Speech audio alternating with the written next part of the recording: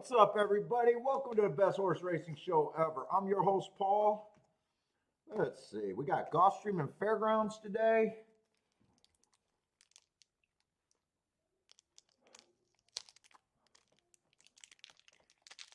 And we gotta wait a few until people get over here.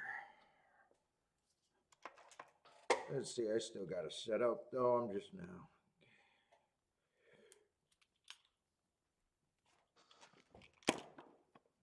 Getting started. All right.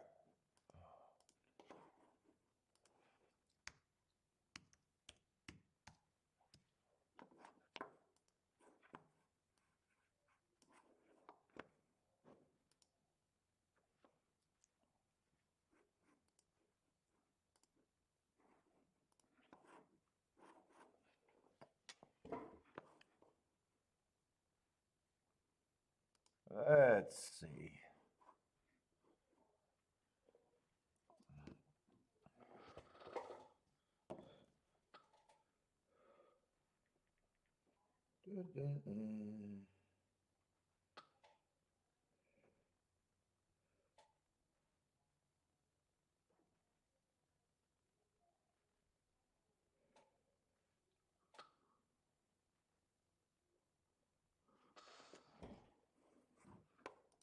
What's up, Steve? Oh, I got Fairgrounds. I didn't know Oaklawn was running today. But you got you're gonna be looking at Oaklawn today? All right, let me get set up. Man, I do not like this later start time right now.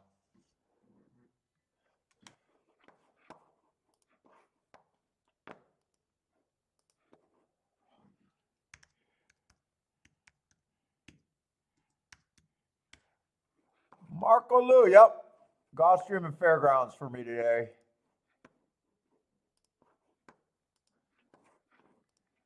Social credit score, what's up, man?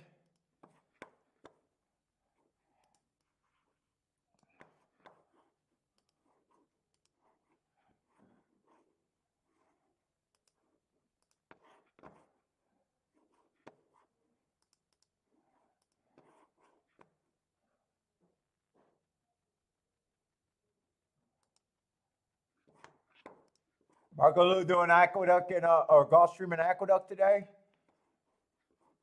Let's see, is that the second race? Let's see, I gotta get my shit together, man.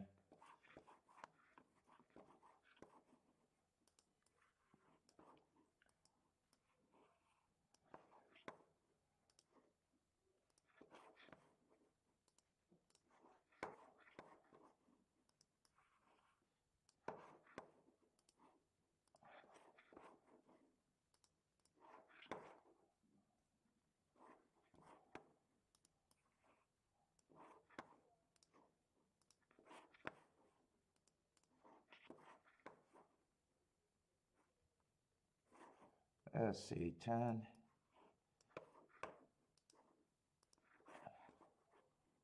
Oh my God, I'm so fucking hungry right now.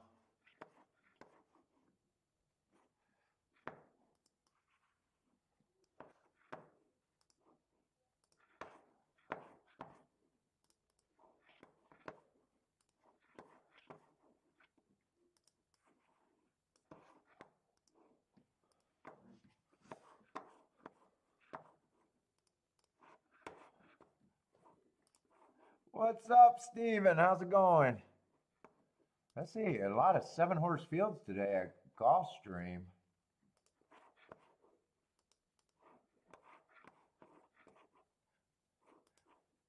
What's up, Don Johnson?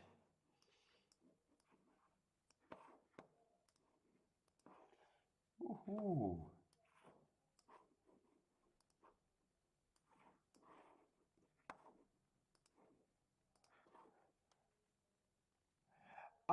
Yeah, Oaklawn this weekend, except for Saturday. I won't be doing a show on Saturday. I got the niece's birthday party, so I won't be playing at all on Saturday. What's up, Lloyd? How's it going?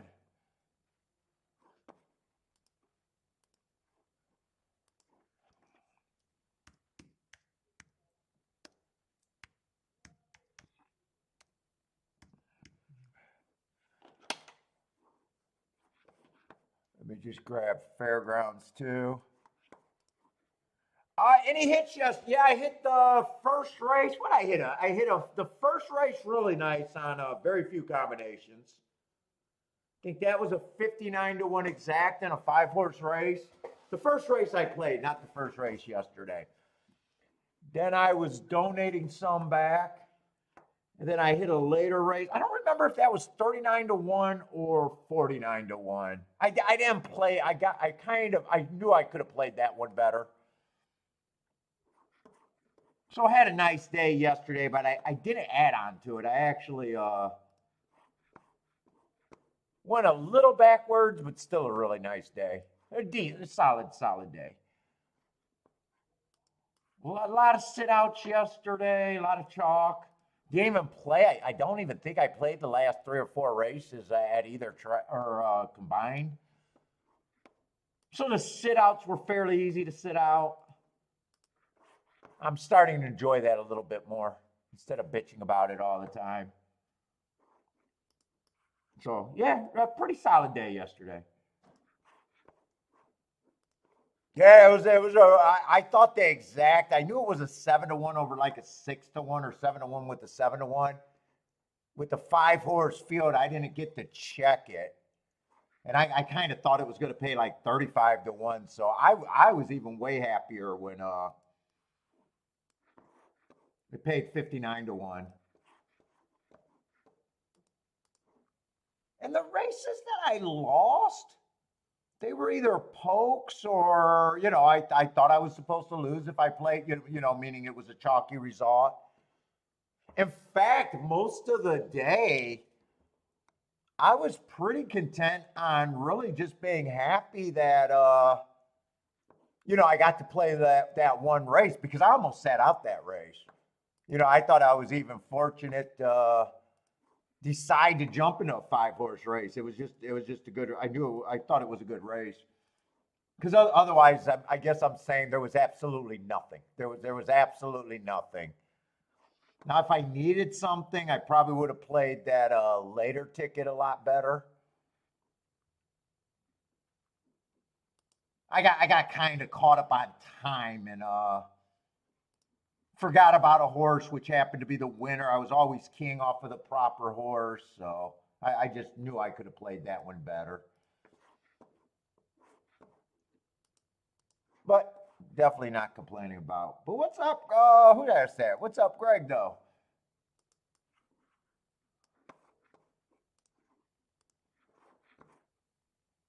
Kathy, how you doing? Good afternoon. How was my trip? Are you asking me? No trip for me yet. I'm going on a trip in a couple weeks though. What's up, Hipka? Yeah, Saturday I won't be here just because of the niece's birthday party. So we'll be back on Sunday. Who knows? Maybe Sunday. Maybe I'll walk away from Gulfstream on Sunday. Maybe I'll think about doing fairgrounds at Oaklawn. Who knows? Maybe except I don't like the late start time. Right now, I just felt like I was just waiting for the clock to get on to start the show today, and then I got fucking tired. And then I still ended up being late. Nope, not doing Oaklawn today. I just I didn't want to mark it up. I would have probably picked Oaklawn over Fairgrounds if I realized that, but no, I just got Fairgrounds.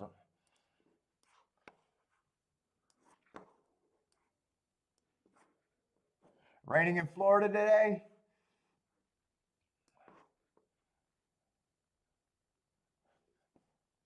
Oh, Boater's trip. How was Boater's trip? Yeah.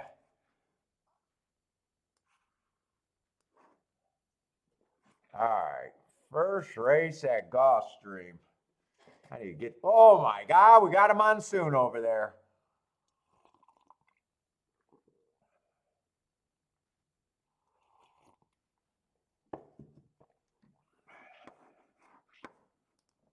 Big old fucking monsoon. Yeah, it's gonna be wet and wild out there, I guess. Let's see. I'm just looking at the betting line right now. Looking at, we got a 6-horse field basically with 4 horses that are taking all the money. 3 of them can't be combined in any exacta. There's no order of 1, 2, or 1, 3, and 1, 3, and 5 that I would absolutely. There's no order of that I think could be good. I doubt it if the 6 gives us any upside. So, I mean, in this fucking race, if I'm looking at exactas, I mean, it pretty much just screams that I need one of the 20 to 1s to win. Otherwise, I don't care about this race.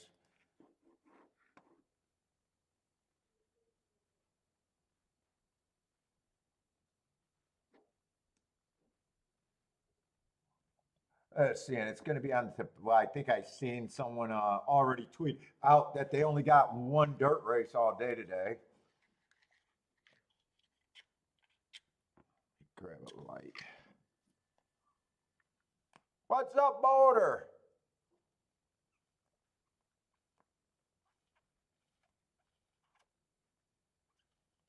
Dear hand, how's it going?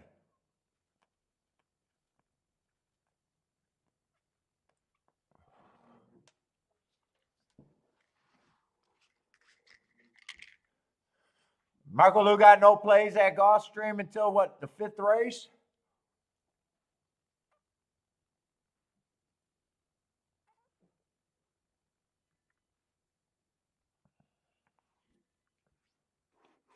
Yeah, I doubt it if I'm interested in this race. 4's a first-time starter, and yeah, the 2 prices are first-time starters.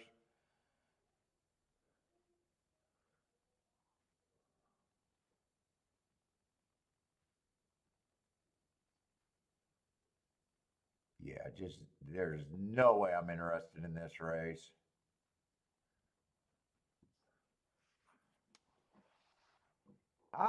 Maybe. They've canceled before the weather, but usually it's due to thunderstorms if they cancel. Well, they've canceled because of unsafe track conditions, but that can come up at any time, I guess, if they think it's unsafe.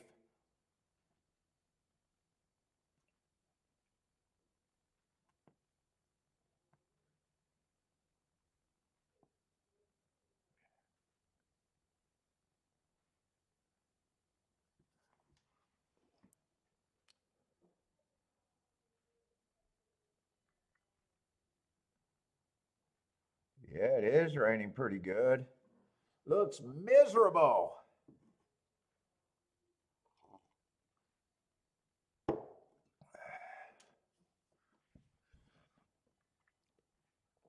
Yeah, no bet for me here. Don't even care.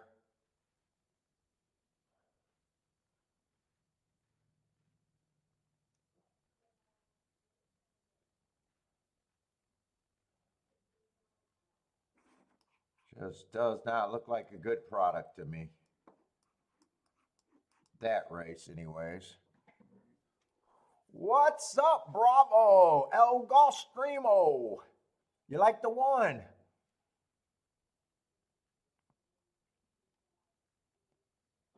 Buy stocks. What's up, buy stocks? Likes the 147?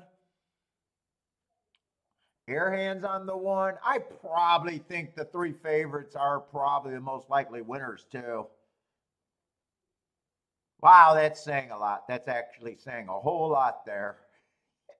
I guess I'm saying I think they got. I can't make a case for either of the first time starters, So I guess I'm comparing them to the 6, but not anything. Yep, I'm a. What's up, Lee? Yes, I am going to miss the temp. You know what? This Derby prep racing has not been that great a product so far. A lot of chalky results.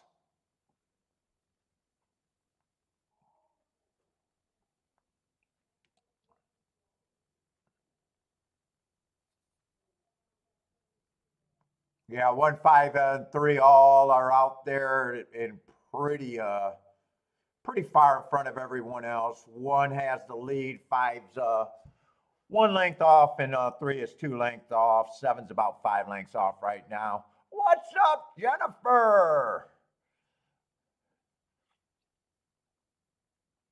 Yes, Steve, I am fucking hungry.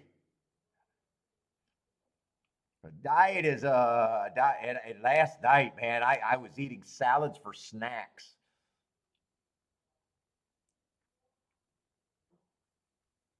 Jennifer, you still got the Jared fade, whether that was the wife or Jared. It's in the family. Is that what you're saying, Jennifer?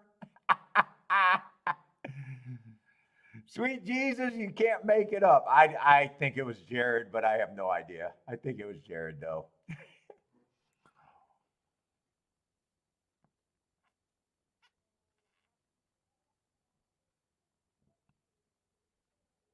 3-1. Yeah, you know.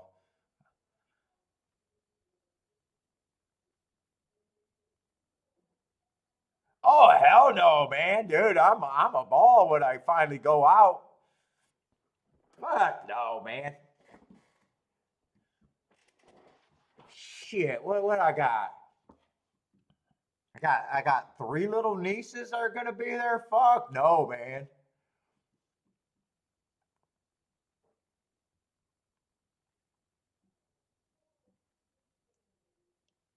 Although I hope he has a Cuban for me. Girlfriend and cigar. I hope he has a Cuban for me. Girlfriend and cigar.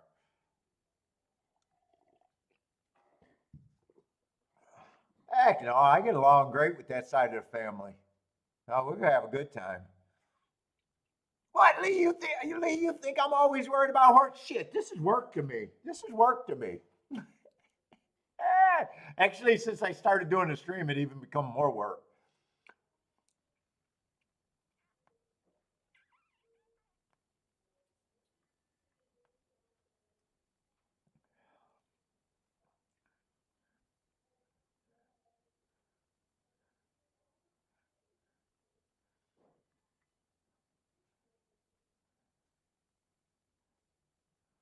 And honestly, I don't have what else is going behind besides the Tampa Bay Derby.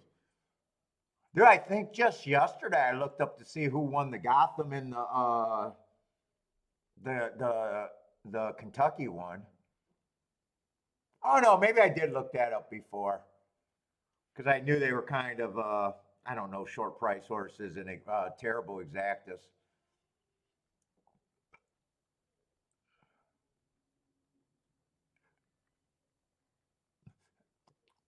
Terrible, terrible, terrible. Although we start the day off with a terrible exact and terrible try.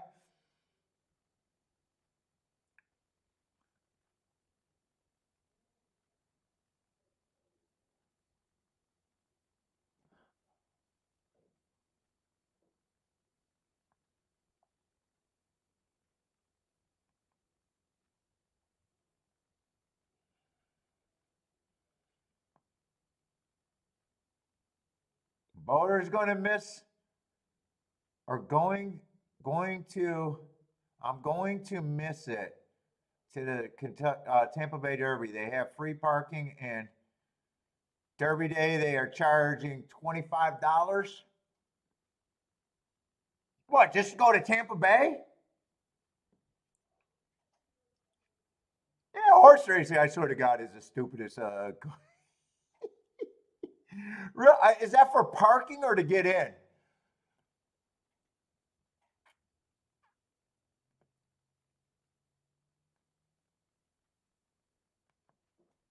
Amazing.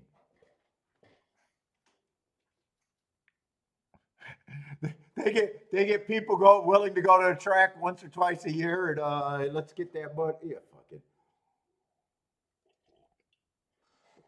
Oh, that's for parking? $25 in parking? You mean on that little shit lot they got?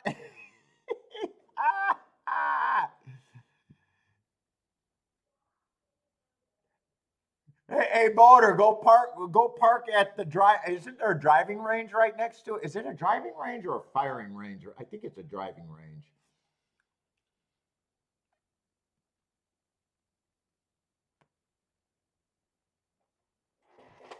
I only been to Tampa Bay one weekend.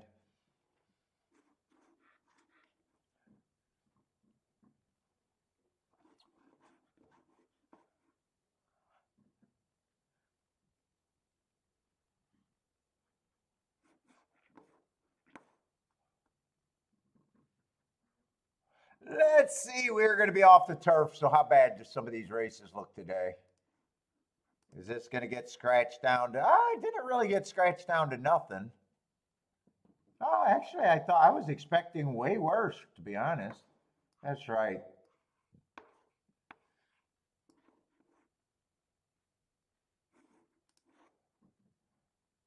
Oh, yeah, it is a golf course, right? I knew it was something like a golf course or a gun range.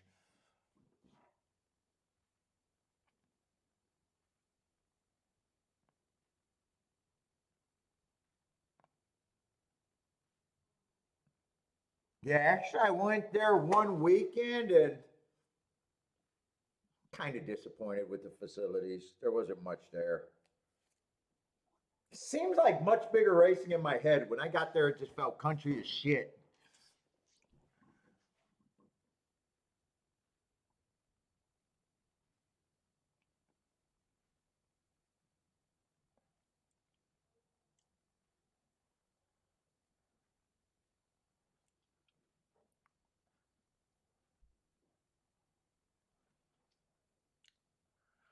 Let's see. I don't think there's much to watch in this replay. Three horses broke. Three horses looked like they were didn't have that much of a chance or just couldn't make a case for them. And it was basically the three horses that broke and the three horses that were bet the most. Oh, they do got a casino on the third. I must have been there before the casino was put in. I don't remember a casino. Maybe it was there and I don't remember it. Maybe I didn't make it up to the third floor even. Yeah, I really don't remember a casino there.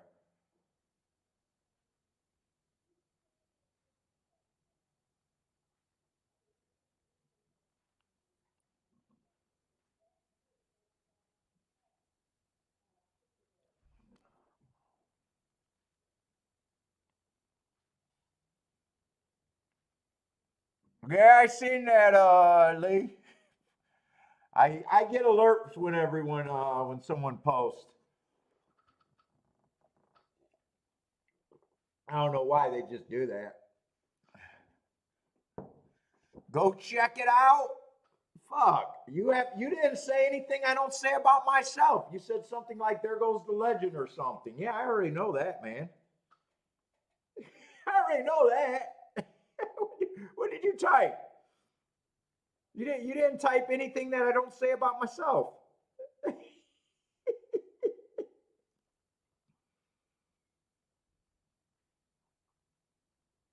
What a legend. Yeah, that's what I say.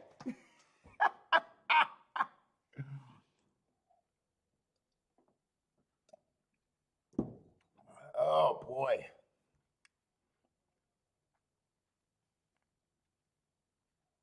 I was on Twitter because I was bored and the jokes that I was making 4 years ago, Twitter is actually catching up on. So 4 years ago, or 3 4 years ago, I don't know what it was. I was pointing out how ridiculous Keelan's video was to help the better. She kept doing the odds wrong. She kept saying dumb shit like there's no such thing as a bad bet. So finally, all of a sudden, like 3 or 4 years later, yeah, the rest of horse racing fans catch up to me. Shocking, shocking. And then the other thing that then leads to them looking at fan development and realizing that they got those betologists and the applications are being taken to be a betologist for $12 an hour. I mean, shit that I was making fun of 100 years ago. But yeah, I was amused by that.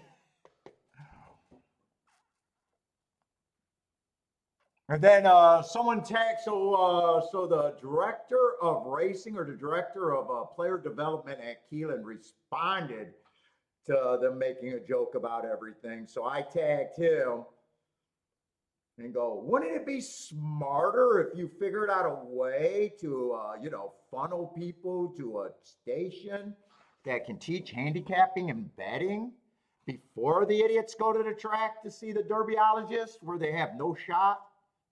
But again, he'll realize what I was saying in about 6 years from now, and they'll go, you know what? We should probably do better content.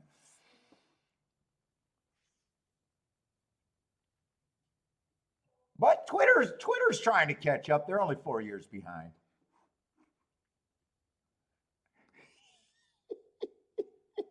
She was wearing a fedora, so she knew something.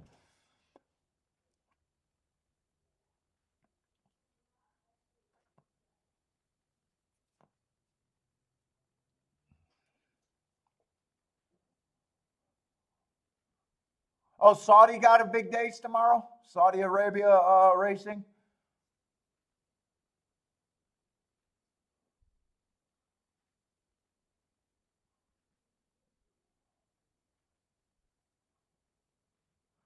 Let's see, we got 15 minutes. Is there something? Oh, wait. Fairgrounds is coming on too. Okay, they're both jumping. Oh, and Oaklawn's 5 minutes away. I'm not playing Oaklawn, but I watch Oaklawn. So if you guys got Oaklawn bets, throw them up there. It's muddy over there at Oaklawn too.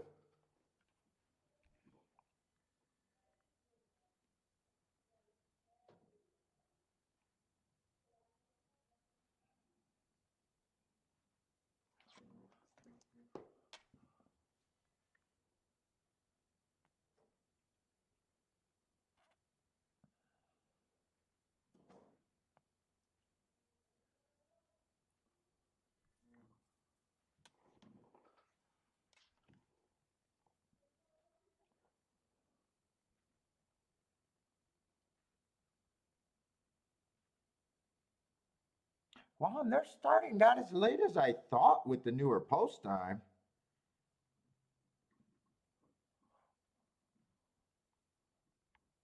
Kumar, what's up? Let's see. Do we got Aqueduct results?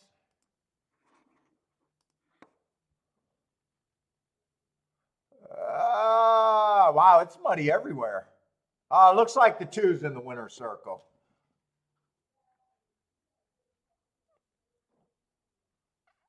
Yeah, that's the two in the winner's circle.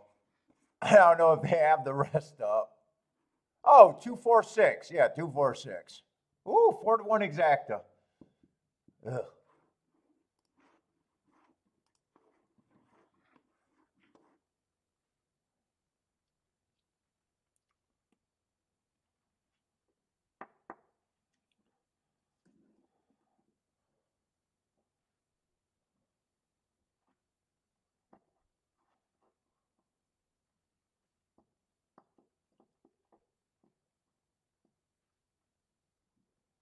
Oh, it's boxing, not racing tomorrow.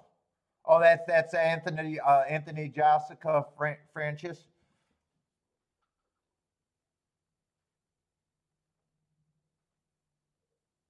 Let's see, Steven. I'm stopping the stupid right now. No more. If I can't beat the favorite, then no bet. Well, if you can't beat them, no bet. Or, if you got something of value, it got to be one of those two things. It can't be you lose the right to do what you want, if that makes sense. If you can't beat the favorite, you got to have something of value to go with it. Meaning an overlay, a good overlay, not the second choice, probably not the third choice, maybe not even the fourth choice, depending on the odds.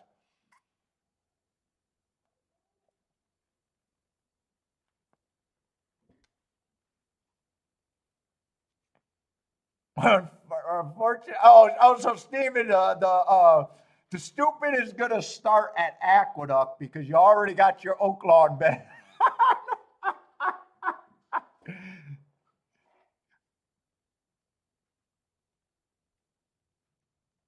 Charles says straight. Well, yeah, I'm anti kind of that. Except I always say if you got very few combinations or a single combination, basically if you're betting combinations that you got to hit at a high strike rate, and it's not outside of the box. You got nothing outside of the box or nothing that the public sees. At the very least, you got to understand that it forces you to bet better than the public. And there's very few you don't have wiggle room. You don't have you can't box in that scenario. Shit like that. Although every ticket, I don't know if you're just saying, you might not be able to box, you might not be able to go as wide. It forces, at the very least, if your opinion matches up and you still insist on betting, just understand that your ticket got to be so much better. You can't break betting rules. At the very least, understand that. It's not my style, it's not my style. There's people that, can take an $8 exacta straight and make a hit of it. There are people that can do that. I'm not one of them.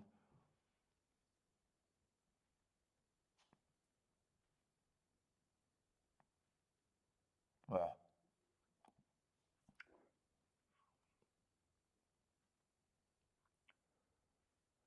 I think there's less things that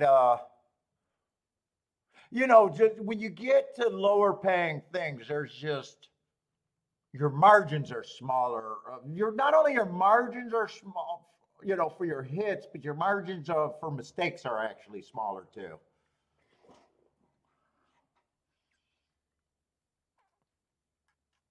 Adding that extra horse or that extra two horses could be just fucking deadly, deadly bad for you, not deadly good. Where if you're outside of the box, then it's you can break perceived betting rules a little bit more. Inside the box, you probably can't go. It almost never allows you to go different ways.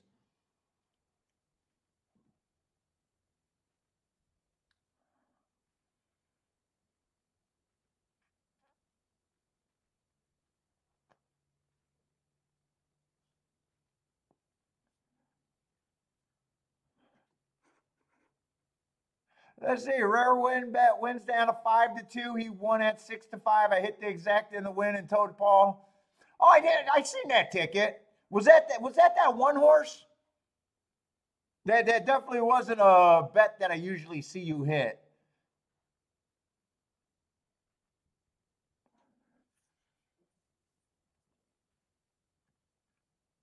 I don't think you turned it around.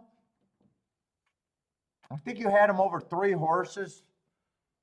But yeah, you got there's less things, there's more things you can do wrong the more inside the box you are as a bettor.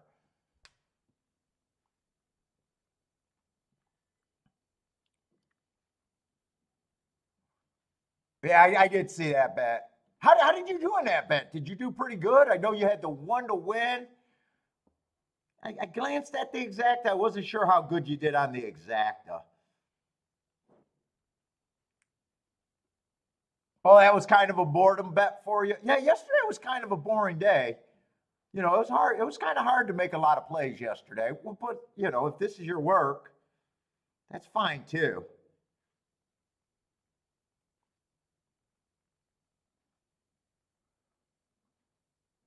Let's see. They're off at Oaklawn. I don't see. Oh, Steven got an Oaklawn play. Starting a double with the 1-2-6.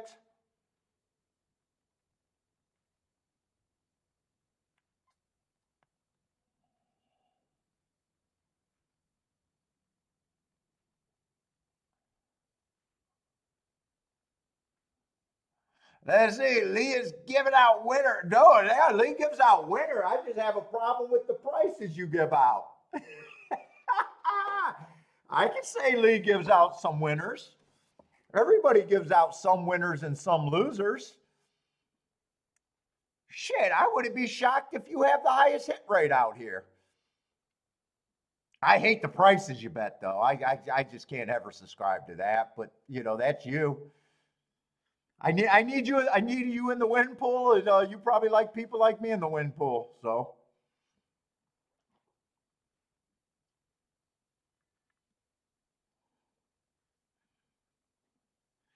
doesn't look like much going on at Oaklawn. It looks like the two favorites and the third choice is the only one that's coming.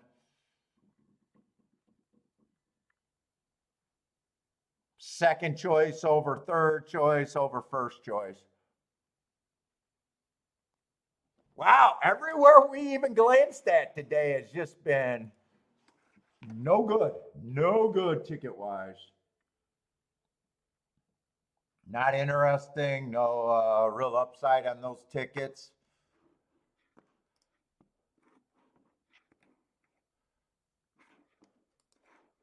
Yeah, a lot of us make bets out of boredom sometimes. You know, as long as you know what they are, and you know, if it's an action bet and you're not, you know, try to limit it bad. Yeah, I mean, basically that's what we're trying to do is try to limit our worst opinion, you know, and get to better tickets. You're always going to have some crap tickets.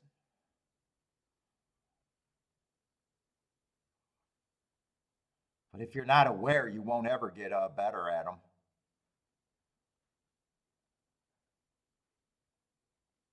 Let's see, it's Tapeta route race. I think we're on the Tapeta all day.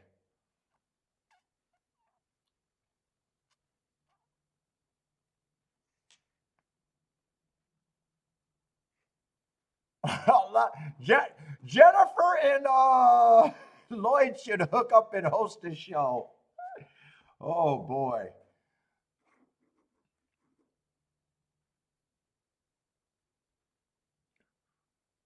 Let's see. I mean, just looking at the betting board to start out a show, I mean, you can just tell what's going to be good and what's not here. We basically got a 7-horse field.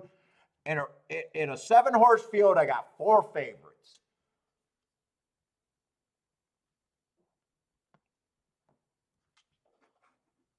You know, there's 3 horses that can unlock anything here.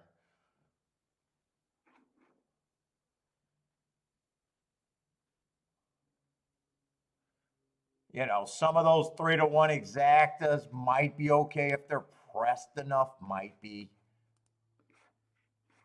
Probably not where I want to be.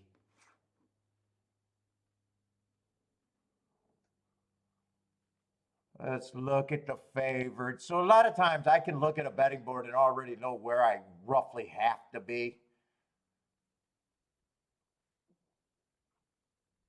Yeah, okay, that's the favorite right there. I probably don't got that big of a problem with him. If he gets a pace, he looks fine. He's lightly raced. Always gonna have then not an overlay at 2-to-1 for me. 7, I don't, you know, I don't mind his marks. I don't mind his form. I don't even mind his level, you know, but if I got to poke a hole or say something, you know, I don't prefer a sprinter stretching out on the Tapeta. But I really don't have a problem with him other than, you know, another short price favorite. If you're starting a pick 5 or a pick 4, I think pick 4 starts in the second race. You know, if you're between the 4 favorites, I'd pick 1 or 2 of them at the most. You know, a lot of people are tempted to go off 4 of them. I think this type of races forces you to make an opinion somewhere, and that's probably the easiest place to make an opinion. Because you're not going to get to a price here if that's already your opinion. You're better off just picking 1, maybe 2 at the most, and hoping to be right. Let's see. Wait a minute. The 2 at 24-to-1 does have a little upside to me.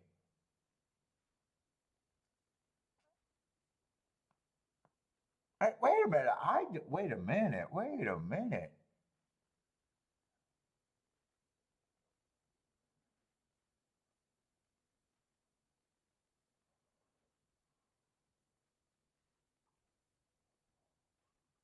Four should be the longest just because of one race, even though I would not have a problem if he improves. But for me, he's the hardest to get to.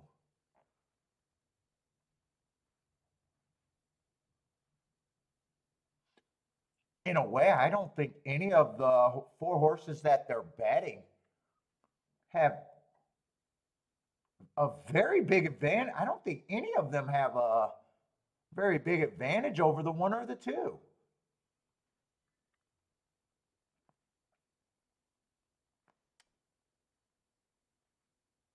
One probably has more upside, two's a better price, but I think both of them. Let's see, I'm going to do my betting line here.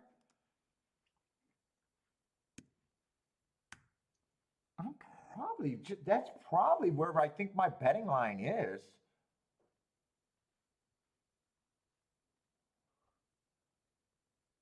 Then I probably think these four horses are almost a pick 'em, which I always thought.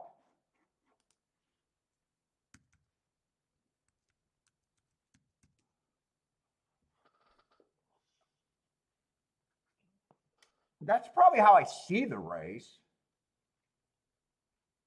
So if I was to do something here, it'd be forcing basically the one or the two to be first and second, all with the 23 percenters.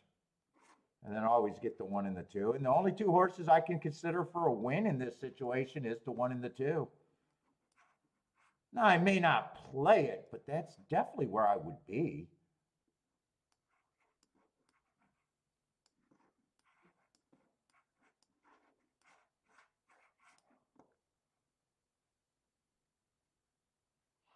Let's see, the only exacta there that might have upside is the 3553. Let me just price that out. Nah, $15 if it's 5-3. No, I'd rather go that route if I were to bet. This is definitely what I'm rooting for.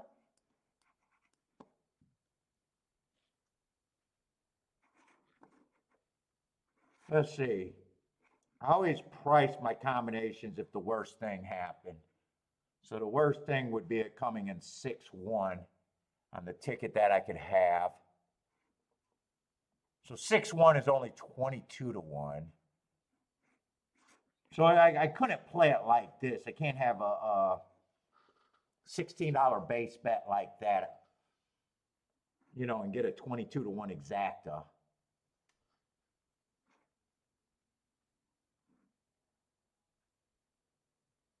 So I got like one too many horses at the very least.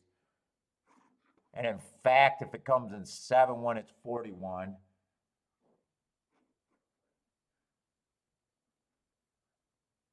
Oh, I don't even have 5-1 written down. Oh, I'm not supposed to have the two there. I'm not supposed to have it. It couldn't be played like that. I'm rooting for that, but it couldn't be played. All those combinations couldn't be played with the one. Let me write the no bet though. That's what I'm rooting for. I have no problem if it comes in 5, 3, 7, 6, any order of that exact. I just don't want it as a player.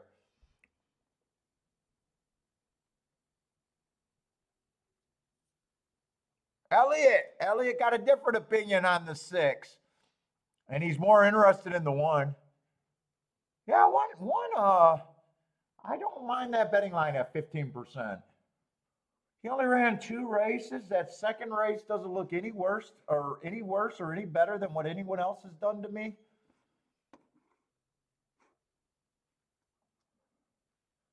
But you got a better opinion on the 6 than I do. You said that he's tougher than I think. Attila, what's up, Attila? Attila likes the 7 to win.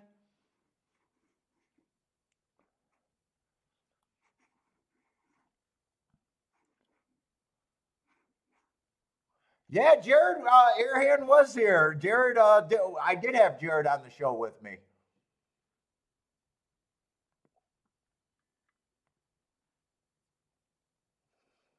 Got a whole Jared headache when he was on the show too. That was a full Jared headache. Arm break, what's up? Anthony, how's it going? King off the 7-horse here. Oh shit, I got to get over to Fairgrounds if I'm going to take a look at that race. I want to look at Fairgrounds because you guys know that I want to play the dirt races and I like the inside of the track. I'm going to have to get over there right now. It's not a great betting race here. They got 2 scratches. I'm probably going to have to leave this race alone. With the 3 to 5 on the end or a 1 to 5 on the inside. And I think the inside just overperforms there. Yeah, I'm probably not willing to mess with this race.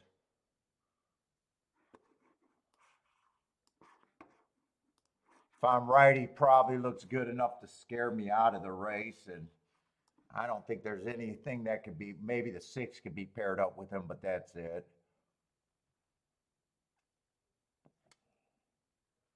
Now, if I am going to poke a hole in that favorite, you know, he aired on a speed figure, but I had that day was favoring the inside. And it was a turf race, and that race came kind of out of nowhere. If I was to poke a hole, I'd be a suspect of that big improvement.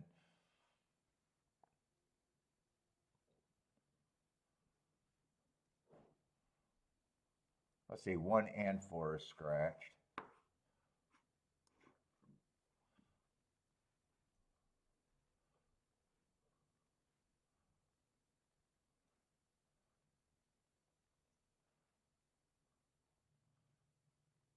Two, I actually got a Golden race marked. I don't think that's a bad race at Golden Gate. I had that was a stalking day, if I'm right about that. He was trying to go wire to wire, and he was going 1 tick slower than the fastest winner average on the pace end of things. But in a short field, I just don't want to bang heads with the 1 to 5 who also has the inside. I can walk away from that race, no problem.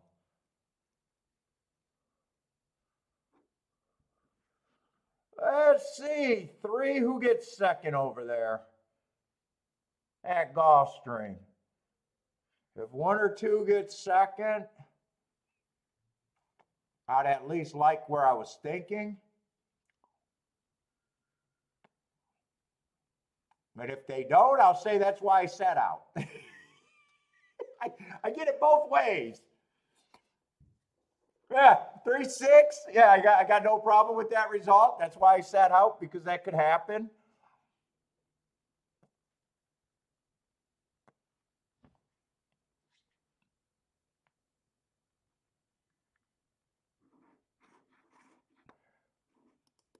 Now let's get over there to Fairgrounds and watch that race. Let's see. 5 outbroke everyone at a decent number. 3's far back, and so is the 1.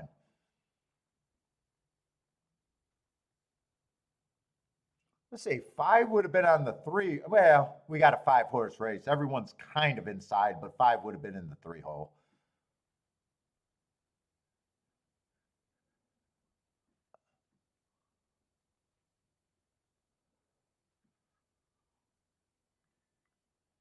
One's getting in position. 7's still there. 5's on the lead all by himself. They're slowly getting in position. Only the 6 has a lot of work to do. 1 just went backwards. 5 is seems to be handling the lead pretty well. 7's still chasing. 3's moving up pretty easily. Looks like he got a horse. It's just is the 5 going to get tired, and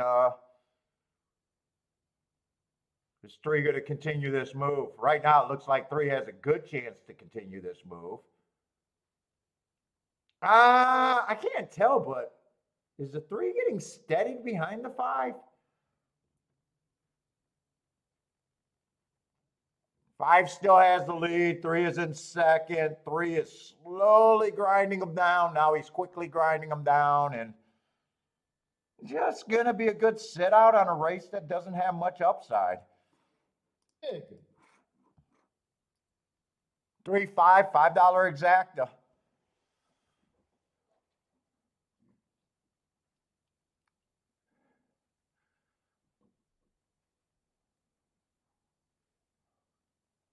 5 tried. 5 5 ran, I'd say, a pretty good race. Did 3 get a little trouble back here, or I don't think he had to steady. He had to kind of angle out and get around the 5. He still did it fairly convincingly, like it wasn't that big of danger. 5 was tiring pretty 5 was pretty worn out. 3, 5, 7, 1 over there.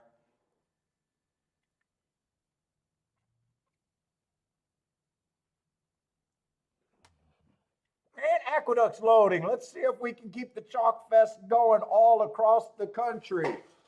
Any more Chalks we want to root for?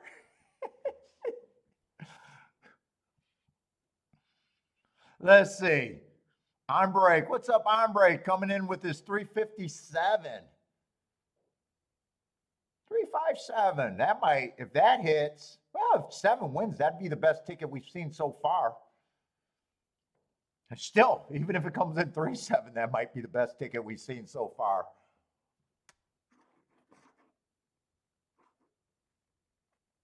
Yeah, 3-7 right now is paying $21. I wouldn't be shocked if that's the best ticket we might have seen so far. You know, looking at the results of all the races, they've been pretty damn chalky. Clinton, what's up? Good thing you're just listening today. You're not happy about these results, right? Well, you're happy because you're not playing.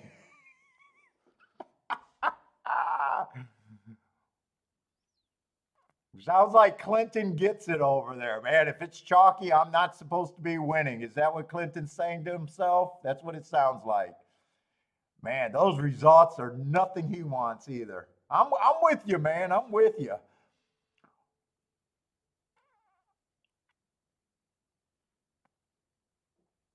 Let's see. Steven says the stupid bets are almost finished for him today. Let's get them out of your system, Steven.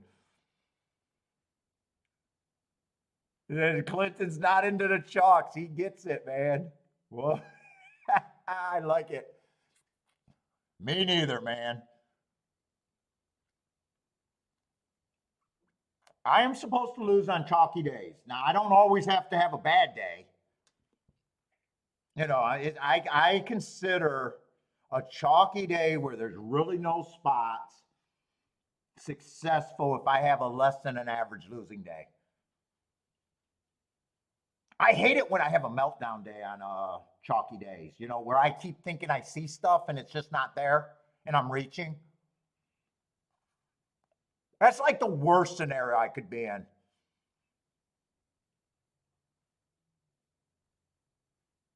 But to me, losing on a chalky day, if I can keep it average losing day or below, those are just days, you know, I move on from. They're not a big deal. I don't have to do much reviewing.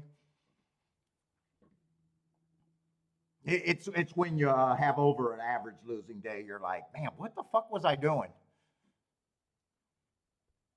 Although those reviews can be good too if you went back and you said, no, I don't really like the chalk. I don't like that result. I was just wrong, you know. So I guess the reviews are bad on those days if I was really reaching kind of feeling. You know, if you just felt like you reached for everything and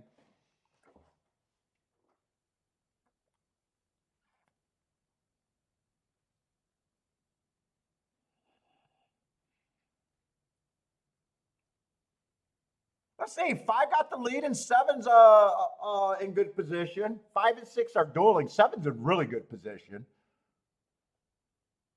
Who is that I'm rooting for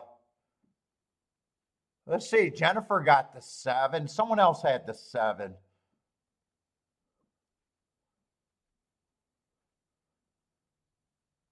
Keep this 7 interested. I know 2 people got this 7. Keep this 5 and 7 interested. And 7 kind of got closed off. It is going to be the best result we've seen all day. Whether it comes in 1-6 or 6-1, it's still going to be the best result. I think 39-1 is the best exact that we've seen. 7, I think, got kind of ran up behind the 6 and got closed off with the 1 on its flank. Let's see how bad that looked. Here's the stretch run again. Was that as bad as I thought it was, or he still was in a battle with the 6. I'm not sure the 6 was ever given up, but he was, yeah, I think he did get up pretty steady. I don't think it's anyone's fault. He was just in a bad spot and thought he could go outside and realized it was closed off when the 1 kind of closed that off. 7-1 over 5-2 over 9-1. Blair, what's up? Blair is booming. Is Marco Lou on that?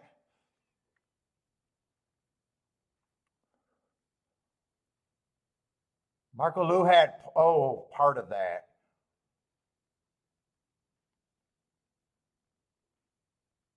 Jinx to 7. Am I getting? I'm not. Rex, I'm not trying to be a jinx. I hope I didn't jinx. Update 34-1 on the exacta.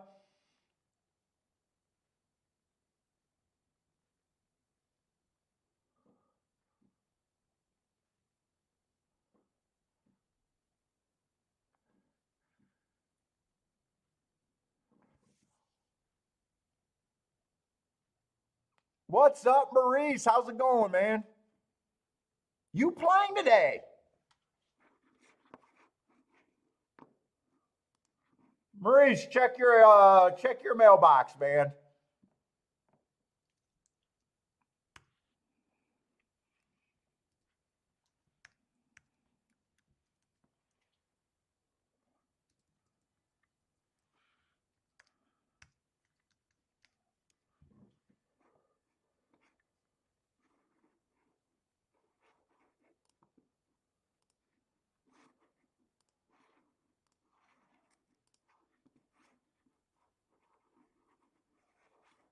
What's up, Maurice? Off of work today, huh? Or maybe you're watching at work for all I know.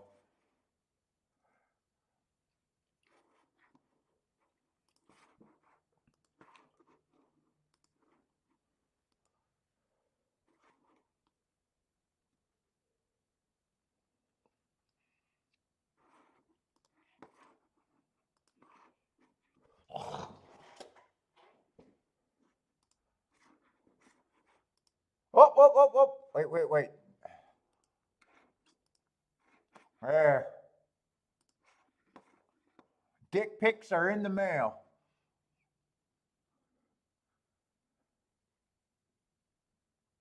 Off work today? Check your mail, man.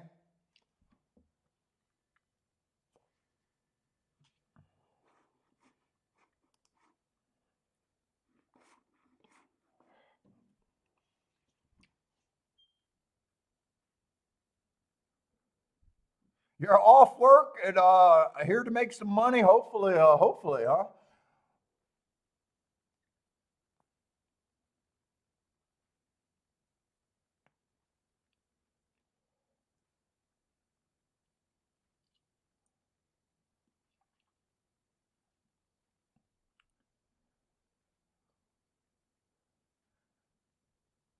Oh, you needed a 5 over. Yeah, you needed. Well, I seen you had the 5-6. I said you might have had part of that.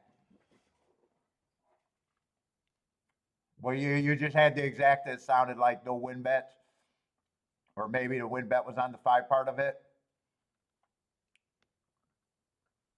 And I'm going to keep saying it. I know a lot of you guys heard it, but Saturday I will not be doing a show. I got a niece's birthday party, so I'll be off on Saturday. Be back on Sunday.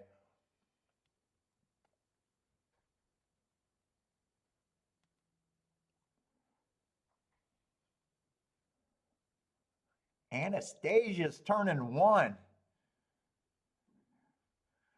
Let's see. You want Jared and his wife to do Saturday's show. They both have to be on at the same time. You want to see Jared dressed up in drag, according to my theory.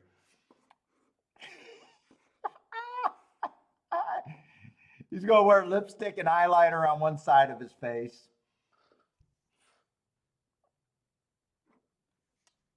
I like Jared. Jared gets a lot of shit. I still like Jared.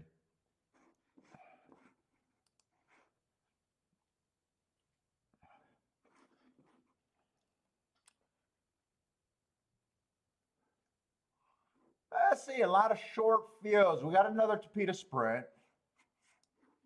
All I want to do is make betting line. By the way, if you're new to the show, welcome to the show.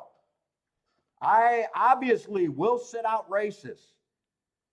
I bet that's how I make my money. I'm not here to sell products. I am not a tout.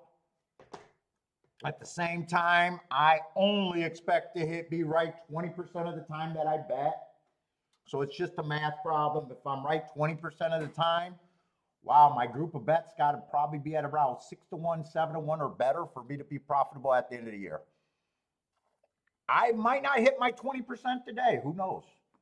Fuck, I might be 100%. I might be 0%. It doesn't matter.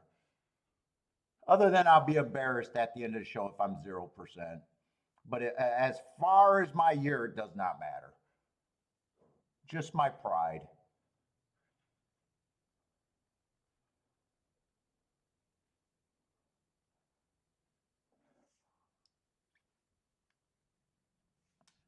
That's what people said about Jared at Subway. No, he is the worst of the worst.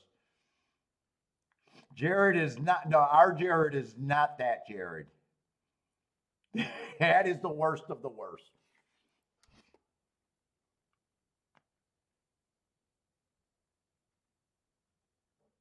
Oh, you want the 1-year-old to be here? Oh, I got a couple. I got a 3-year-old and another 1-year-old. Yeah, the family tree is starting to get some branches.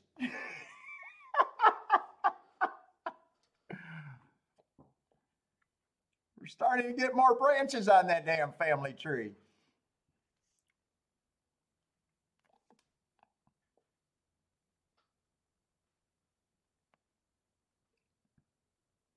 Then on my side of the family, we got older ones. Man, they're getting grown. They're driving already.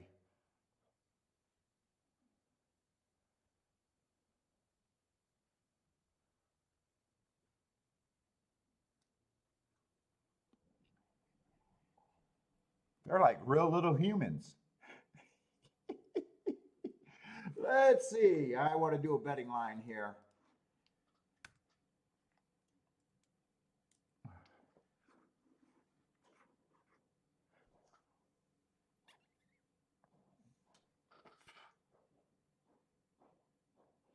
Let's see. There's a few horses that might make this something. But we do have 2 favorites. I would love to have a problem with both of them. Let's see the one. He had a 12-1 morning line. That's probably a bad morning line.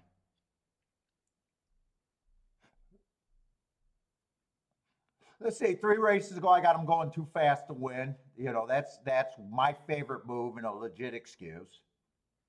2 races ago, went too fast to win. And last race on a speed favoring day was dueling. And if I'm trusting my notes, that means he was dueling with the eventual winner there, and might not be any shame with him getting out-dueled at 12-1, even though it was a speed favoring day.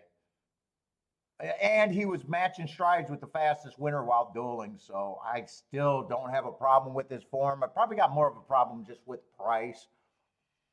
It's hard for me to ever think that 2-1 is that big of an overlay. And even if it is, you know, I got to have something to connect with it. I'm not interested in 2-1 win bets, even if I think it's an overlay.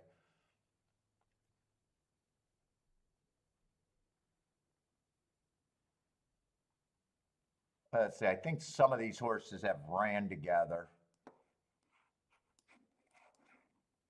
I think the 17th is coming up a lot and the 20th is coming up a lot already. 20th is coming up on him. 17th and 20th are coming up on him.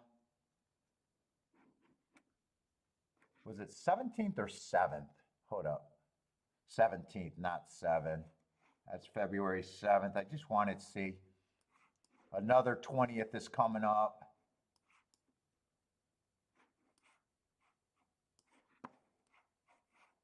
And a couple February 7ths are coming up. Let's see, 4 to PETA. Let's see, I'm looking for speed and stalkers. 4 still fits. 4 fits and he's dropping in class. 4 races ago, I got being average.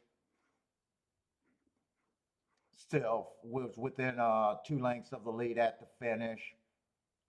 Got beat by a horse and even got steadied if I want to watch that replay.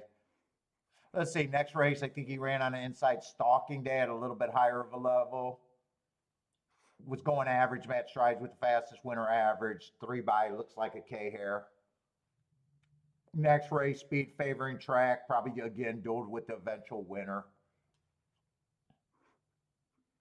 And last race, I got him at slow, match strides with the slowest winner. That also tells me that was the slowest pace of the day, and he might be more of a stalker. He was definitely stalking that day, and that could have just been a pace that he couldn't cut into. I don't have a real problem with him other than price, but in a gambling game, price is a big problem. Let's see, 3 I don't like. 3 I don't like at that price. Or I'm sorry, 2 I don't like at that price. I think he's a little over bet on my end. You know. 3 ran against the speed favoring track last race. Got beat by this group twice. One of them was on a speed favoring track. There's an excuse there. The other race I got basically as a fair track. He was just average and going too slow to do anything. At the best, I think he's priced right.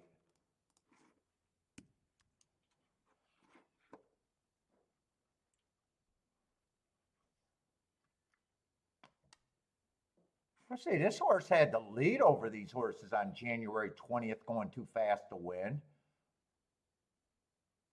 Yeah, 5-2.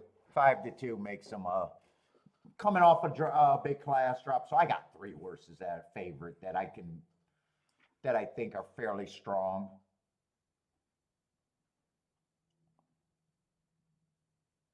Fact 6 is making a class drop. I don't have a real problem with him either. He was running on that same February 27th race with the 4. Again, he was chasing the slowest pace. He was a stalker. That could have just been a pace you can't close into. Yeah, this race. I don't even think I'm going to divide this group. I'm just looking at them like they're all 3-1. They almost feel like a pick 'em. It's not even worth me trying to decide out of that group. And in fact, the only horse that's really an overlay is the 3, and it's a 1-point overlay. So it's not like I'm really getting overpaid there. Yeah, I'm not. Look, if the product's bad, the product's just bad, and I can't do bets for myself.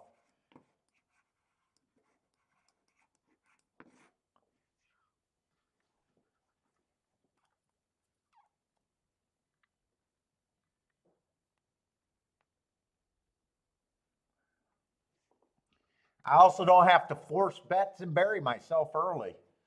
I don't need a mountain to crawl out of right now.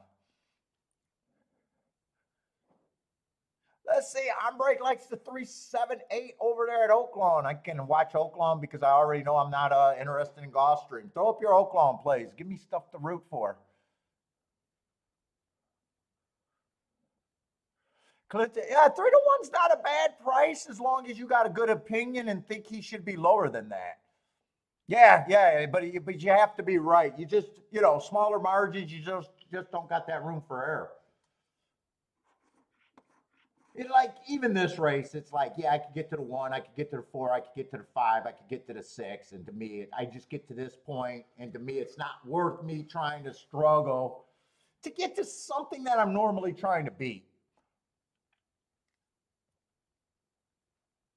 Well, yeah, if you got a better opinion on someone and, and you like someone a lot better, 3 to 1, not a bad price in itself.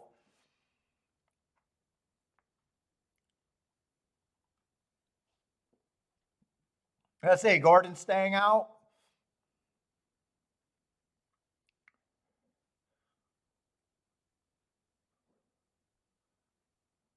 Oh, no problem, Maurice.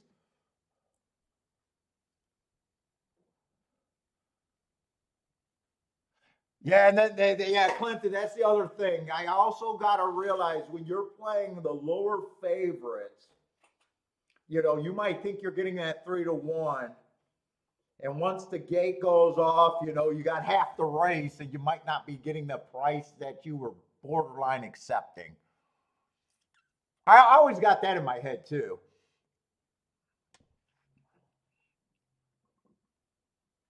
That's why I don't like separating low underlay, low overlays. In fact, a lot of times you got to really think that the late money's going to jump on the second, third, or fourth choice. Let's see, who are we rooting for over here? Jennifer got an Oaklawn pick, 7 and 10 to win.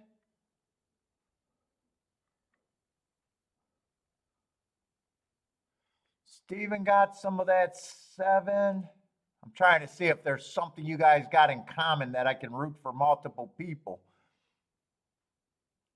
On break likes the 378. I don't know if any of you guys got anything all that in common there. I see 3 people with picks and well, I guess Blair and Ombre got the 3-7 in common.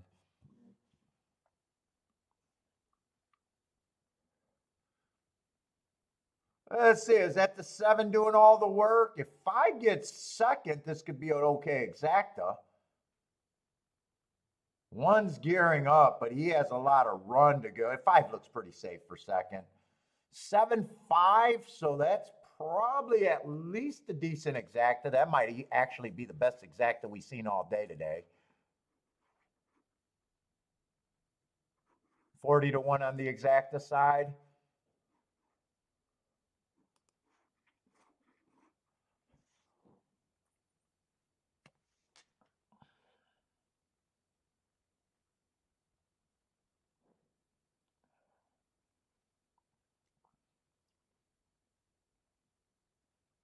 It doesn't look like anyone had that 5 to go with that 7. Or wait, did I just see someone with that 5 up farther? Kathy! Oh no, doubles to the, she had the 5. Kathy will hit her double, or unless that's the start of the double, I'm not sure. I thought maybe that was an exacta there. Oh, Kathy with the boom. Oh, you did get the 7-5. You did get the 7-5 exacta. Let's see, I'm going to have to go to Fairgrounds. There's 5 minutes. Yeah, not a super promising race. I got some horses with 0 marks. And we got a 3 to 5 towards the inside.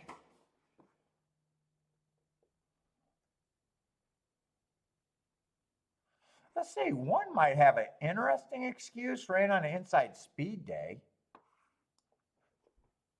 Got beat by a few horses in this race, but he had the 6-hole on a day that I thought the inside was good. 2 and 3, I just don't know what they are coming from Delta Downs. Just the inside is the only thing that well, inside's probably at least worth 9 to 1 on the 2.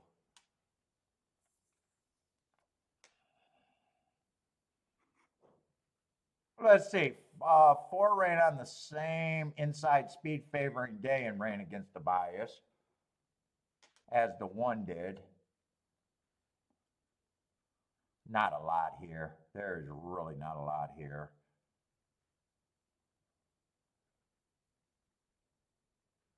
Man, seven would be worth a play to me if he had the inside. He still might be worth a play to me.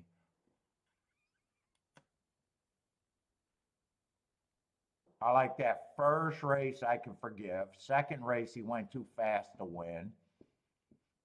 2 races ago was a disaster at maiden special weight, though.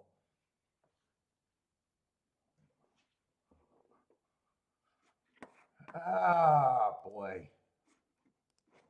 That's going to be a hard race for me to do a betting line. I'd probably say he's at least value.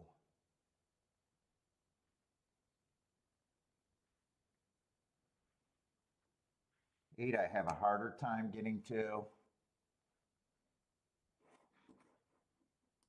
6, I got running against the inside bias. I'd probably say at least there. 5, dropping in class. I'm just going to say that's an ugly race. Has every right to improve. Probably kind of hard for me to get to.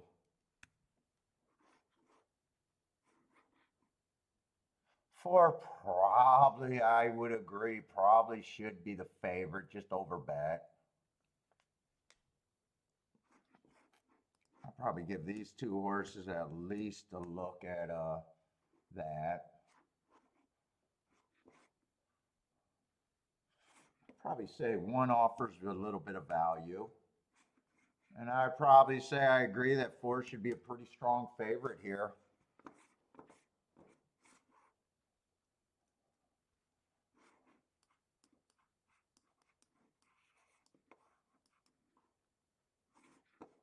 Let's see, 4-1 is paying, 4-1's paying 13-1. Nope, can't play that. 4-2 at 34-1, I might be a little interested in. 4-3, not interested. 4-5 maybe. Really, I think the better tickets is trying to beat the 4. Then I'd be interested in the 1. Trying to beat the 4, I definitely would be interested in the 1. I'd be interested with the 7. I think those are the 2 horses I can consider for a win ticket.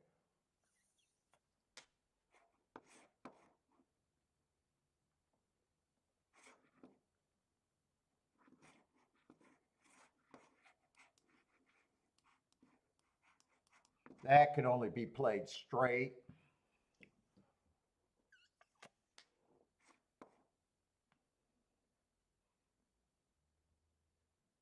And if I decide to go after this and try to beat the 4 out of the both slots, I'd be interested in the 2 in that scenario.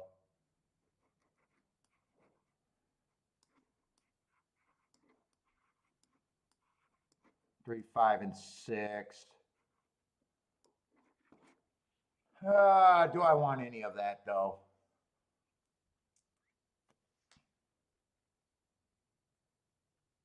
Do I want any of that?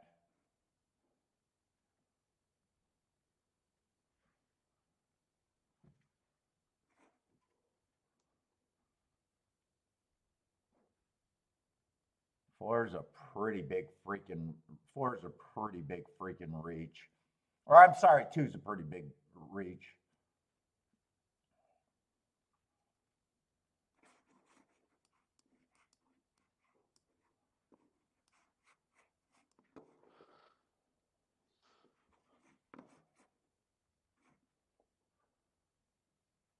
I think I'm going to do a little bit of that.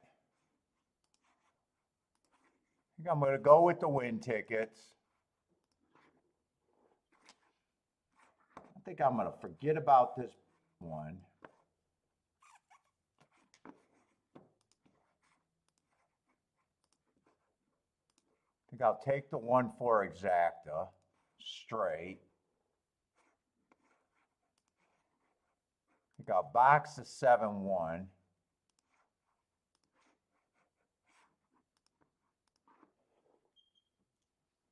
If I did those 3, it's do I want this bet?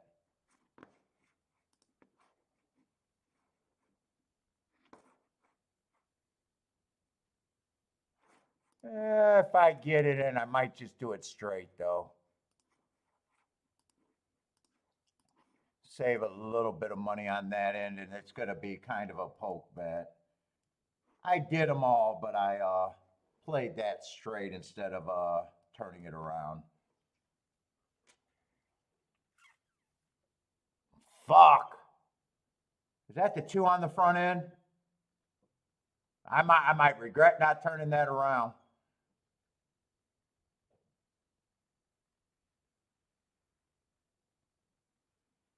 Just give me a 4-2, I guess. Man, I might regret not turning this around.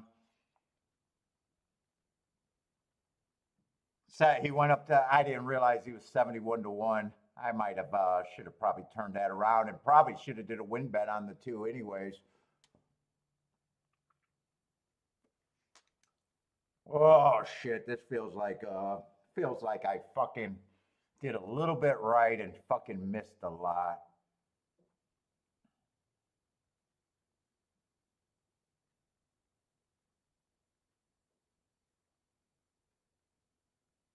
Keep the 2 going, but with the 4. Oh, keep the 1 going. 1 actually is running now. 2's done. Keep the 1 running for me.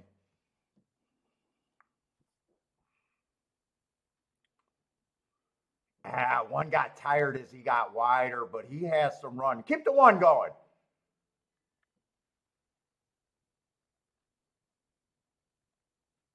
Give me some fight on the 1. Bring the 7 up the rail. Bring the 7 up the rail. Bring the 7 up the rail. Bring the 7 up the rail. Bring the 7 up the rail. Let's go. Woo, I don't make mistakes. I don't make mistakes.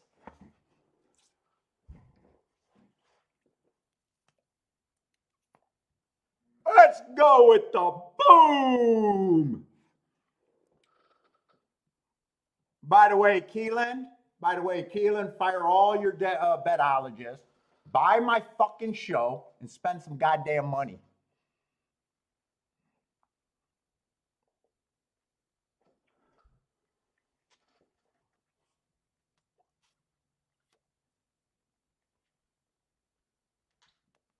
With the boom. With the boom.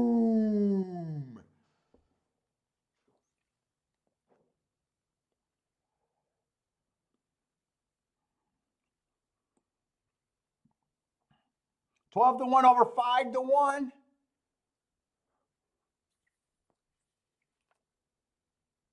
Ooh, the 7 was way higher than the 5-1 when I did the win ticket, though, right? I hope so, because that should not have been a win ticket if he was 5-1. I think he was higher than that when I did. I think he was 9-1. I thought.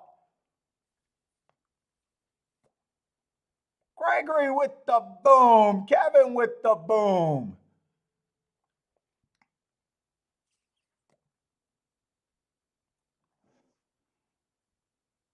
That's only paying 56-1. You guys overplayed it. You guys overplayed it if I'm only getting 56-1.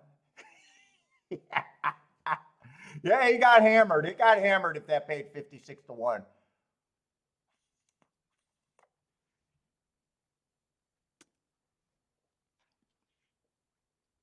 Although, what is a 5-1 and now it looks like it got hammered, but what is a 5-1 and a 7-1 exact is supposed to play?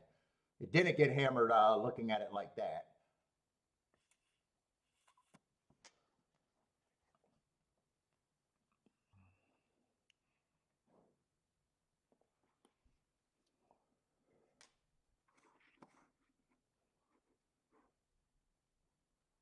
Nice win bet, nice exacta.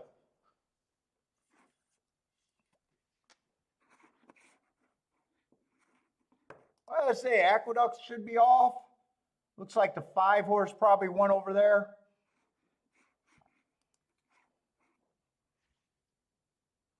Three, 5, 7 maybe? Or that's Blair's bet, one or the other. Bring that 7 up the rail. Hell yeah, bring that 7 up the rail. Because I'm not sure what the, well, 1.4 was probably still paying okay.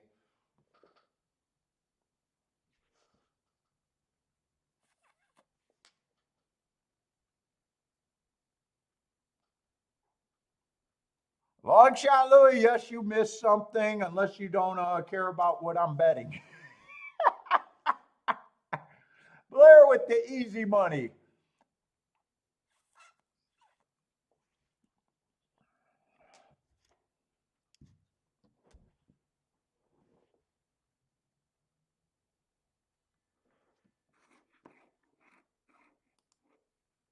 And it looks like Gulfstream, Oaklawn, and Fairgrounds are all going to be pretty close to each other. And I got a lot of time before between any of them.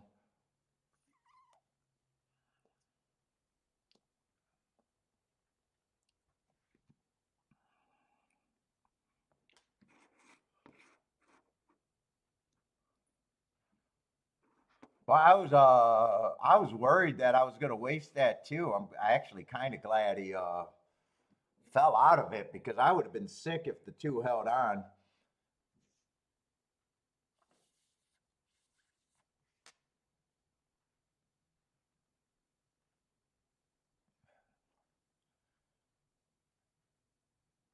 Long shot Louis snoozed and losed.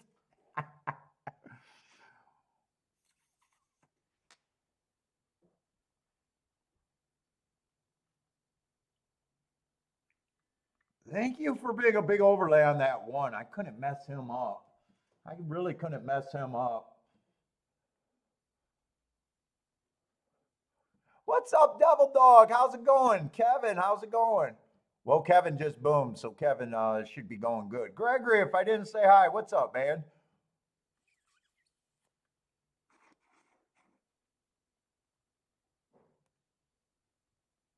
Let's see, Stephen with the Oaklawn boom.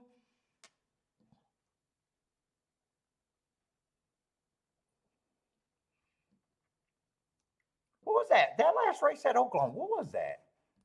I don't remember what that was. That just completely oh, 7.5, 7.5. Oh, you had the 7.5 too. Nice.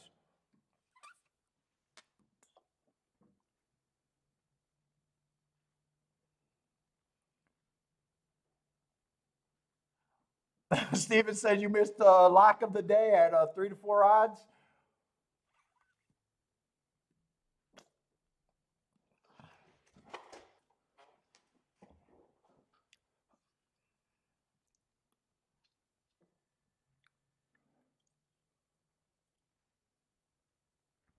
All right, I got to go to Gulfstream first and then Fairgrounds.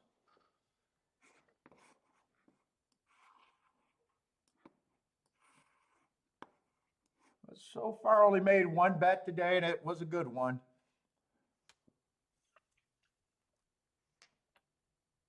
Ah, we got a 6-horse field. We got a couple scratches at golf.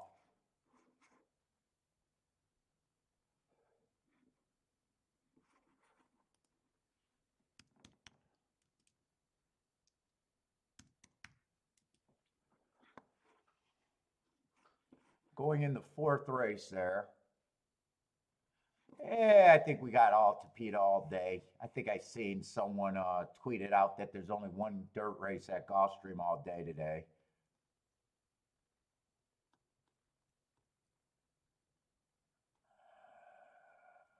Yeah, looks like one dirt race all day today. So gonna be pretty much all Tapeta all day at Gulfstream.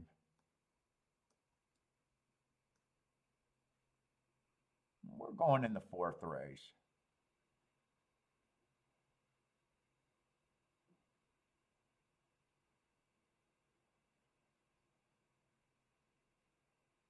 We got 2 scratches here.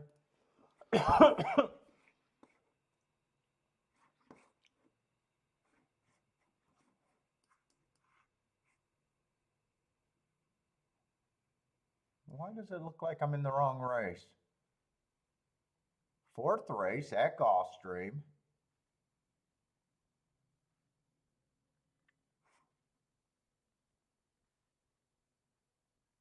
Oh, our magic print. I don't know what I was looking at where I thought I had the wrong 4-horse.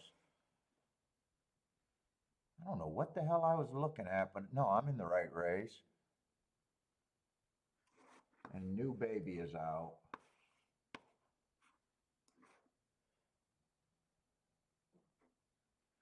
To Peter Routes. Let's see, that is done.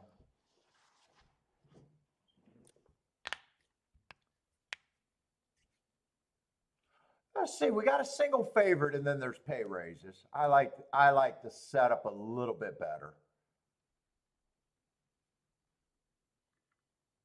than having 3 or 4 basically favorites where you're just trying to pick between, which most of the Gulfstream races been today.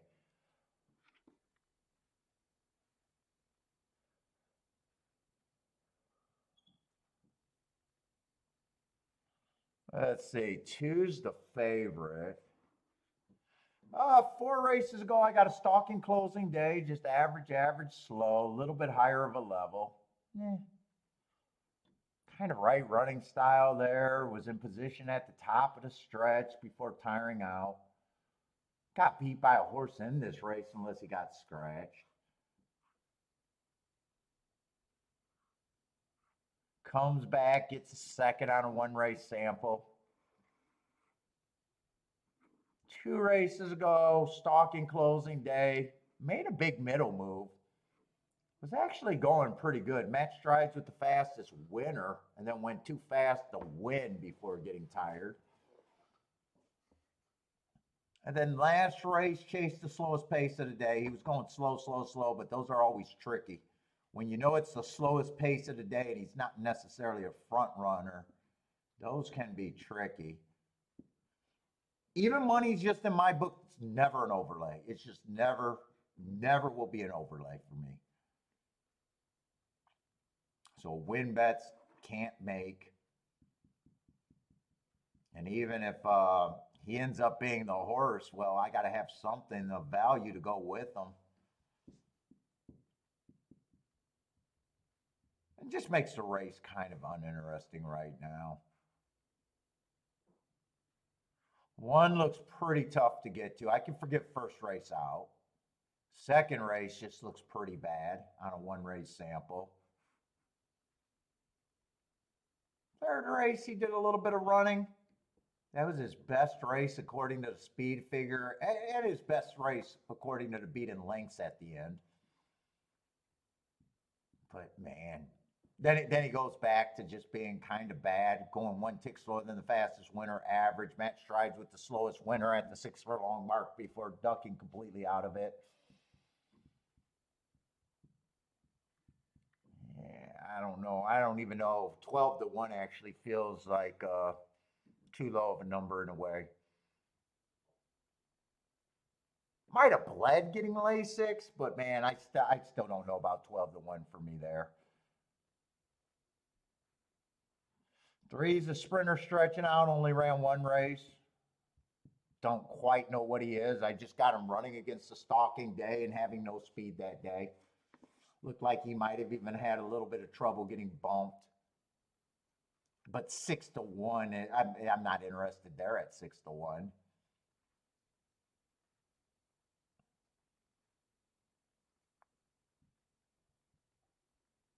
The field's pretty weak.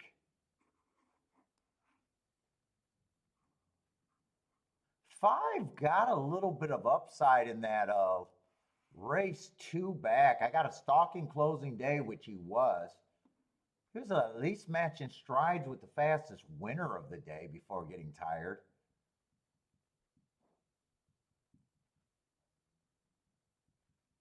Last race is pretty rough. Maybe I don't think he should be 14 to 1, but man, I doubt it if I'm all that interested in this race. 7 looks like a player, but I probably think 7's priced to outright. Whoop, that means he wins the next 10 races in a row. That's not the right. 8 only ran one race.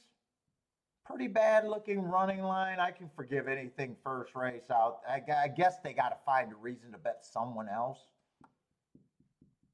I wouldn't be shocked if 7 starts getting more action as the betting goes on.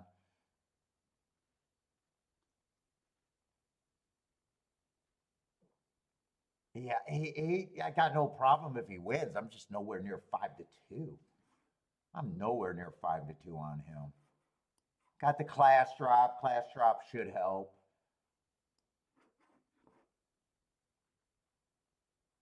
5. I'm gonna say that I do think 5's an overlay at the very least.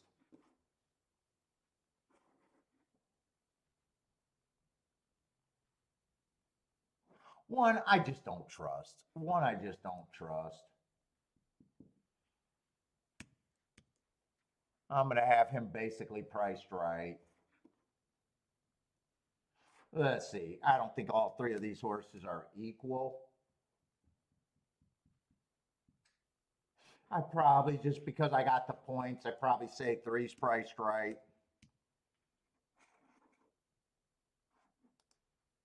With 7, 8 with the class drop. Probably, I guess, probably just ends up being the second choice to me. Yeah, I don't have to split that 36% really. I guess I'll make him 5-2. I'm not interested in win bets there. I guess I'll make my betting board where I think 2 has a pretty big advantage. Everyone else is going to have to improve.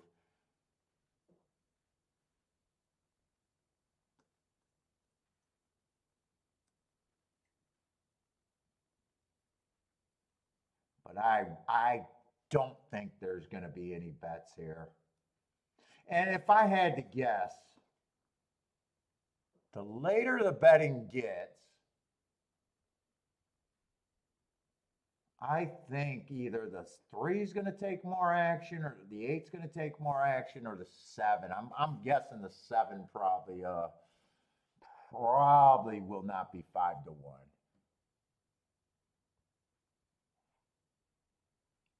What's up, Rennes do?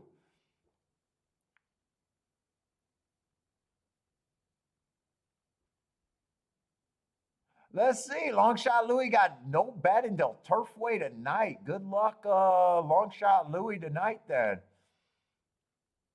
Let's see. Devil Dogs king off the 2 here.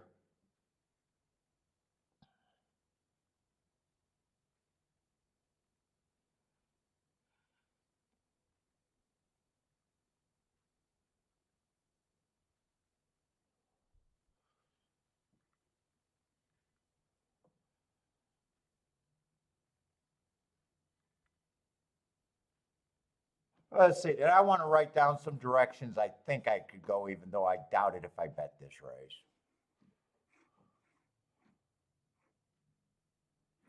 I think I'd have to key off the 5. I'd probably press these 2. Well, God, man, I can't even get my numbers right. I'd probably press that.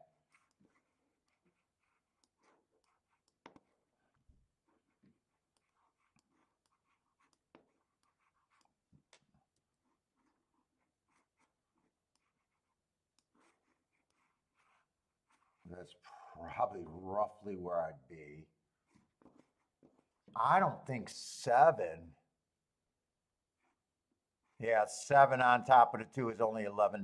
No, 7 on top of the 8 is only 11-1 or 16-1. And with them on top of the 7, it's even worse.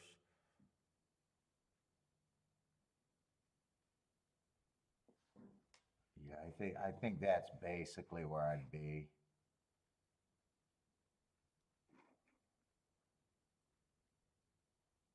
Although the best press might be the 5-7, but I don't think I bet this anyways. I'm rooting for that 5. I'm rooting for the 5, and I'm also rooting for the 7, but 7, I just don't think that. Well, I guess if there was a bet, the other bet I could root for. I don't think 7 with the 2 and the 8 does anything.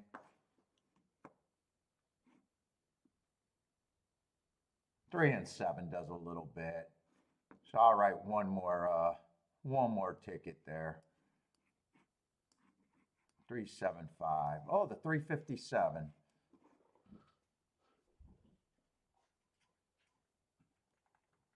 And really, I have no problem. Even if I'm wrong about the 2 having the bigger advantage over the 8, they're still my top 2. If 8 wins, I got no problem with it. I'm just not interested in very many tickets with him.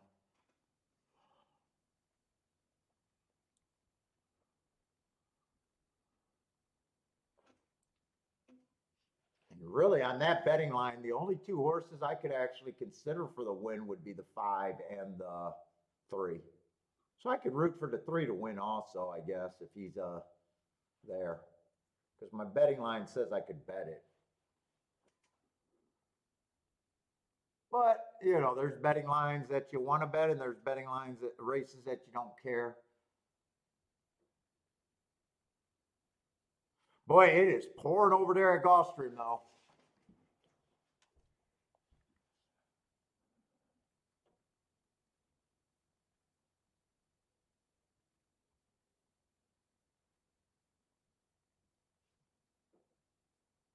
Let's see. Gordon got a pick for the Arkansas Derby already?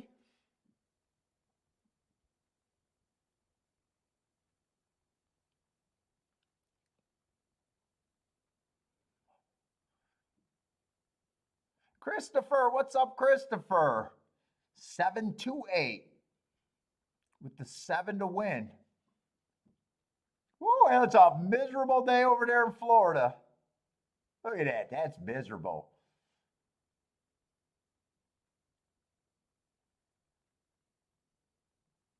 And the dirt race the dirt track looks like soup. Let's see, and Oaklawn's going to be going off in 3 minutes. If you guys got Oaklawn picks, throw them up there.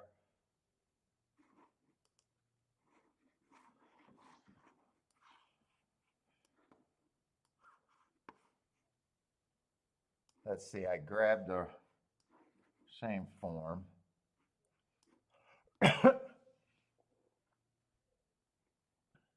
Fairgrounds third race might not be that playable either for me.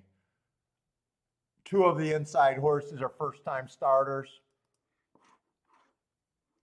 Well, one of them did get scratched. We got a 1-2 in that race. Although we beat it 1-2. We beat it 1-2 earlier today.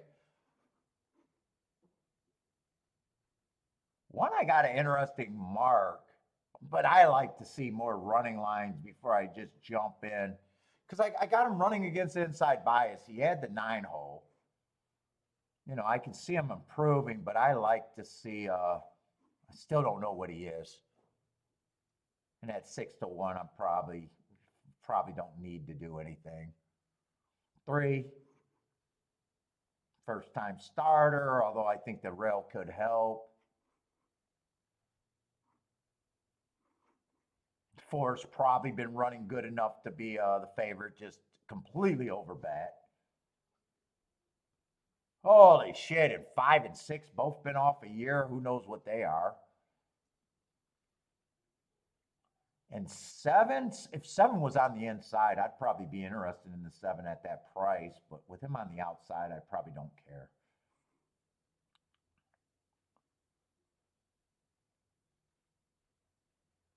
I'd probably end up sitting out that race also. What's up, Alex? How's it going? Just joined. What's up, man? Oh, no, that's the exacta for me. I very rarely play trifectas. I'm not doing the bets there, but, you know, I know where I would be if I played that race at Gulfstream. I wasn't really willing to pull the trigger. But what's up? How's it going, Alex? I'll sit out a lot of races. So far, I only played one, hit it, but every other race I sat out today. So it's not uncommon for me to sit out races. Let's see, one's going to try on the front end here. I did not trust the one myself.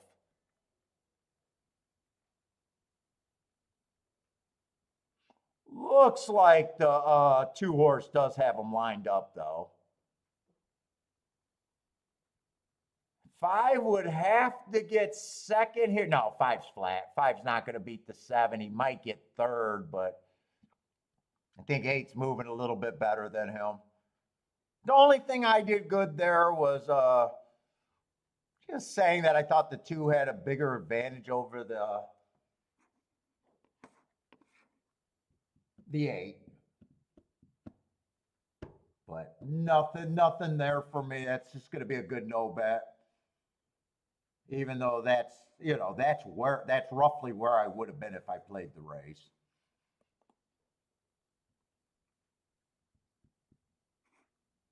So I have no real problem with that betting line. I know I didn't completely trust the 1 at that price.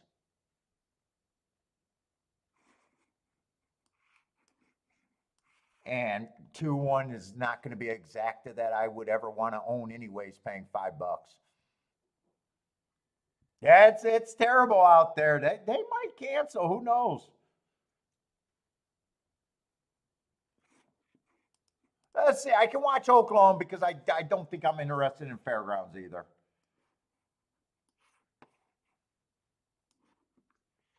So if you guys got some Oaklawn picks, let me find the Oaklawn players here.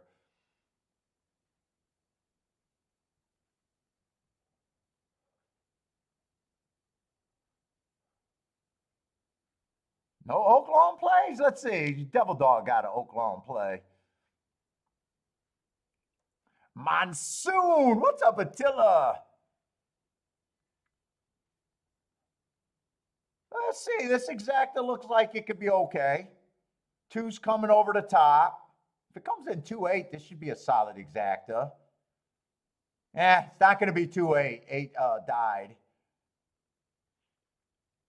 Yeah, that's a tight finish. I think it's either 1 or 2. I think the 5 got beat at the wire, but I am blind. Don't trust me for a race call.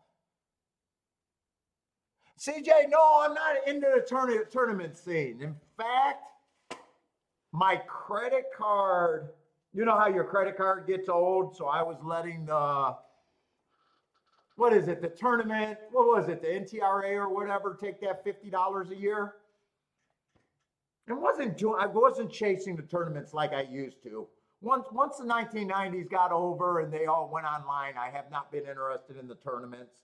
And then Orleans took away their tournament.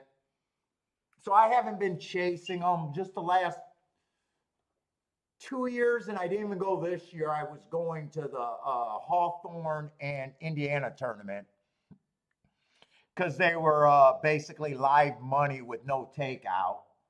Well, I had takeout because I had to, drive out there and stay in hotels, but it was still, it wasn't a bad tournament. But my credit card expired, and then the lady sent me a letter saying, oh, we also represent the horse players, and I just got on my thing like, what the fuck have you done for the horse players? You're still taking, if Kentucky had to get the law to give them at least breakage, penny breakage, and no track followed suit on their own, what the fuck are you guys even doing? Not that I think it's our money. It's our money. They're not entitled to it. They got the tech. I was like, oh, fuck you. I'm not even paying the $50 anymore. It came in 152. But yeah, I wasn't able to go to a Hawthorne in Indiana tournament this last year. That's late in the year, November and December. Maybe I'll go this year. Maybe I won't. Something just came up where we weren't able to go this year. So if I sign up again, it'll be because I went to those zero takeout tournaments. They're not worth chasing anymore.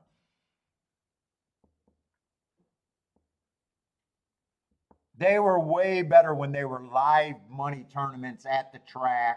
Not live money tournaments. I'm sorry, I said that wrong. They were better when they had real prizes, and I think what my theory was back in the day, tracks were trying to use it as a advertising thing to get players there, and that didn't work out. So I think in the old days, players would pay an entry fee, and that would go to the prize pool, meaning purse money, and that was returned to them minus whatever takeout it was. And I think the track was paying for the seats. So you could chase tournaments back in the old days. I mean, if you won a tournament, you get, 10, 20, maybe more, $30,000 if you ran second, third, fourth, fifth, 12th even.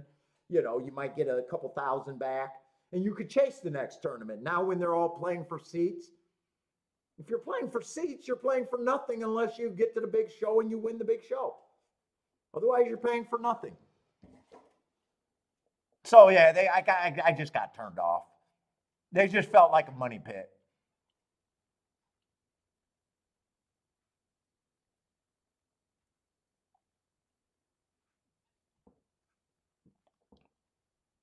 And I played a few of those $18 feeders, but man, they weren't that exciting.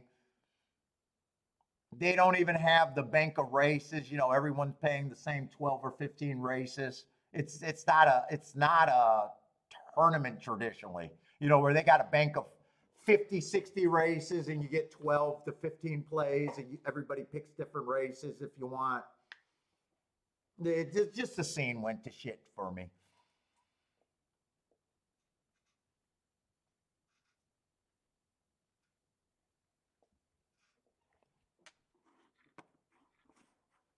I enjoyed them while they were there, though. I enjoyed meeting people and playing in them. Let's see, the one did win, but the four got second. One I said I had no problem with, but that's 6-1, and he went off at 9-2. I said I really like the excuse, but I would have needed more running lines. I got no problem. It feels like the rail's doing great out there. 7, I said I would have been super interested in him if he ran the rail at 5-1, 6-1, but he was still in the 6 hole.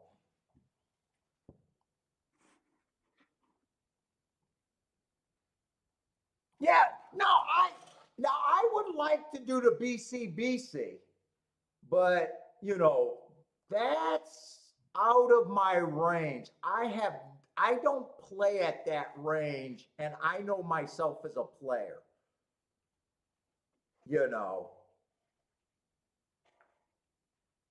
I know what I would have to bet, and if I'm not willing to go all in and give myself a chance to win, and that's what I don't know. I've been able to do it for the $500-600 buy-ins of the little ones. I just, that's more than what I play for in a day. And I'm willing to admit, if you're not going to go to the BCBC and treat that money like it's chips and it doesn't mean anything to you. Now, I promise I would not be a guy in a cowboy hat doing $20 bets on a Dutch calculator trying to get to $100,000.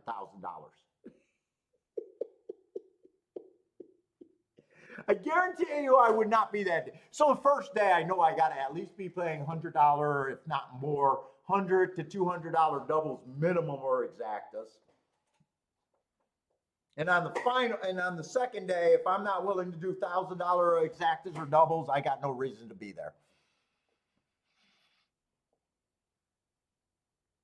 So that's if the money means something to me, I might not have the mental. I might not be drawn up to be that player, and there's nothing wrong with that. Now, if that was my handle on a given day, and that was my average losing days, now the rules changed. I'd be a pussy for not going, but that's not my daily average losing day. I like it when I see big players and they say, and they look at the rules and they say, I don't want to do it. But they say they bet that every day. And it's like, no, you're a pussy. Why wouldn't you go? Why wouldn't you? If you're already paying the Breeders' Cup and you got shows saying you're doing the Breeders' Cup, and you already say that's what you bet in a fucking day, there's no excuse. You're just making excuses at that time. But I'm not. I'm not at that point. Yeah. Well, if you get in on a feeder and you don't have the stones, that's one thing, and then you know for next year that you don't have the stones to do it.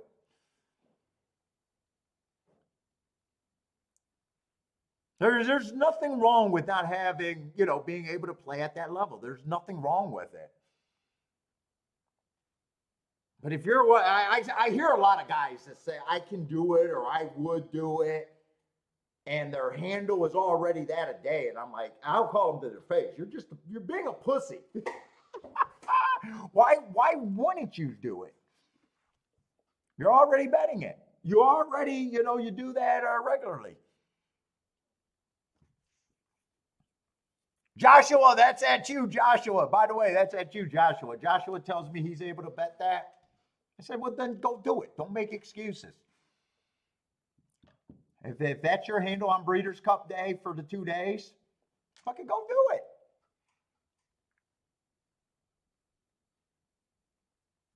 It's not even a buy-in at that point. It's not even a buy-in.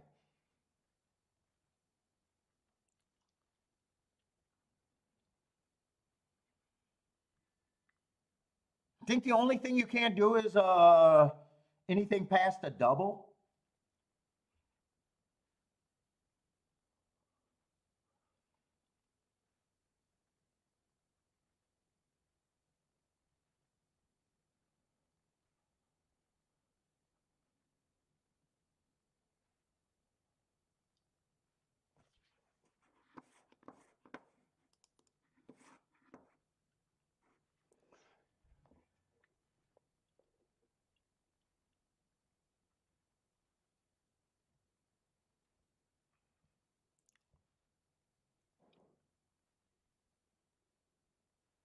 Let's see. What's up, Frankie? Yeah, Gulfstream does look disgusting. I wouldn't be shocked if they can. So I wouldn't be, and there's a lot of times they run like that. So I wouldn't be shocked either way. Just take it at race by race at Gulfstream, and they may cancel. They got the Tapeta, so as long as they think the footing's sound, it's probably not as miserable as being at Turfway Park in the middle of the winter, freezing your ass off.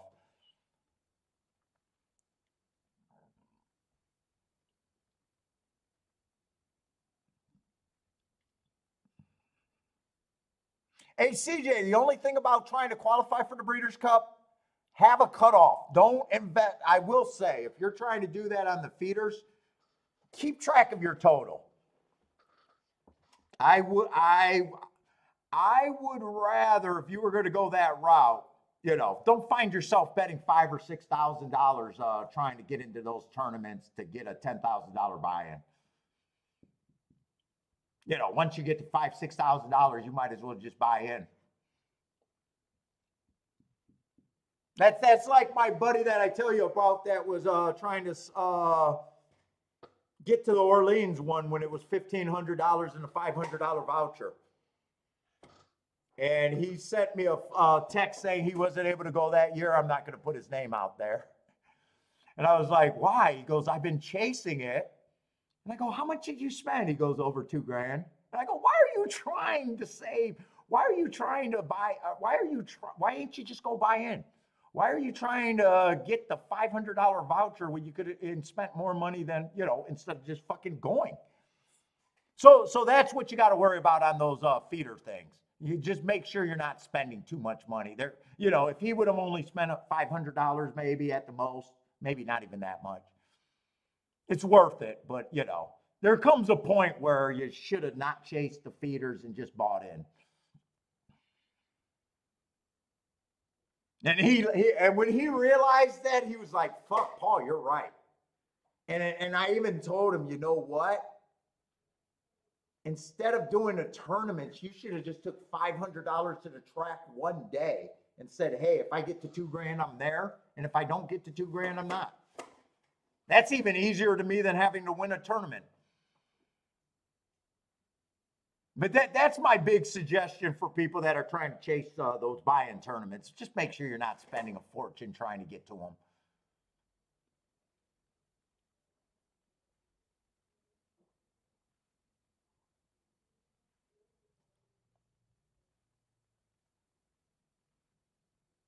Let's say J Brum's not believing. Yeah, they might not cancel on the Tabita. Just being wet's not a problem.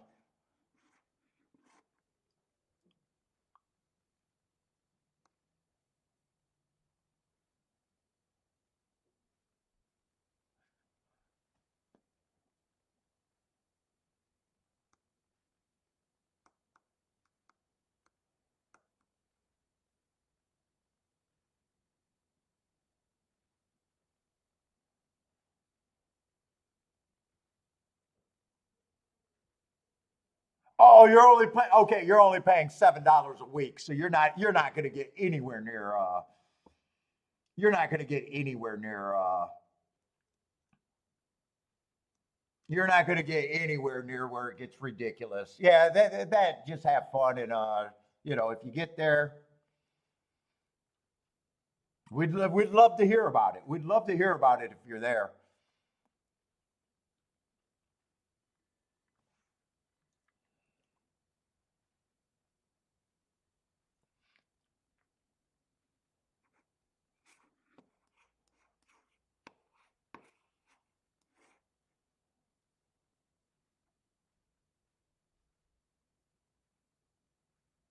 That's like the NHC. I gave it 2 weekends, and if I didn't qualify, that's it. And I qualified at the NHC 3 different times, so I loved going to the NHC. It was fun.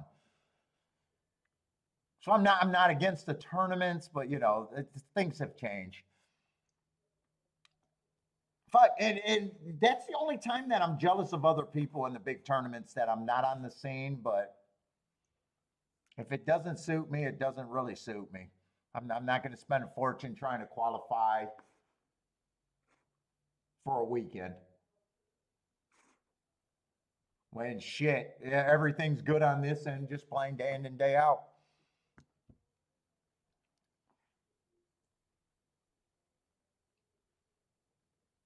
Let's see, we are going to have an 8-horse field at Gulfstream.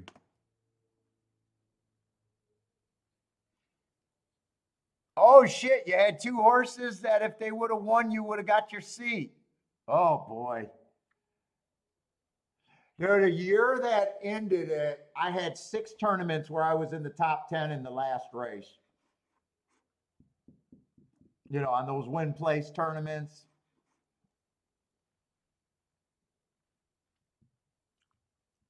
Where you got to worry about horses at all different levels and, the people behind you, they only have 1 or 2 horses to choose from.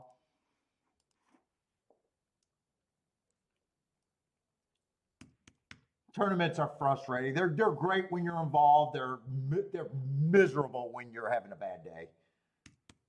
There's nothing worse than being in a live tournament when you're just absolutely bottom of the barrel. Although if you're playing right, you should either be at bottom of the barrel or have a score if you're playing right.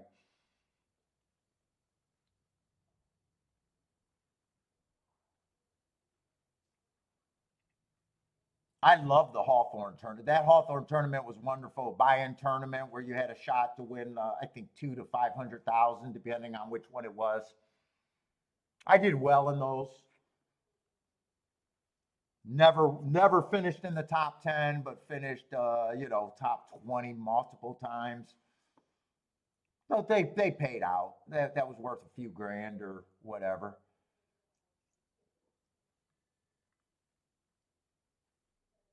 Yeah, I hate the pick and praise too. I hate the pick and praise because that's not betting. But then, when it's not the pick and praise, I hate. Put it this way, every cap horse I ever had was a cap horse that I could bet. You know, I hate being at the tournament and scenes going, hey, I hit this horse and I never would have played him. And you're like, okay. You know, there is that feeling a lot. But at the same time, it's disrespectful to say everyone that hit those horses were, you know, grabbing because they're not. Fuck the Orleans one. I hit that $700 double with two cap horses back to back at Gulfstream Park West on the final day.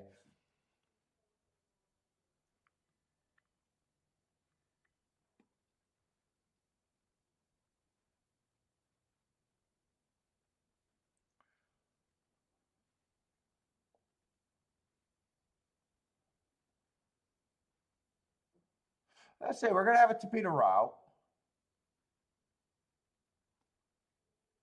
What we got here? We got a $35,000 optional claimers.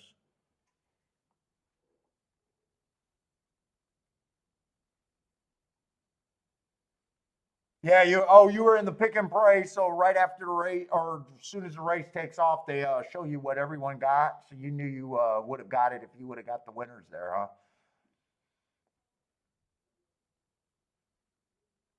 Let's see. This horse is off a super long time. That's why I don't have marks. I was wondering why I didn't have marks on him. Let's see. The favorite is a 3-horse. See, I got an 8-horse field. Let me just get set up how I normally do. Let's see, 4 races ago, I don't mind that race. Was going too fast to win. Comes back, wins off of that race. Average fastest winner of the day. 2 races ago, I don't mind that race. That's a nice third by 1 length. I thought that was a speed favoring day, so I think he ran against the perceived bias. And then the next race, stalking closing day, was slowing the pace. But the important thing that he still managed to get within 2 lengths of the lead. So he was still running, just not good enough.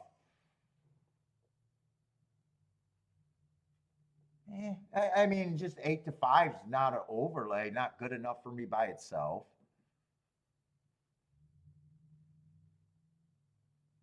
2 got some really nice marks. It just depends on if we got other speed here. 3 races ago, I think he ran against the inside stalking closing day, going too fast to win. I like that race. He comes back, wins the next race on a speed favoring day, going wire to wire, fastest winner of the day.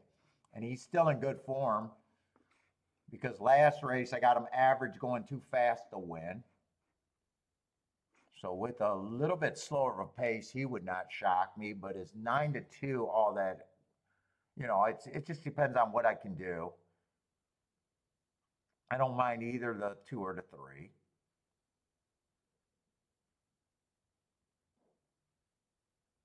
5 got a lot of running style excuses just because he's more of a closer. He just needs a pace. Other than that, I probably don't got that big of a problem with him. I'm not seeing a lot of throwouts here.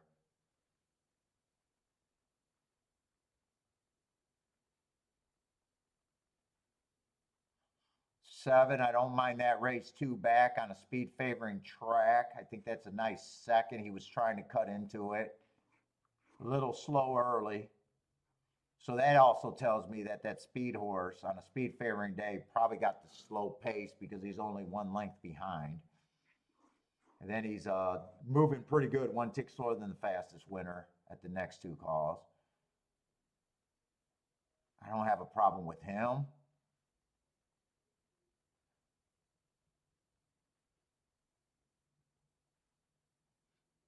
And I like the Hearts 4 back and might be able to press the 2. But 8, I do agree, should be 8 should be a price here. I think he's a little bit of an overlay, but I can at least give him a price. And then shit, we got the 9 horse who also has speed and able to stalk, who has good marks. Let's see, 1, 2, 4 races ago. I don't mind that race. One tick slower than the fastest winner, one tick slower than the fastest winner. Got in position at the top of the stretch. Comes back, goes too fast to win. He wins his next race, slowest winner of the day. And last race, he ran against a perceived stalking closing bias. Well, I already know.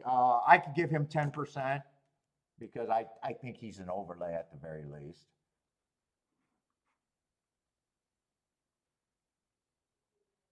And wow, 10 I really don't have a problem with either. So I got a lot of horses I don't have problems with. Let's see. One, I would take a stand against him with that giant layoff. And then coming back, they did a nice job bringing him back in May, but that's still another giant layoff. I don't trust him. I'm going to just say he's overplayed. 2 I have no problem with. 3 I have no problem with. 5 I have no problem with. This almost feels like a pick'em between a big group of horses. 7 I really don't have a problem with, and 10 I don't have a problem with. So my betting board tells me I don't have a real opinion here. I got 5 horses here that I can make a case for all of them.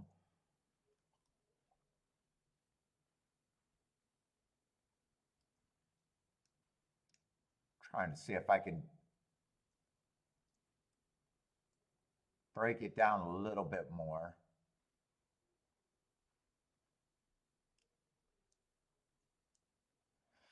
I do think there's enough speed. 7, I might try to break it down and just say he's priced right.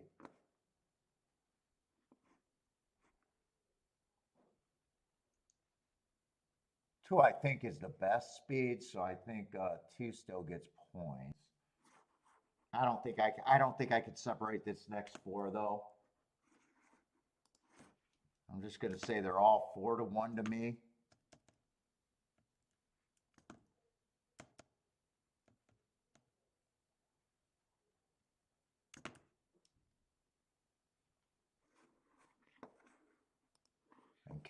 And do I even have bets off of this opinion that even makes sense?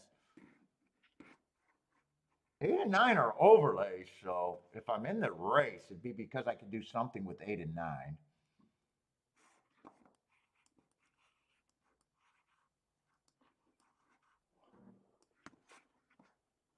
Let's see, 2, kind of a little bit of an overlay. Oh shit, did 5, is 5 really that price? Wait a minute, let me look at the 5 again. 5's a pretty big overlay right here, actually. 5 becomes the most interesting of that group because I gave him the 20%.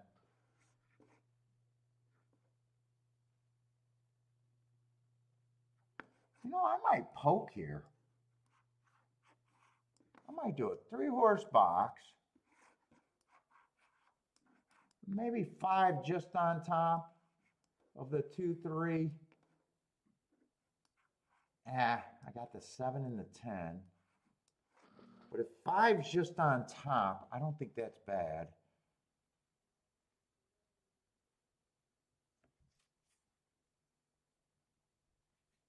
I think I can do both of those bets. Problem is, I don't want to get one of the bets in. Let's see, I am playing this on my low side. You know what? I'm not going to be able to get the bets in. They're in the gate. I want both the bets or neither. So that's what I'm rooting for, but there's no way I don't think there was any way that I could have punched. Probably not even any of the tickets in, really.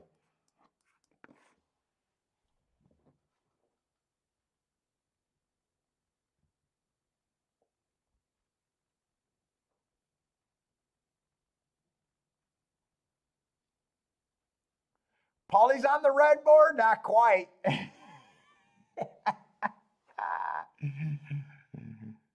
I can't be on a red board if I don't play.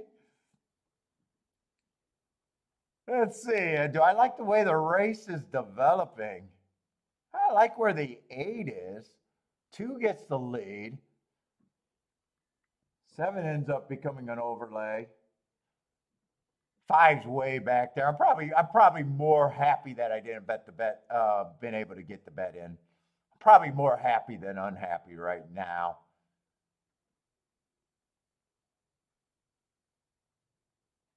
At first, I thought it was going to be 8 and 9 with the favorites or the lower price horses, but then I realized that, wait a minute, I had a couple extra horses and 5 was a really big overlay. 2 got the lead. 2's a real threat to go wire to wire here, I think. 5's not running, I don't think. He'll have to have a massive kick. 2 looks to be the best right now on the speed end. 5's coming late. Oh, no, that's the 10 coming late. Yeah, I'm going to say that's a good no bet or shutout, whatever you want to call it. Other than that, it was a pick'em race. I think it's all the basically 20%ers. I think it was 2-3, 7-10, 2-3, 7-10. So I definitely don't mind the betting line there. If I would have bet that race, I would have been willing to lose.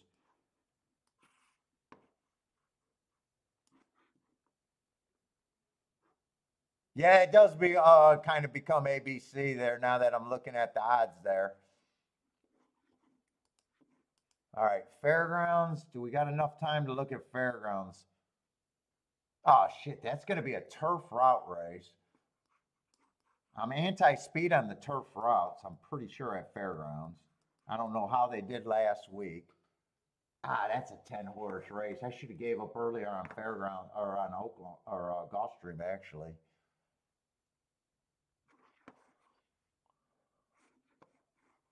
Let's see. One, I like the marks, but if there's other speed in the race, I have been anti-speed there. But the marks are great if track ever tightens up.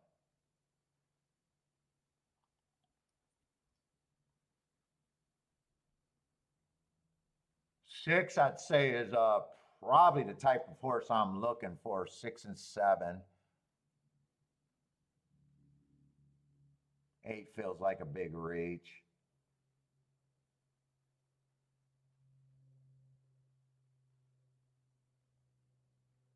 Five's probably not long enough, and I'd be worried about him going to the front end.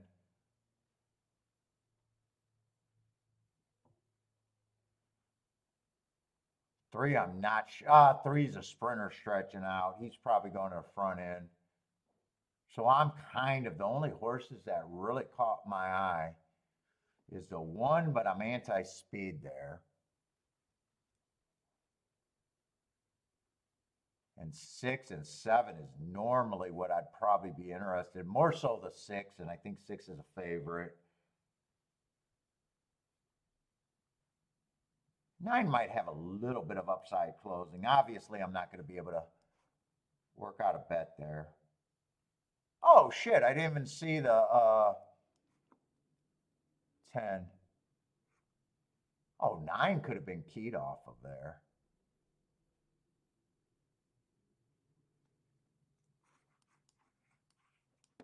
I think this is roughly the group that I would have been looking at. 1, 6, 7.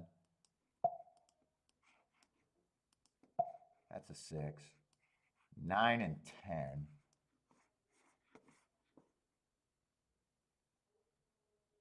Obviously, I could do less with the 6.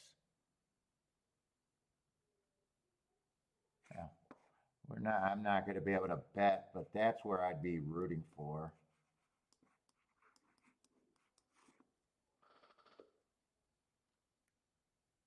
Ooh, 10 I would have thought would have came off the pace. I don't like 10 on the front end. I can tell you that right now. I don't like anything on the front end. This should be 6 all day long. 6, 7 maybe. Well, 6 is actually flattening out. He's going to have to respond a little bit. Who is this coming with the 6? There the 6 go.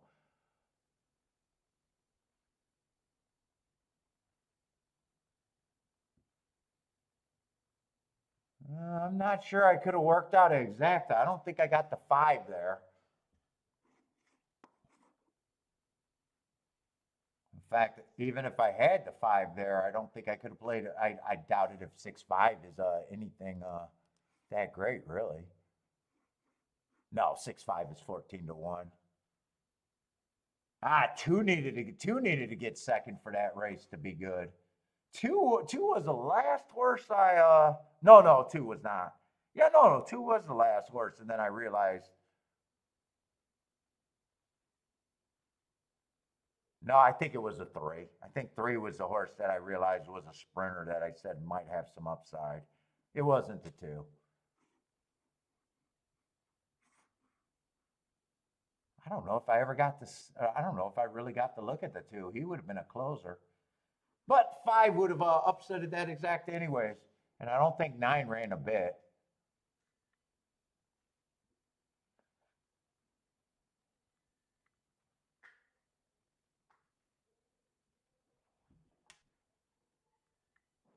I was pretty sure that I thought 6 should have been the favorite there.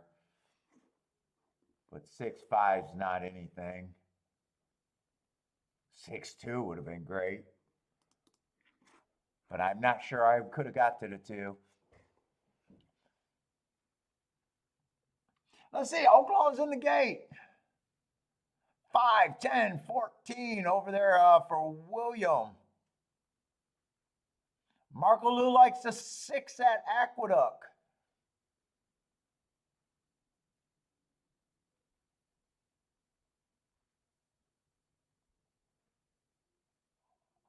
Oh, the Gulfstream. Oh, no, it was 5-3, 7-10. I think 7 got third there at Gulfstream. Not 5-3, 2-3, 7-10, I think Gulfstream was.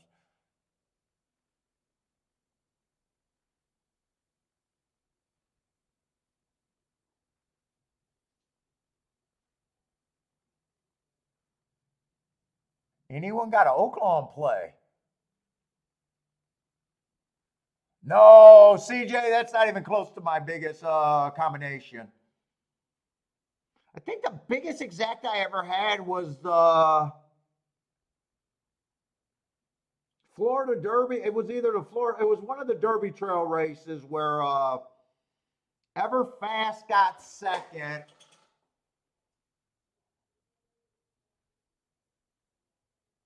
At over 100-1, and that was my key horse. And God, I can't remember the horse of the name that beat him. But that exact, I don't remember. It was something like 1,500-1 or 2,500-1, something like that.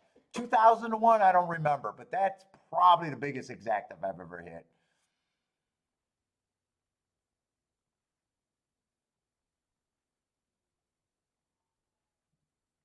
I got multiple highlights. I got that in a short, and I got that in a whole video of hitting that one. That was before I was live streaming. That was when I was in Discord.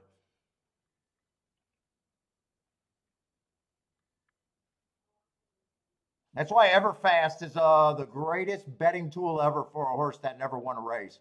I hit that exacta, then I hit the Belmont. I think that paid 400 or 500-1 with the horse that Maximum Security interfered with won, and Everfast got second. That was either 400 or 500-1. I crushed that. Then I hit a couple more 200-1 exactas with Everfast. He's been the greatest fucking horse ever that never won a race that I can remember. Or maybe I did hit him at 20-1 later in his career. But him getting second was the greatest betting tool ever. Yeah, it's on my highlight videos.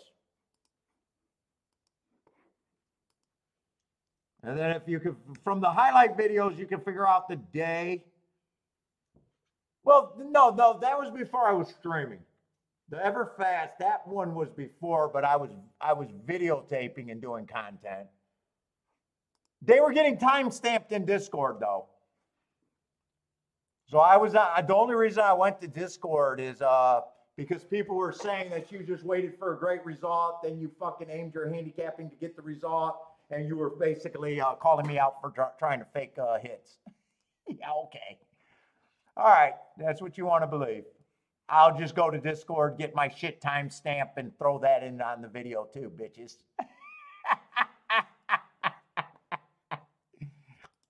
CJ, I can see all the angles. I can see all the angles. That's why I'm a fucking gambler.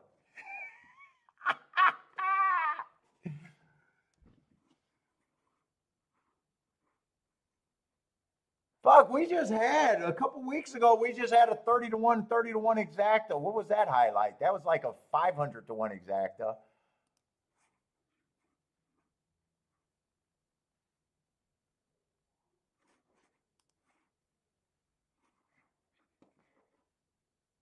The 449 to 1. Yeah, I kind of sucked that day. I sucked that day. It was only a 449 to 1 exacta.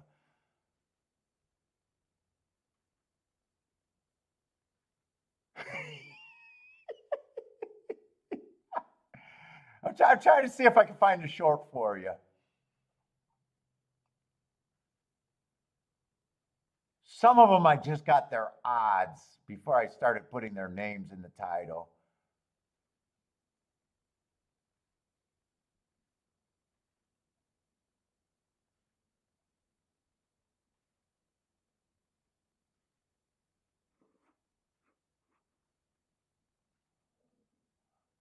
I think it's, God, I'm not sure which one it is. Oh, maybe it's the 1,000 to 1 winning exacta. Maybe it only paid 1,000 to 1 that one. I got it on. Go if you're interested, go to the shorts. But then I got videos, and I think I got a hard video of it, meaning, I might have even had the breakdown of why I liked it and everything. No one ever watches those either.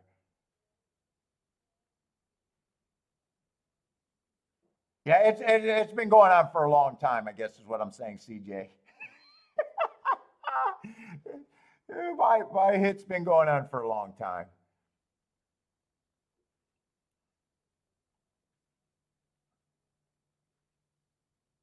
I expect to hit 5 20 to 1 winners every month. I can't even remember most of their names.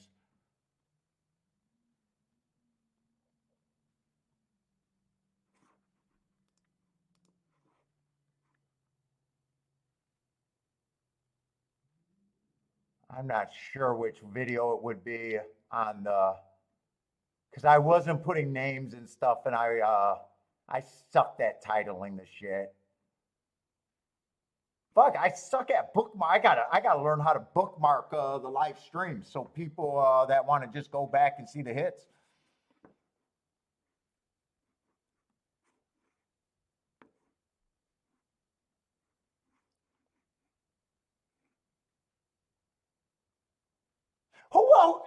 God, who was the horse? It was like a whiskey name horse that beat Everfast.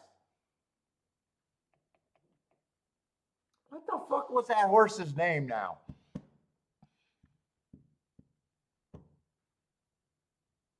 Maybe something bourbon? Yeah, Harvey Wallbanger. That's it. Harvey Wallbanger and Everfast. That's what the exacta was, CJ.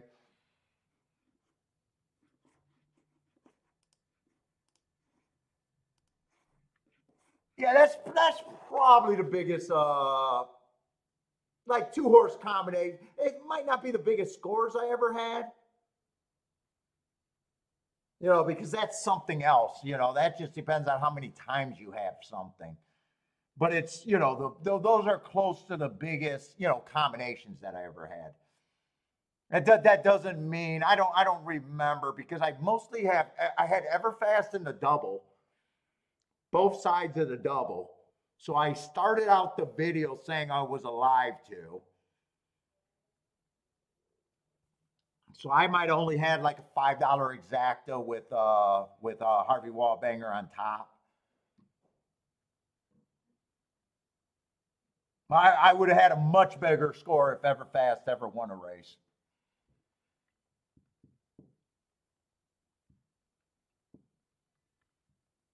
Yeah, like some of these $100 exactas might be bigger scores than the, $500 exacta. Just depends on how many times you got it.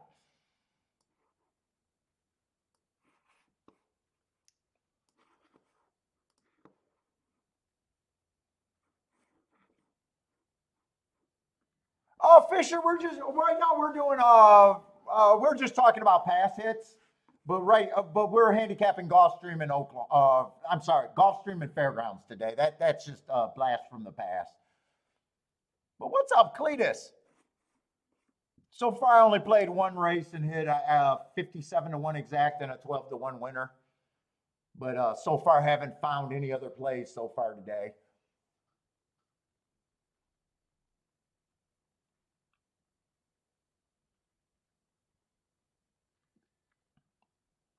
Let's say I'm going to hit the restroom because I got a lot of time before Gulfstream, and then we'll break down Gulfstream.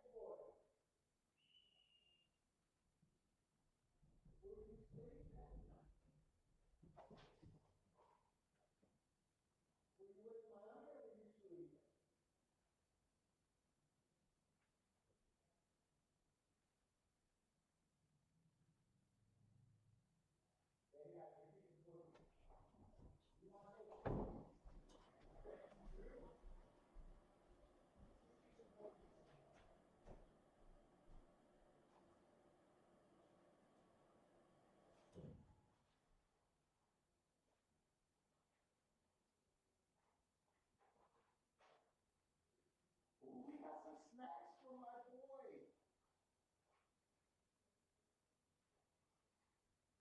We got some snacks for you. Come on, let's go get these snacks.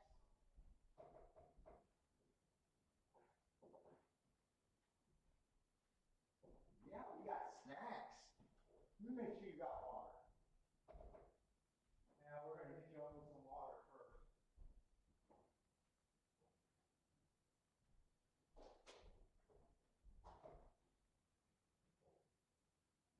There you go, big guy. That's my big boy.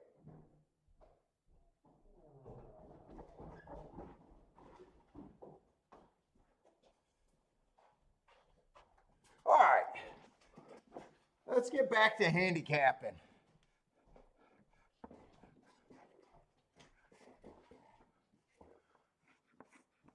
All right, we got 9 minutes for Gulfstream. We got plenty of time. Gulfstream's just been fairly uncompetitive today. A lot of chalky results that I'm not interested in. But if I'm able to keep picking the right races to sit out, I don't really have I guess, a problem.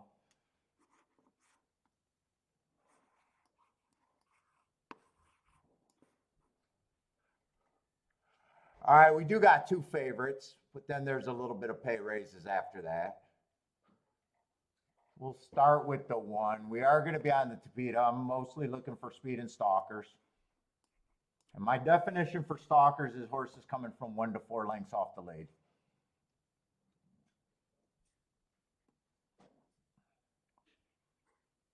We got 16,000. Let's see, 1 is the even money favorite, never an overlay for how I look at my betting lines. Let's see, 4 races ago, went too fast to win. I don't mind that race. Came back, won within 3, which he's supposed to if he gets a bump from the heart. And kind of ran tops on the speed figure, but I'm not a big speed figure guy other than I like to see that after earning hearts. Let's see, so that was 4 races ago, went too fast to win. Comes back, gets an inside good part of the track. 1 tick slower than the fastest winner, average match strides with the fastest winner. Look, no shame on that running line. No shame in stopping the clock, tied with the fastest winner of the day. You just didn't get your nose in front. No real shame there. 2 races ago, stalking day at perceived bias he ran against, going too fast to win again. Stop the clock, tied with the fastest winner of the day. No shame. Yeah, he burnt money, but that's not his fault. He's burning money. He's running. And then he comes back, wins as a favorite on a day that he got the slowest pace of the day.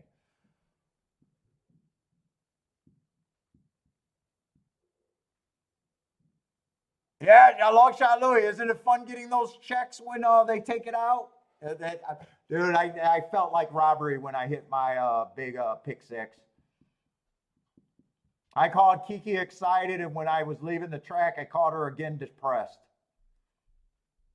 I think I walked out with 40-some thousand and was pissed. It felt like they robbed me.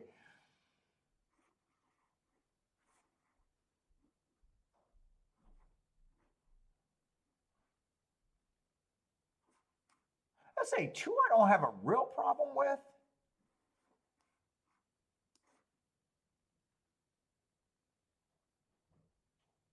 I got him on an early pressing day, 4 races ago, just being average, getting third.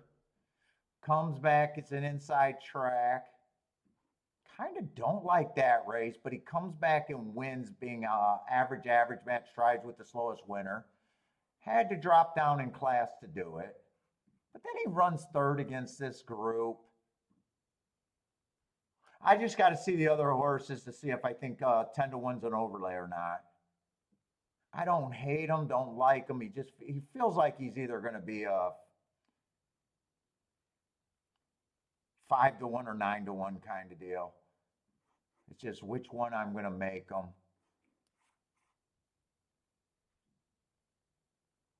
4 I really don't have a problem with other than the price.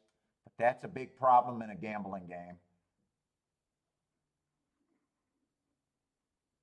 Been dropping, ran at this level. I wouldn't be shocked if all of these horses been running, but I don't together, but I don't really see it. Last race, he chased the slowest pace of the day, still was able to cut into it. Probably going to be a stalker here. I got to find something of value. If it's just 1 and 4, this race is not for me.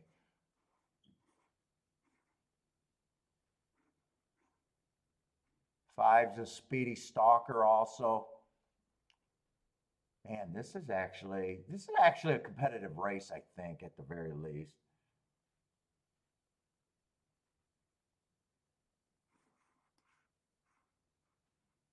Boy, they did a nice job getting this horse back after a year off, but he did that in the basement. I still think, I'm not at 9 to 2 on him.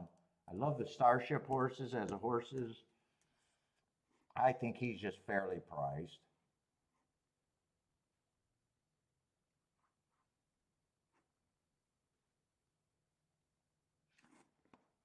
I don't think he should be 22 to 1, but definitely should be long.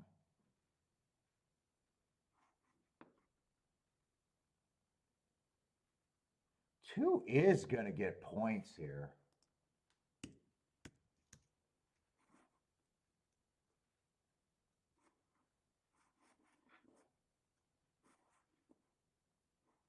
Four is going to get points. 5 is going to get points. I have no problem with these 2 horses being the favorite.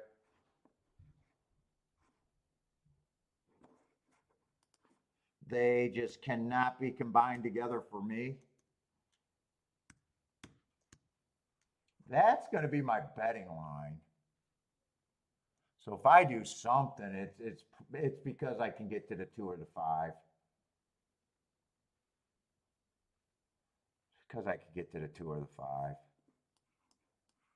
think those are the only 2 horses that I can bet to. Well, 7 can be bet to win. Write down some tickets.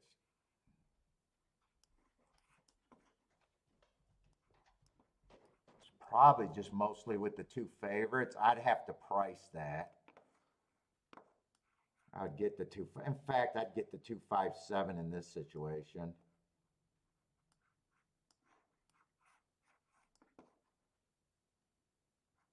Maybe come back and press the 5-7 out of that group.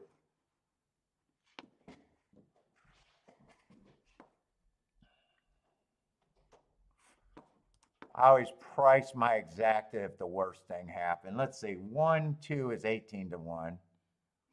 There's 8 combinations there. So that's not good enough.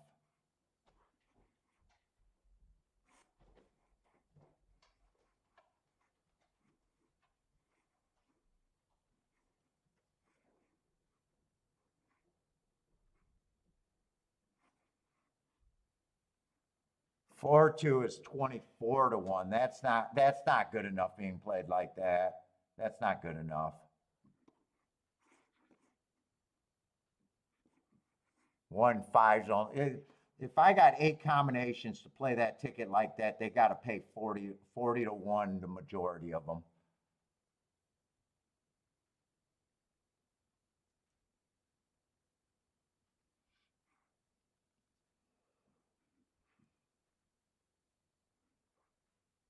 Now, if I can throw out either the 1 or the 4, the ticket gets to be playable.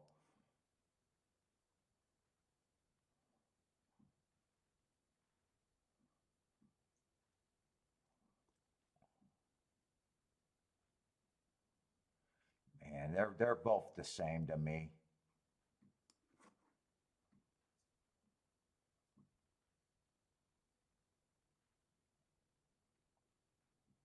I'm leaning towards the 1, but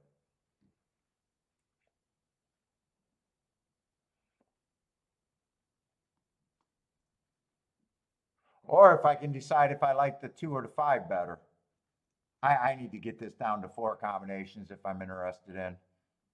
No more than that.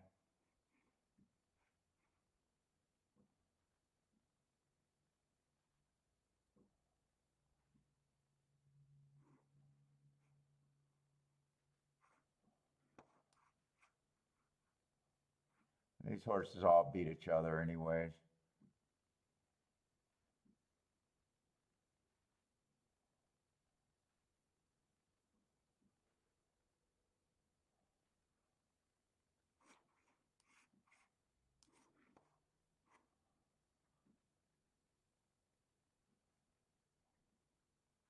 Let's see, unless I want to go this ticket route, go with the biggest overlay I got.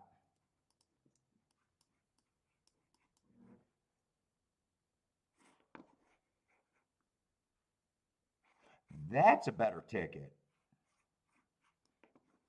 I'm leaning towards getting rid of this, playing that, getting rid of this,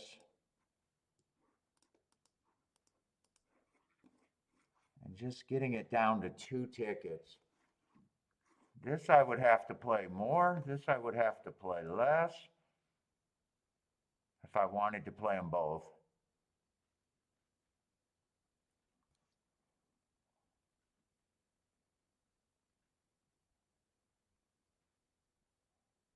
I don't hate it, don't love it.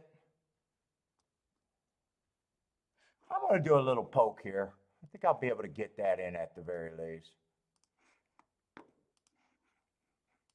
Since I'm on short time, I'll do the 3-horse box first because that's the best ticket I got.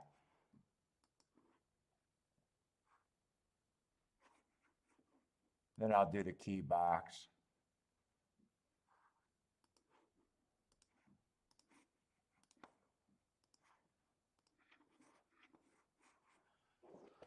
We'll go with that.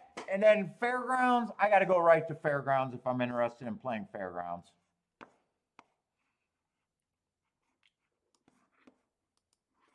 We're on really short time there.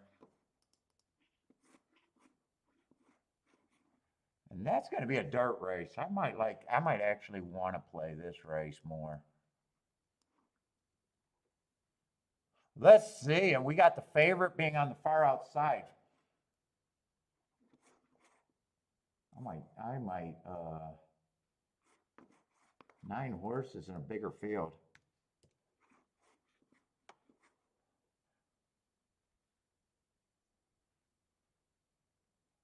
Let me see what this favorite looks like on the outside.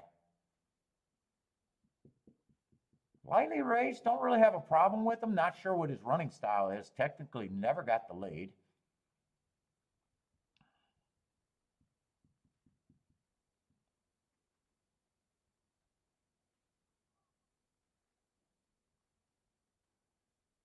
Man, there's not a lot of form here.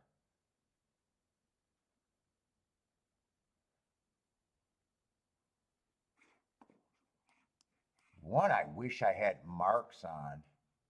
Let's see, I don't have February 9th. I know that. I can't even look that race up.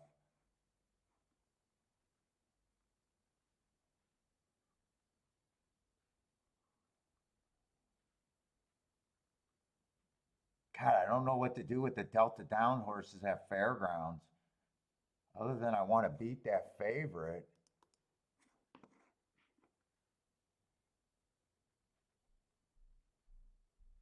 Let's see, I'm guessing it came in 1-6 over, yeah, just 1-6 at Gulfstream. And that's a combination I am supposed to lose on. Gulfstream's just been very uncompetitive. 5 got third. But I would have needed, it didn't matter which ticket I did.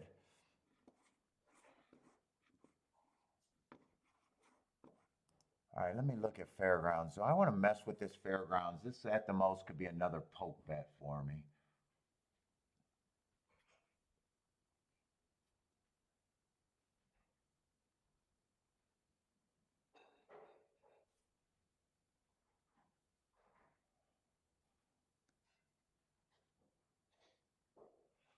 The only problem with this race, I don't really have form on the inside horses. I want to be on the inside, but really I don't have form.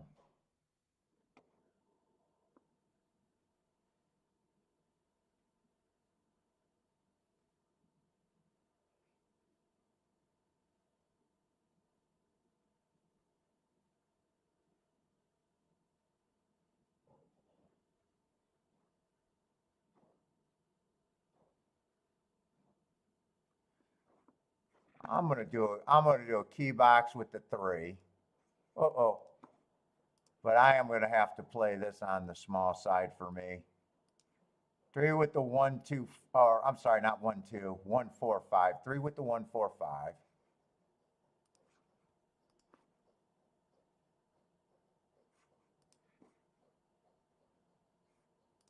Then I'll do a box 1, 4, 5. I won't have to worry about those tickets if I'm right.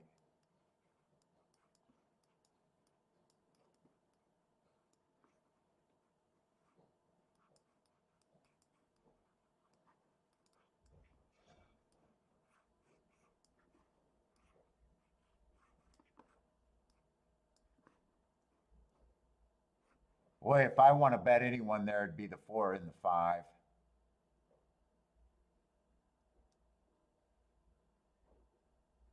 I don't know what either of them are other than I think the inside of the track is good. I think I'd do a smaller win bet there too.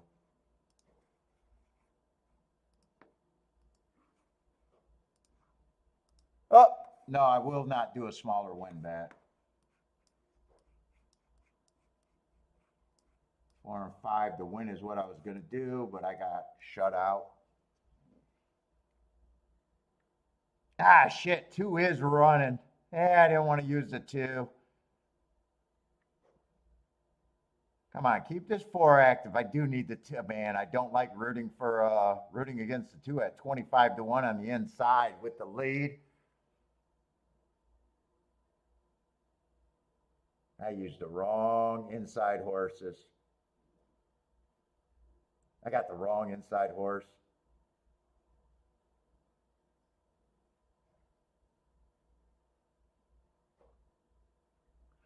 Unless the 2 dies, then I can get a 4-1. Nah, it's going to be 4. I wanted a win bet, and I didn't get a win bet in. I need this 1 or 3 or someone to fire other than the 6. At the same time, if it comes in 4-2, I probably should have had the damn race. Dude, I know a racetrack like my beautiful naked body, and I still can't get the hit there. Although I did want to bet the 4 to win, I just didn't get it in. So I don't know. Take the good with the bad. Take the good with the bad. That's my beautiful naked body. I just understand a racetrack.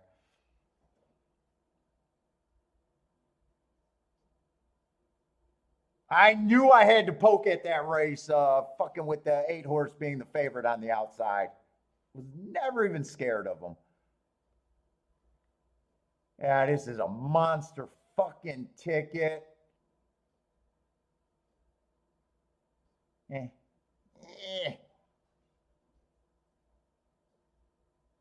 I had 3 horses that could have got second. And if I got the win bet home, everything would have still been great.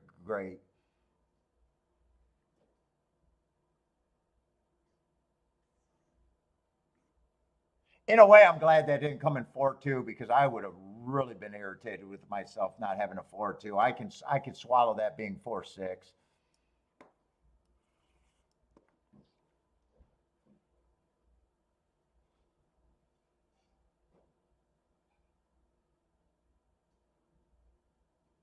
Technically speaking, you have what race? 13 tickets.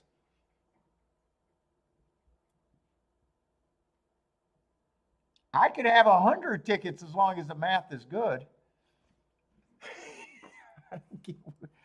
Worry about my tickets is nothing to worry about. Where's 13 tickets at?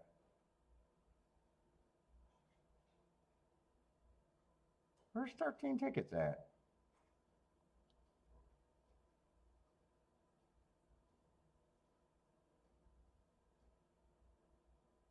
There was no bet there. There was a bet there, 4 and 6. That's 10 tickets. That can't be right.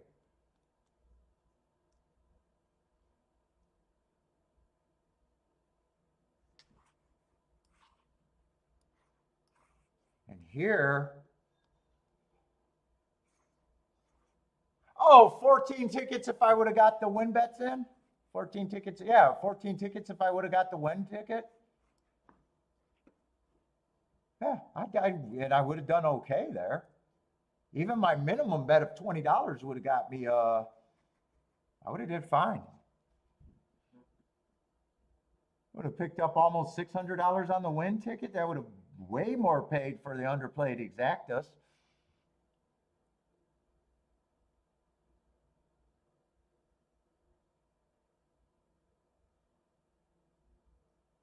A box is, wait a minute, a box is not 9 tickets. That's 6. That's 6 bet. That's why you got a problem with math.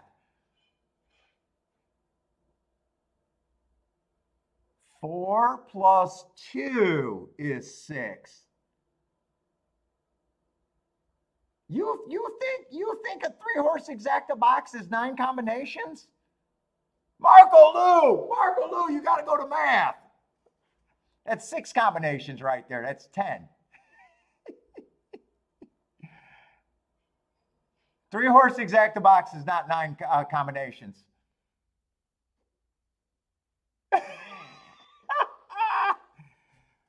It's 6 combinations.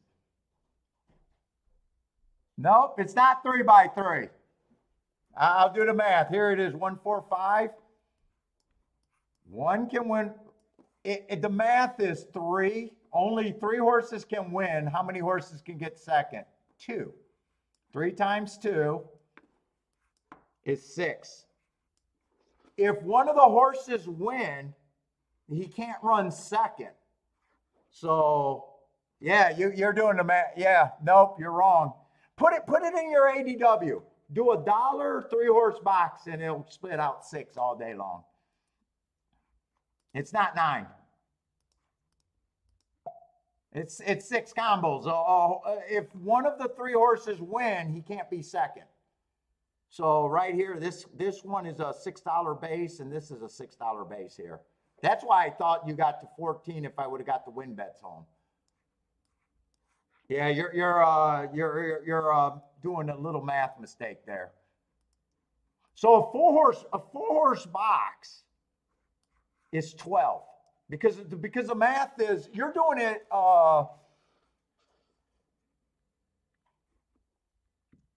So my tickets, I know you don't like my ticket construction, but my ticket construction is even worse by your math. So if you do a four horse box,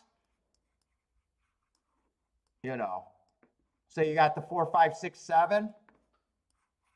If one of those horses win, obviously they can't run second, so you always minus a horse, you know, so it's always the number of horses you got in the box times, you know, you got to minus one of them as the winner. It doesn't minus what winner, so you have 3 horses. So a 4 horse box is always $12.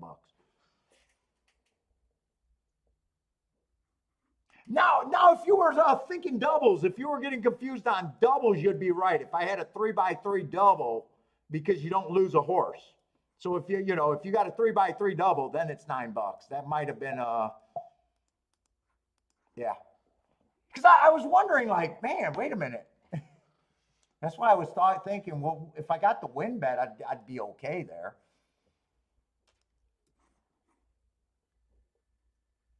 That's why I kept looking at that first bet. The first bet I wanted to do there, I just knew that was going to be a bad bet, even if I won it. I'm like, I got 8 combinations there, and none of them were paying good. So I sized down the bet at, you know. Now this is going to outflank everything. And that was paying, I think, good enough because I think if the favorites won and the 7 got second, those were over 50 to 1. So, you know, if you look at it 10 times 5, the worst combinations that could come in would obviously be over here. Just times your overall combinations, 10 times 5, 50, you know, and if that stays at $50, it's mathematically sound. You might not, you know, you might not like it. I get it. I spread more than other people.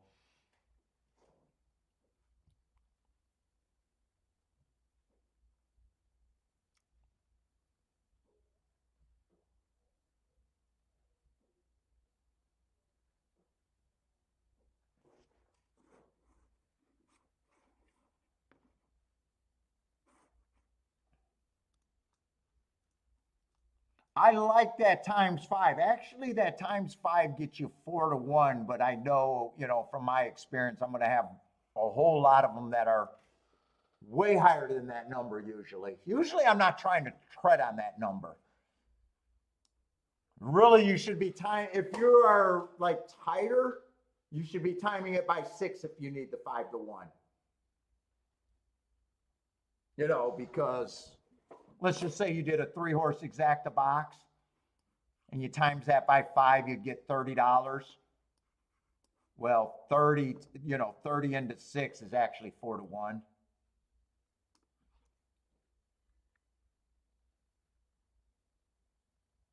Or 30 into, I'm doing the math wrong. It's technically 40, you know, but you know, I'm trying to get, I'm not trying to nail it that close usually. I know I'm going to have some of them that outpace that by crazy amount.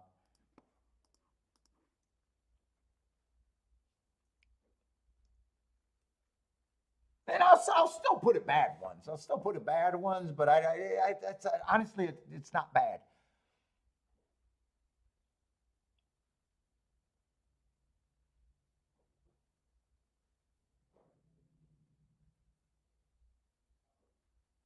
Well, if you're doing the total there, I had 10 combinations. So 2 on top of the 5, 7 is 2.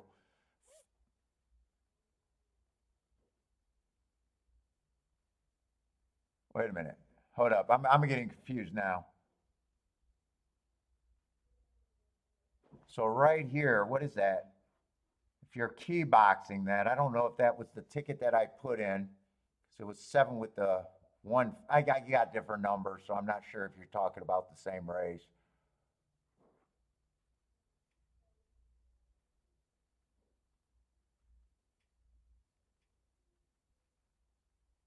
Steve, did that work? Hopefully I'm explaining it. I know sometimes I get confused and talk too fast. What was I doing? I was doing a 3-horse box. If you times it by 5, it's technically wrong because you're not at that 20%. So you times that by 5, 6 times 5. I need a base bet. I need to get $30.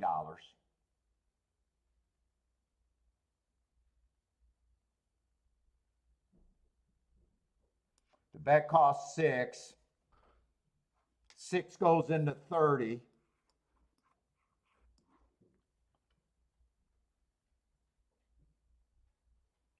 Five times. So it's so it's not 5 to 1. You're getting 4 to 1. So technically it should be 6, but if most of your bets are way over, that's skating by. That's skating by. If you were perfect and it always equal times 5, you would be the loser. But if you know that you're going to get a whole bunch of them that are going to be way more. For instance, when you do a 3-horse box, times 3 and it pays 100 to 1, you are outflanking that by a lot. You get what I'm saying? Or you get 55 to 1, you're getting almost twice that you should. Or 60 to 1, you're definitely getting twice. You got to have enough of those to times it by 5. If you're skating and you're getting the bare minimum, times that number by 6. But you shouldn't be skating. How's that? Hopefully I'm explaining it right. It makes perfect sense to me.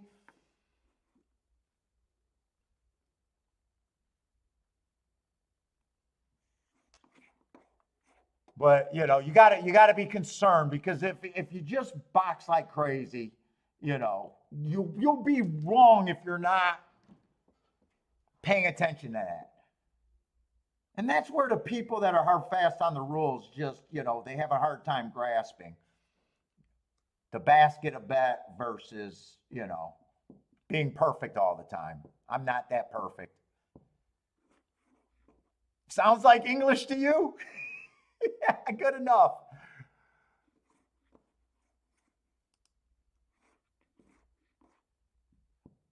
Steve got it. If Marco didn't get it, Steve got it. And that works for doubles and exacta. It's the same thing. Now if you were trying to do the same thing for tries, obviously your hit rate might be long or worse. Let's just say even your exactas. You say I'm not quite going to be there. Maybe I'm at 10%. Well, times it by a bigger number. Times it by a bigger number. It'll keep you out of trouble more. It'll keep you out of trouble more. If you say, what, I've been trying to do it, it hasn't quite been working out, times it by 7 and see if it works out, and then give yourself enough plays to see if it works out. It's not wrong playing more combinations. It's wrong not knowing the math of the combination. What's up, Bodrick? Because, we all know that the perfect tickets are the thinnest tickets you can make. But, you're giving up something for hit rate, which is not wrong. It's not wrong. I don't think it's completely right, because there's a lot more opportunities out there. It's just, how you want to go about your day. Playing playing really disciplined or somewhat disciplined.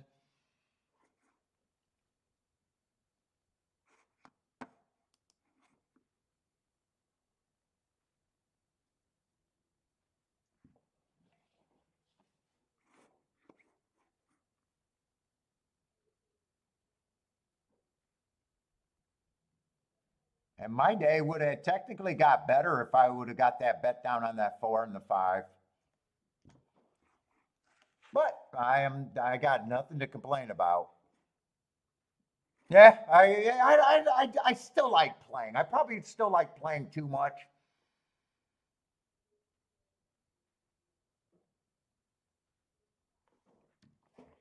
But I'm happy with my life.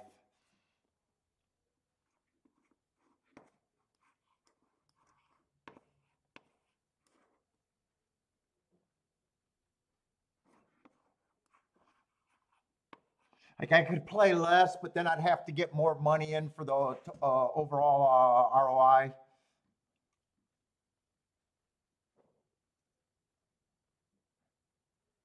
This is, my pastime too. So it doesn't ever feel like work until I'm doing the extra YouTube shit.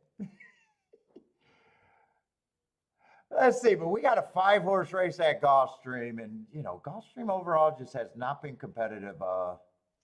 Probably this week. I think yesterday's hit for all at Tampa Bay. Although they've been most of the spots. I think I only played one race at Gulfstream today, so. And that was the last race.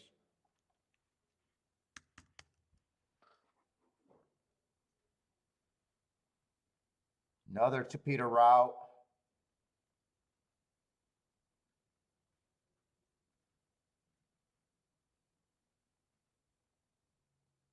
What level is this? 50,000? Let's see, 7's a big favorite, and just my definition of being an overlay, even money's never an overlay to me. Ever, ever, ever.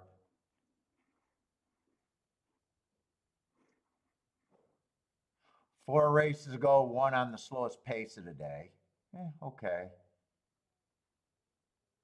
Comes back, runs against the bias. I like that race.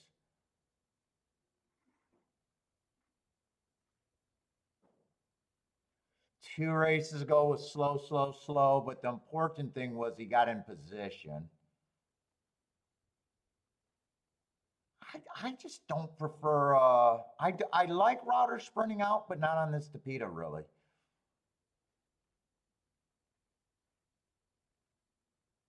I honestly don't know what his big advantage is.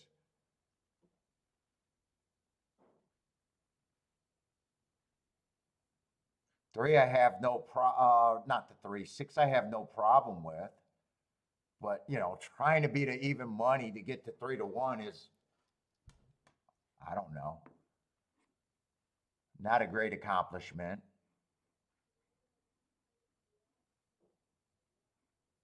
I don't really have a problem with the 5, but that's just another. In fact, I don't have a problem if that comes in. It's just a bad combination.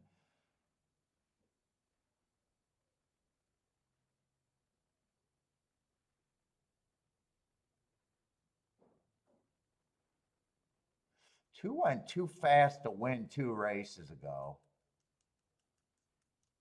But then last race gets a speed favoring track, kind of the slowest pace of the day, and kind of still fell apart. He would have been dueling with the eventual winner, which you do get credit for that, but. And if 3-1 wins with the other 3-1s or even money, or I just don't see where this race is a big hit for me, no matter what I do.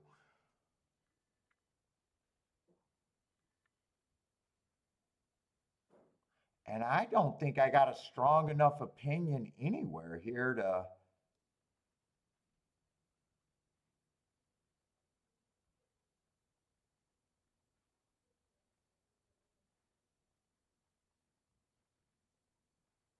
Marco Lou, you like this? Oh shit! Am I looking at the wrong? I'm looking at the wrong race.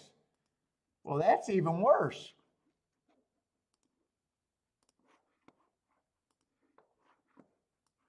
I'm in the 8th race. I just want Gulfstream to be over. I just want Gulfstream to be done with. We're in the 7th race.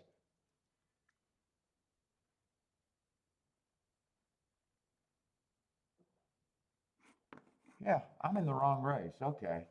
Let's handicap the right race.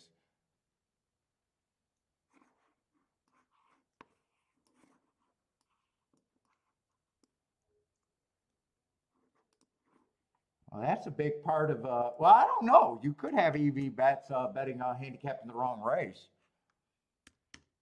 You might actually get to somewhere where you're not capable of getting that. Might end up being good. We like to act like we can handicap, though. Let's see. This is going to be a dirt sprint. The only dirt sprint of the day. Usually I want to be on the inside, speed and stalkers on Gulfstream, but who knows? Although everyone's only 5 horses, everyone's going to be fairly close to the inside.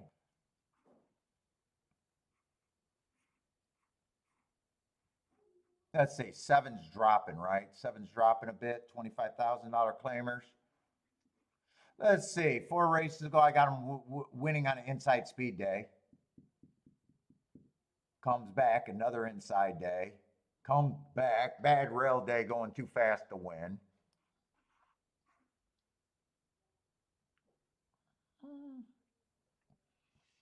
I can see it. I'm not excited about it. Let's see, 6 is a router. I just hate route to sprint. I despise that as an angle.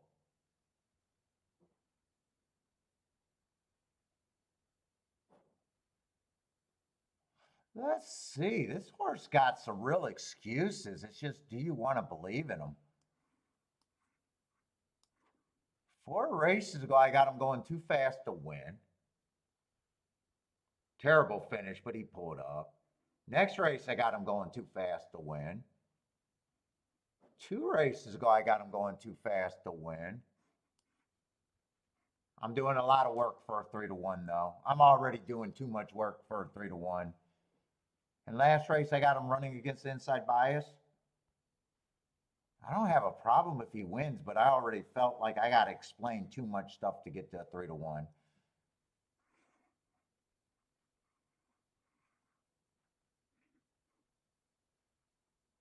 Three, I don't have a problem. I got a feeling this race looks kind of unplayable too. And really, I should have looked at the betting line first, because unless you get to the 2, well, I mean, there might be some exactas with the 3, 4, 5 or 3, 5, 7, but or 3, 5, 6.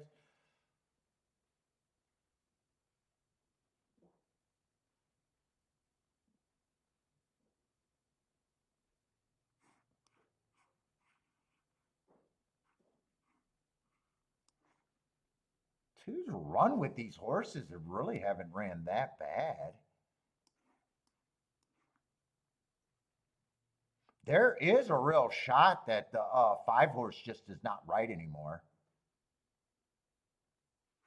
I mean, I got to have a lot of inside baseball. You almost got to explain 5 races in a row. Even though I think I got excuses I can believe in, there's a real chance this horse just is not right anymore.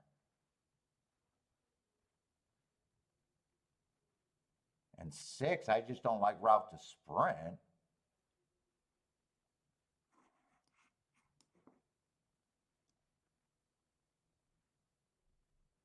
And 2 did run a good enough race back here.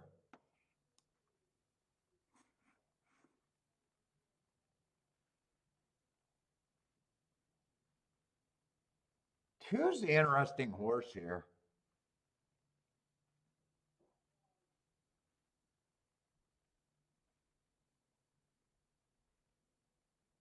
I don't think I'm going to do a bet, but 2 would be the key for me. 5, I can't trust. 5 either wins this race or I don't think he hits the board. There's a real thing that you got to forgive 5 races in a row for him. Although he did beat the 2 and he was going too fast to win.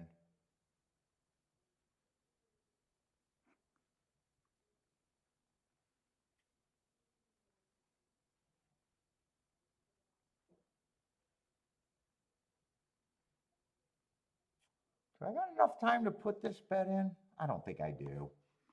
They're pretty much in the gate. This is what I'm rooting for.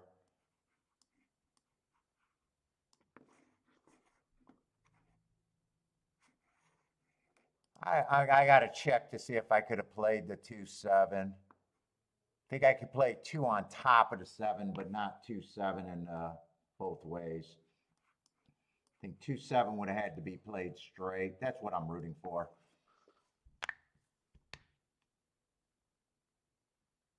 And if it comes in 7-2, 7-2, I couldn't have played it that way.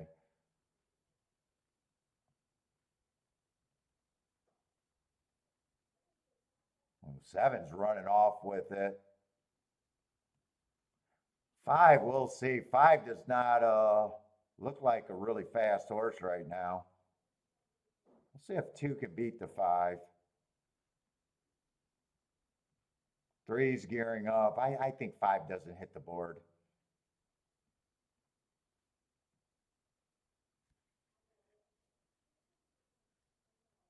And 6, I just hate route to sprint. He might be able to close and get something late, but not first or second.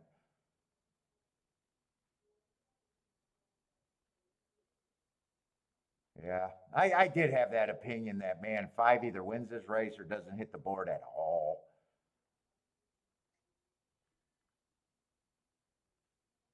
Oh, shit. And Fairgrounds, fuck, I just got shut out of a nice win ticket at Fairgrounds, and Fairgrounds is a minute to post.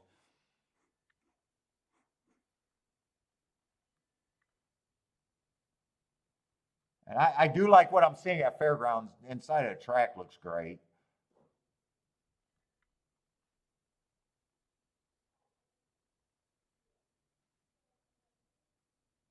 One's going to be 5-2. I do like his last race on the turf. Stalking closing day going too fast to win.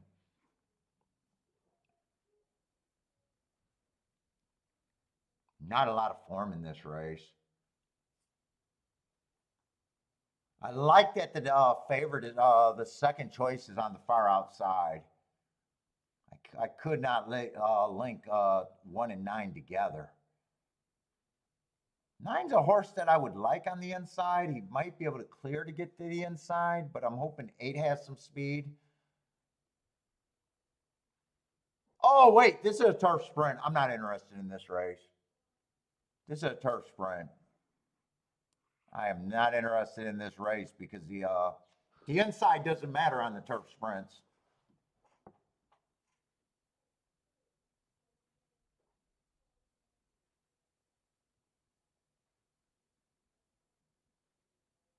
No, it's not, CJ, it's not 5 times your bet. It's 5 times the combinations you got. So in a 3-horse box, you got 6 combinations. So 6 times 5, you need $30 to outpace your hit rate or my hit rate. So in a 12-horse, let's just say you got a 4-horse box. It's not payouts. Well, it is payouts. It's based on combinations, not 5 times. I'm not trying to get 5 times my bet back. No, I want way more than 5 times my bet back. Times whatever. So if you got 12 combinations, you need the majority of the combinations paying 60 to 1. Otherwise, it's a bad bet. No matter what happens. Even if you got 12 combinations, 6 of them are paying 30, and the other 6 are paying 80. I would say that's on the weaker side, and I would not pull that trigger that way. There's too many combinations that I won't hit on my hit rate. But if I got 12 combinations, I need $60.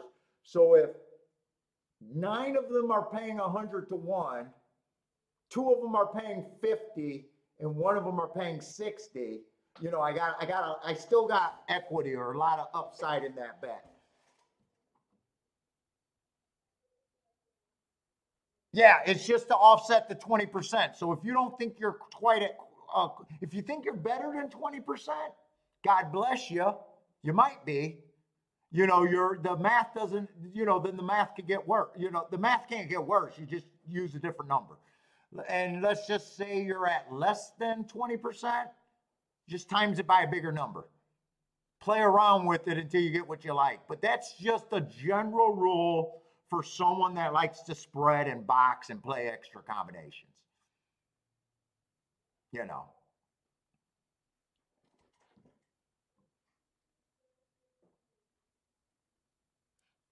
So you see some of these guys, they go 5 times 4, 5 times 5, 5 horses in a box. They got 20 combinations. You need all those combinations to be paying over $100. to even make that set a bet, you know, and then you see them and they cash a 20-1 exacta. And they saying, yeah, I won, or a 30-1 exacta, yeah, I won. You're getting way less than you can never hit that race. You can never hit that ticket good enough.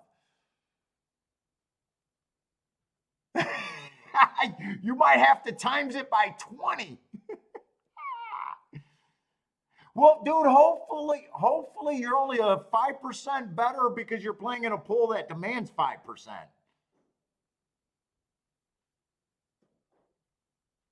If you're 5% better, you're gonna have to, you're definitely gonna have to, it's either, you know, the tickets that you're playing, you know, you might be in the trifecta pool. You might be in a pick six pool, you know, pick six at 5%. You could probably make a killing at it if you play the right tickets.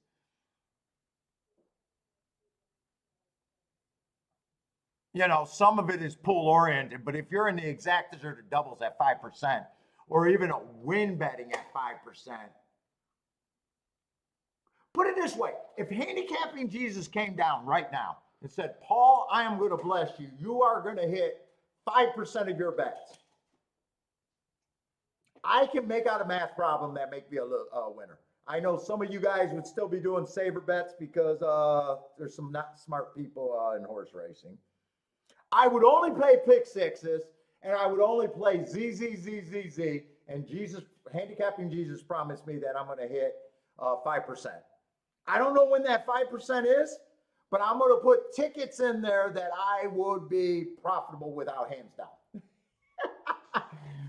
And I'd have another guy that does not have a handicapping brain or a betting brain in his head, and he'll be doing saver bets when Handicapping Jesus came down and gave him that blessing. If Handicapping Jesus came down and said, Paul, in the win bet, it's only, I'm going to limit you. I'm going to make the game harder. You're only going to hit 5%. Well, goddamn, the only horses I can bet is 25-1 and under. Or I'm sorry, 25-1 and over. God just gave me the fucking, it's like Jake Paul money making in boxing. It's a cheat code.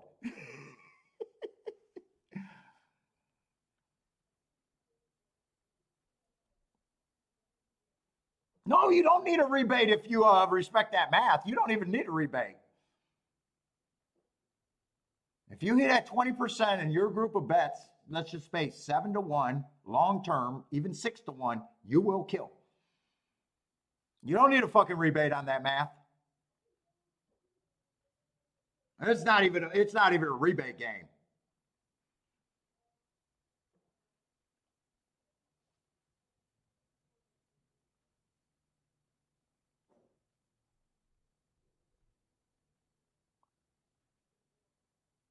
He could come down from the clouds and tell me I hit 1%.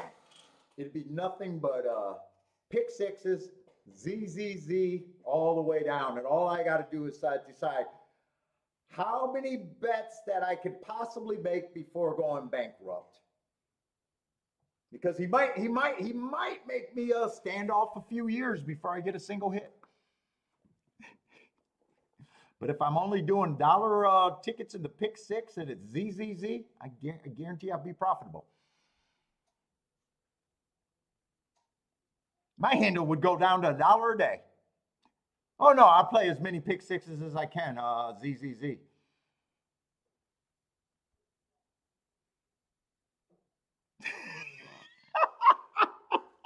You like the handicapping Jesus? I haven't met him. I'd like to meet him. Is there a handicapping Jesus out there? Dude, but you'll have, I swear to God, you'd have people going, hey, fucking Handicapping Jesus gave me that promise and I'm going to do saver bets all day because I'm a horse player. I'm a horse player. I'm going to do a show bet because, yeah, he promised me I'm going to get, you know.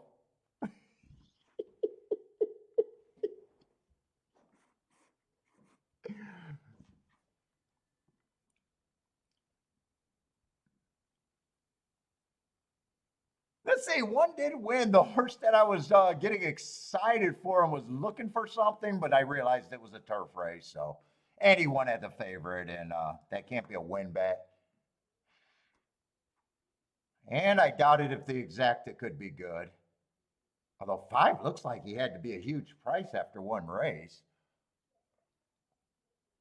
No, he only paid $5 to place, so he couldn't have been that high of a price, actually.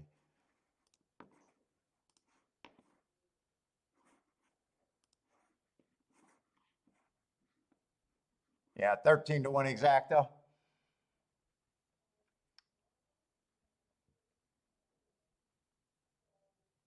But yeah, if that's not a joke, CJ, and you're at 5%, it's either pool dependent that the bet is too complicated, or high risk bet.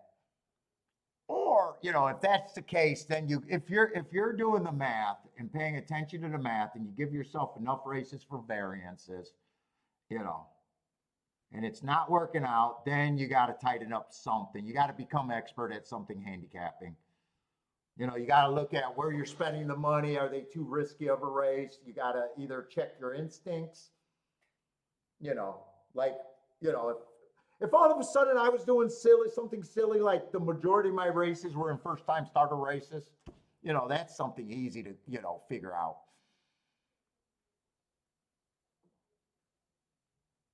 I did have a place bet on him. I think I did have a place bet on him.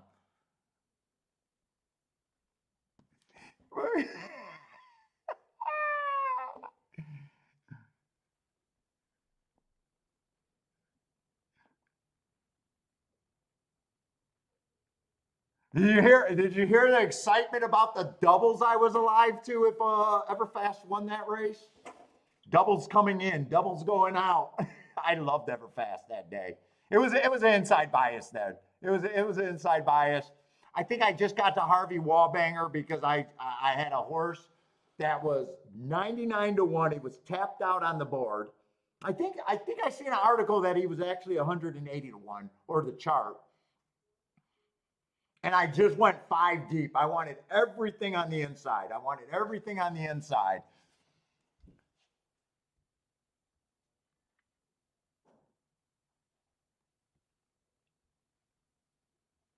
Well, yeah, you got to remember back then I was holding a camera. I was taping that off of TVG. I was handicapping in my office upstairs, and I don't have a TV in my office, so I'd have to run to I'd be like, this is a spot. I got something here, and then I had a camera, and I didn't even have a tripod, so then I had to go to TVG, wait for the race. And so I wasn't able to jump around and boom and all that shit. I was holding it.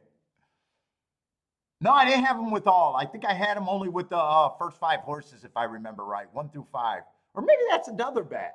I had one on Kentucky Derby Day where I liked the one horse at 37 to 1.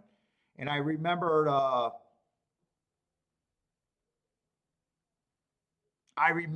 Mike Carruthers liking my horse, and on the video you hear me go, "Oh, fuck you, Matt Carruthers. Every time you give a horse, I fucking lose." And then I got beat by, that might have been the 48 to 1 that beat me. I might be getting races mixed up. But yeah, that's how I used to do those videos back then. So I used to put my bet on Discord to get the timestamp.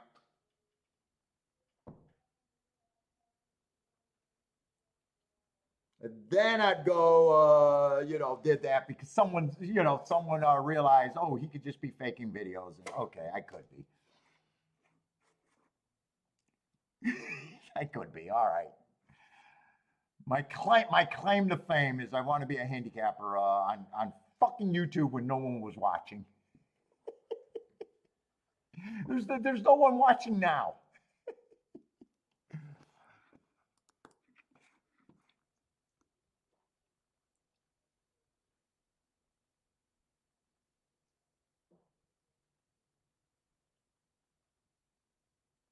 No, you don't need a hit rate of 20% on the tickets that you made with 149 to 1 exacta.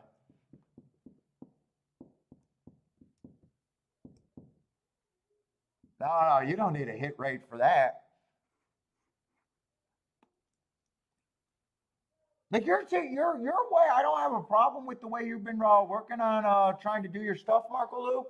It's just you got your variances. You're just gonna accept longer variances possibly. More time between those nice hits that you had last week or what was that last week? Beautiful hit.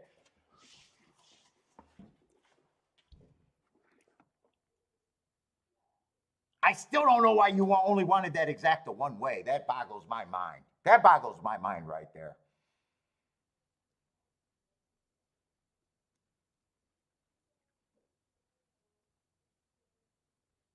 Because you wanted the second place horse to win. That would have been good, but shit, he was 48-1. Wouldn't the exact has been even better?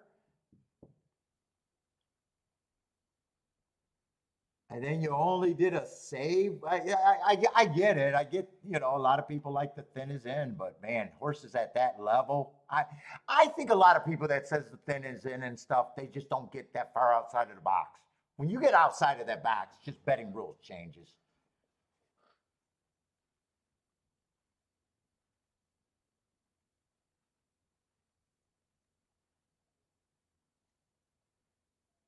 Betting rule just, changes in my opinion.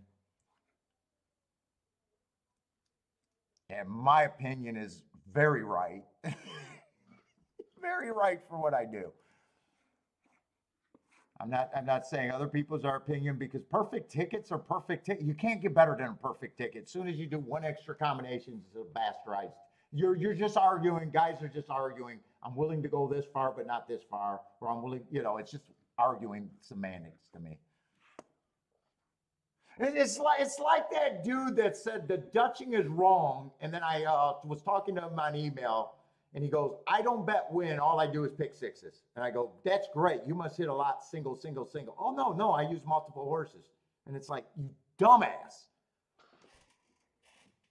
A pick six is you're Dutching in a pick six. I'm sorry, it's the exact same thing as Dutching in a win ticket. It doesn't make it right because you expect more out of a pick six. It doesn't make it more right.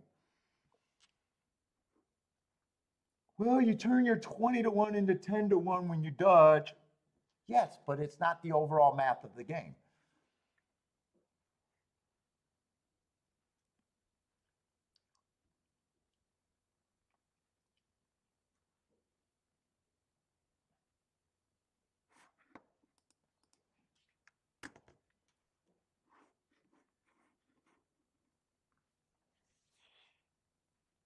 Let's see, but we're just looking at another 4-5 at Gulfstream.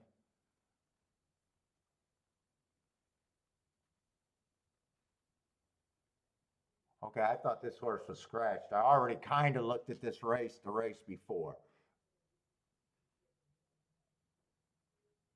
but I had him scratched. I kind of looked at it. Well,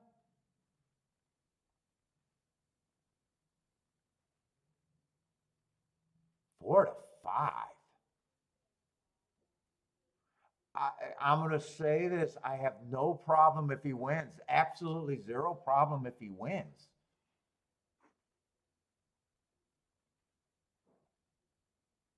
But is his advantage that big over this field?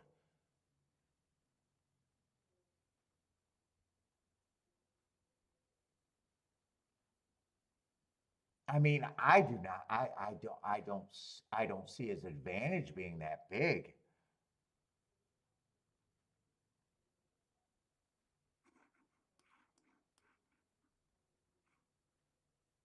I got a horse first two races. Now I can forgive the first race, but it doesn't look special. Second race, I got him on a good part of the track, just average, average, slow, doing not much of anything. He wins two races ago, just being the slowest winner of the day.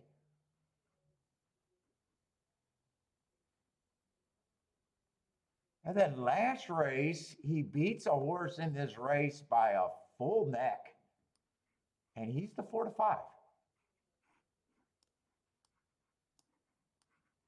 I just don't understand where his advantage is.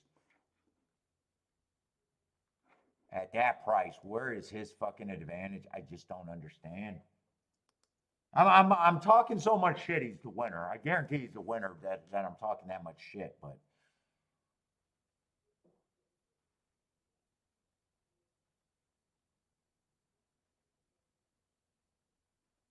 I mean, in the horse that he beat on January 12th.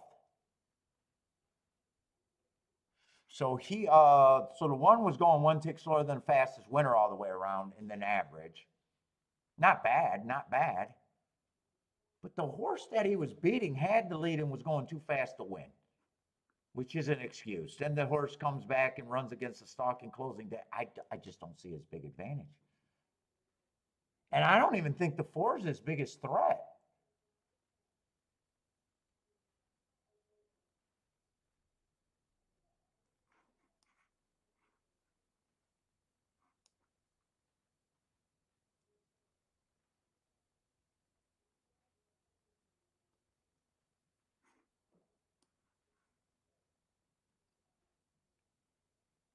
I got no problem if the six horse wins this, but six is not just another short price horse.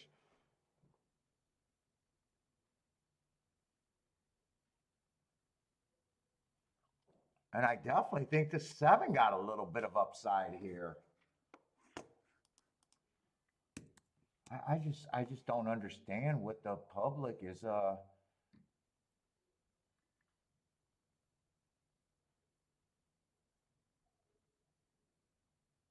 Oh yeah, no, Steve. Yeah, no, I realized it after I downloaded the form. I already had the form downloaded, so I already had Fairgrounds. I start doing marking up the shows on Monday. So yeah, yesterday was it. Even if you told me I couldn't have done Oaklawn today.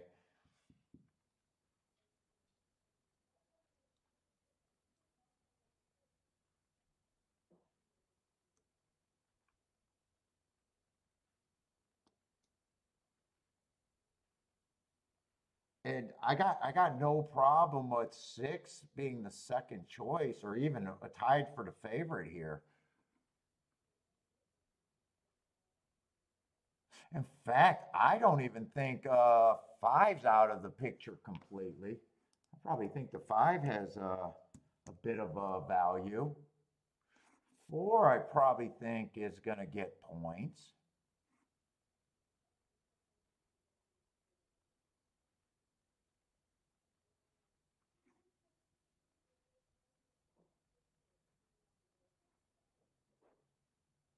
Two, I probably think is the least likely winner to me.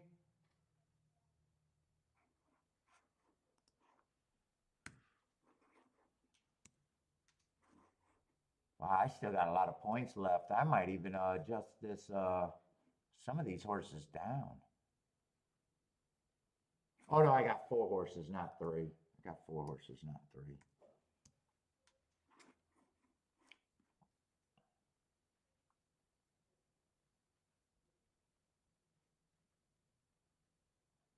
Three, I don't think is quite as much. Three, I don't think should get 23.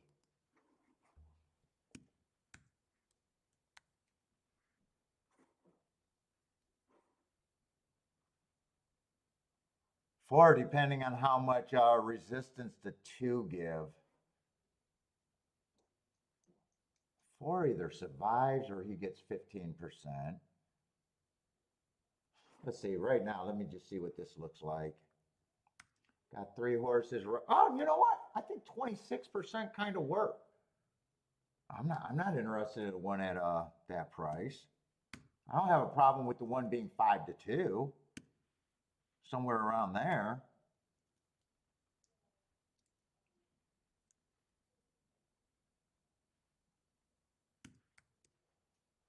Do I got bets I can make here?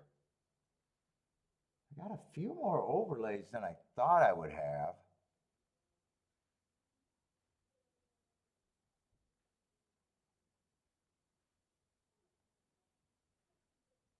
If one could be played with anyone, I think it can only be played with the 5 and the 10, or 5 and the 7. I want to check that just to make sure. It's calling from West Bloomfield. I don't know nobody.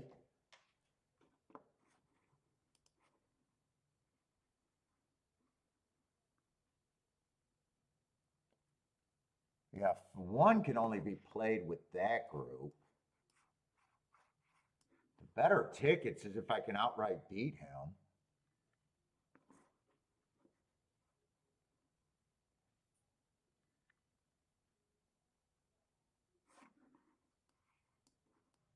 Like the 647.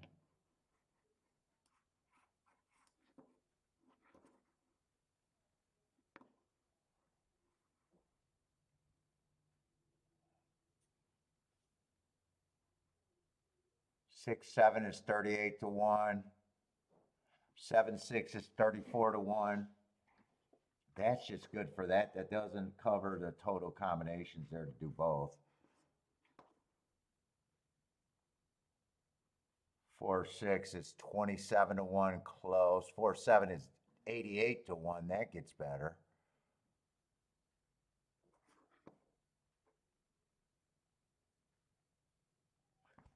I'm on kind of a tough call.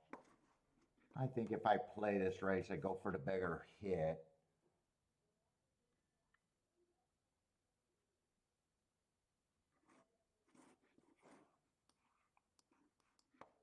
I think 6 is actually the safer pick. Because 4, I think, could do it in submission. It's either, if I press down, I think it'd be that way. I'm not sure. I'm on kind of a tough call. Or I key off the best thing I can get, 7 and 4. If I do that way, I bring in that 3.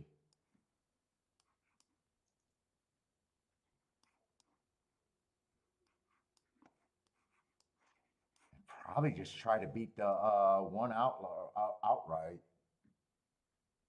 Oh shit, 5 went up to 22 to 1. I got too many overlays right now and I'm kind of frozen. 5's an overlay, 7's an overlay. 4 is a good overlay with the best chance. 3's an overlay. I actually got too many overlays here. Even 2's an overlay.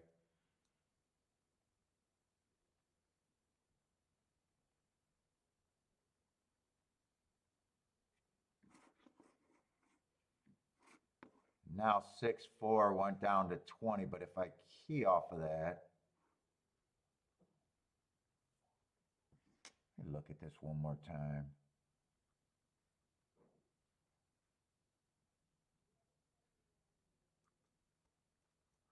I might even get this down one more. I might even get that down to 2. Do I want to leave out the 3? Do I want to leave out the 5?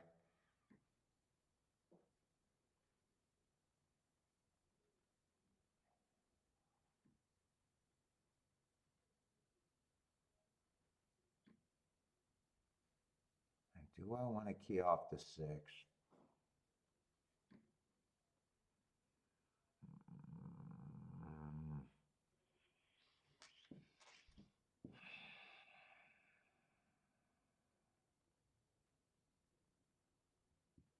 Or do I just walk away from this bet? It's not a huge score. Could be good, bunch of 20. I think I walk away. I think I could have pressed that down. I was leaning on ignoring this and going this way. Yeah, I think I decided I was having a tough time with that race for me. And I see Fairgrounds lining or getting ready. Hopefully Fairgrounds is a good race.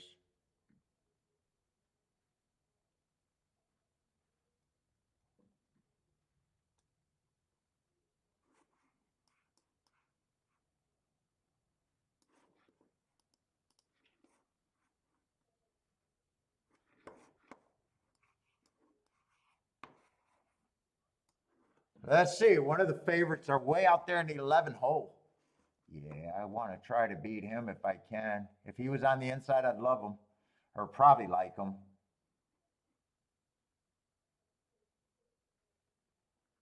Tell me there's something on the inside.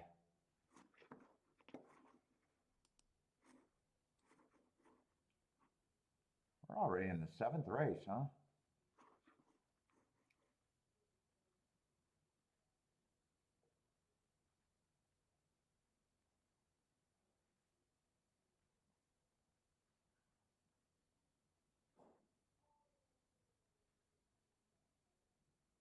One I just got slow average, but he would have been chasing the slowest pace that day. That's a tricky race.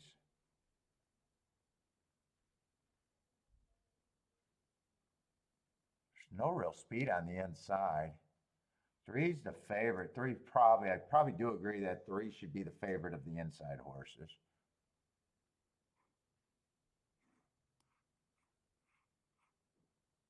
Four, I like that hard three back. Then he wins on a speed day. Then that Delta Downs race, I don't know about that. All right, we do got some speed towards the inside the 5. I don't think I want to be outside of the 5 hole here.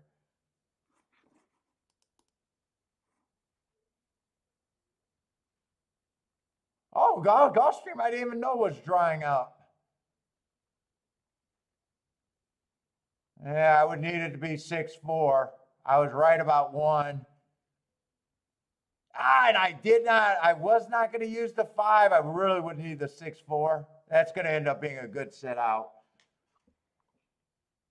At the same time, I could have had that. I realized he was I had too many overlays there. I thought 6 to me was the real favorite. 6-5 is probably going to be too nice of an exacta. Yeah, 43 to 1 on that exacta. What's up, Matt? The biggest bias, Gulfstream on the dirt in the turf sprints still going on for fucking probably the 5 years since I started playing it. I mean, we had some days, maybe even some weeks where it disappeared, but it always goes back to the inside. Fairgrounds been going on for at least the last 4 years. Turfway Park, fucking 23 years of outside off the pace horses winning it there up until they changed it to PETA.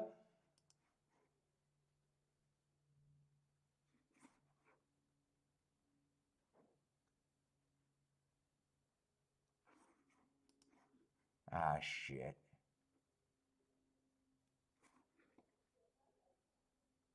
Boy, I like the 1, 3, 4, 5.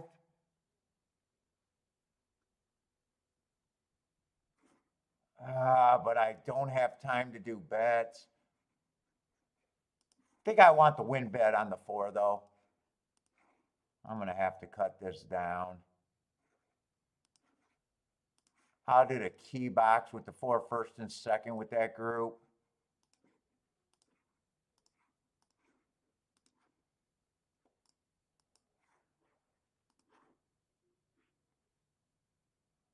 And maybe a 1, 3, 5 in a box. If I can get that one in. I don't know. Or no, 1, 3, 4. 1, 3. I didn't get it in anyways.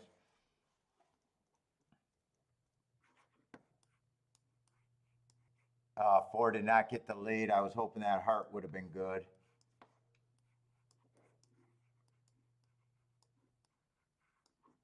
That's all I was able to do.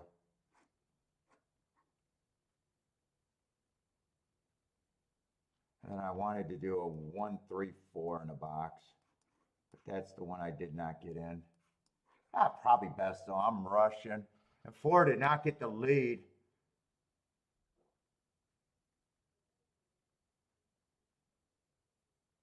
Oh, 11 is going to be a threat. Why is 4 not running? Well, Delta Downs. Who knows how Delta Downs ship? I don't. Can 4 come off the pace or is no? 4's dead. I see him back there. 4 is completely dead. Yeah, 6.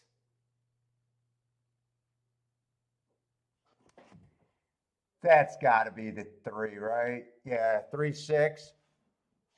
Boy, it's just so inside there. It's like 11. I paid no mind. It's just trying to figure out the right key and getting the right horse. That's going to be another nice ticket.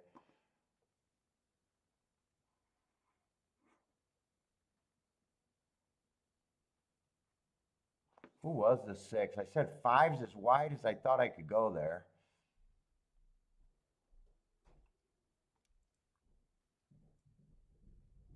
Ah, 6 been off a year. 6 been off a year with the class drop. If he pulls in the 5 hole, he would have been considered. 6 hole. 6 hole is like no man's land there. 3 I said I thought was the best horse on the inside and should be the favorite of the inside horses.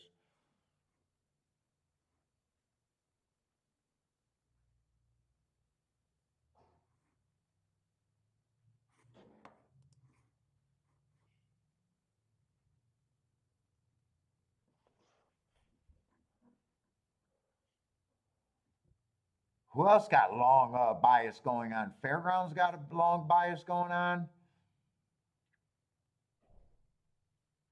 Tampa, I'd say Tampa turf routes, but I didn't spot that till 3 years ago, and I'm not sure it's been as strong this year. Tampa's might. Let me see what Tampa's doing.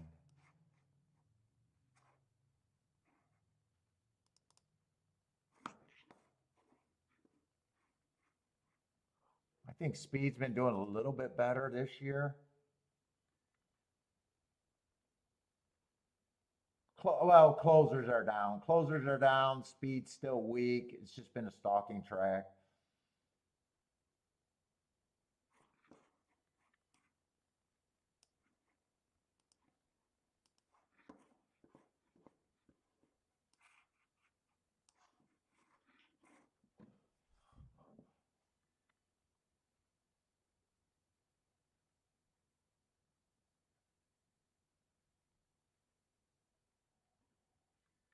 Yeah, I did not know the advantage of that, what that one had at Gulfstream, and he had no advantage. I don't even think he was threatening at any type of that race, was he? Do I get to watch that replay?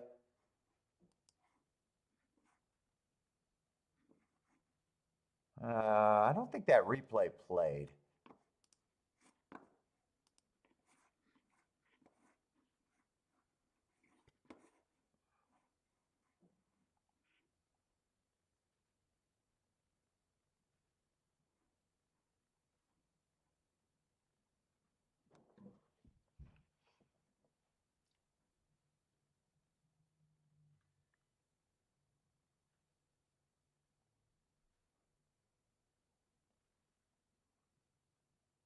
Boy, we got another 5-horse race. Have I even played 2 races at Gulfstream? If I played 2 races at Gulfstream, I think I'd be shocked.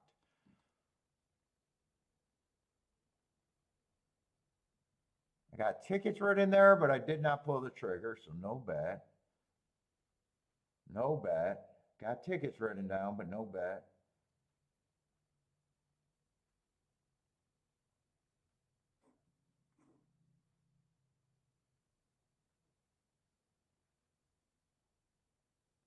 That race I did play. I think that's the only race, unless there's one more. Tickets written down, no bet. Tickets written down, no bet. Now I got to see if any of those tickets that I had written down, no bet, no bet, no bet. Yeah, I only played 1 race at Gulfstream. Let's see. I want to see if any of these tickets I've written down had it. I don't remember saying I could have played that or wanted that, so I got a feeling none of the tickets I got written down could have hit.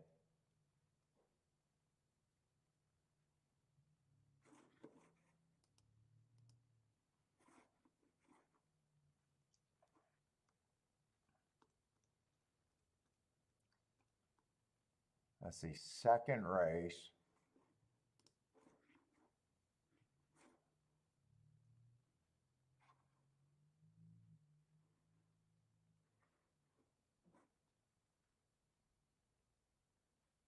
That was a 19-1 exacta. And no, I couldn't have hit that. 3-6, just underneath. Would I have been king off of there? The 1 and the 2? 40-1 and a 12-1.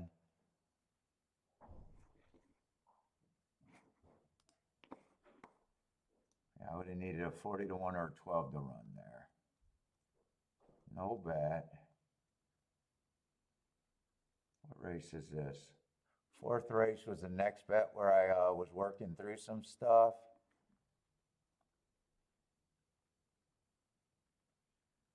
Boy, I wasn't even close there, but I shouldn't have been because that's a $5 exacta.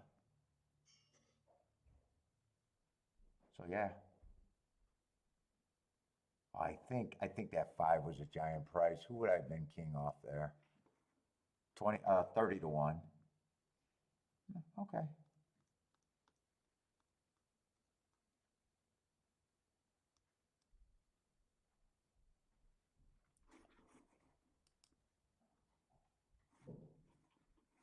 This is the 5th race.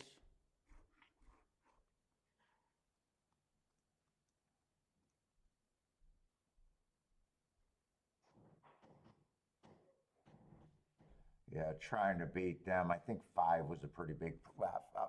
My keys are always 11 to 1. That's actually short, but no bet. What did that exacta pay? I think that 2. Oh no, I was thinking that exacta paid 30 to 1. No, it paid 14 to 1.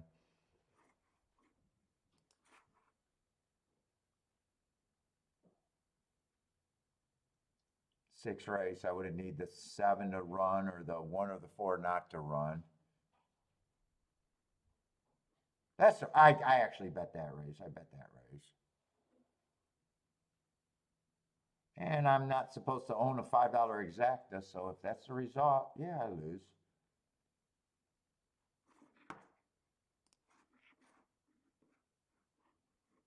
And this race, $13 exacta. And a $13 exacta. It paid, and I would have ran, what, first and third. Basically, I would have needed the 2 horse to split the 7 and the 3. But yeah. What was the 2's price there? 8 to 1, but no bet. And this race, I was working on some bets. Decided that 6 should have been the key. 5 was actually a pretty big overlay. I didn't see that till right, and I was already having a hard time. I say it's probably good that I sat out that race anyways.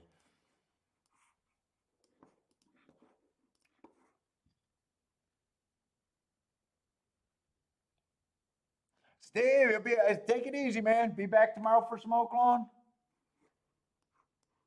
Yeah, we'll have golf in Oaklawn. Golf might. I'm thinking about fairgrounds. Unless I don't really want to start. Or Sunday, I'm thinking about starting later and doing Oak and fairgrounds. But I like the earlier start time. I'm kind of getting like Gulfstream's just been uneventful. I mean, I keep finding 1 or 2 races a week, 3 or 4 races a week that are good, but man, it feels like we are really competing in some. I don't know if it's the CAW they're letting in. It just feels different. It just feels like, man, there's not a lot of skin on these bones. I'm passing out a lot of no plays lately, which isn't bad.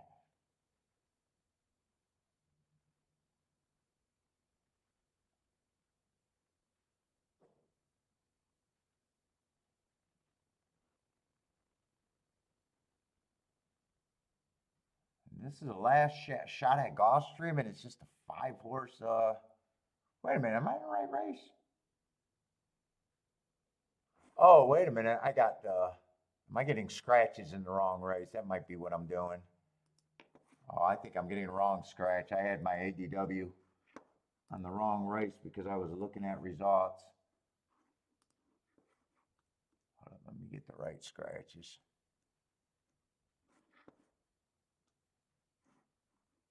But still a 5 horse race. 1, 2, 3, 4. Yeah, still a 5 horse race. Just not always super promising. Just sign of not a great product. Not a great betting product.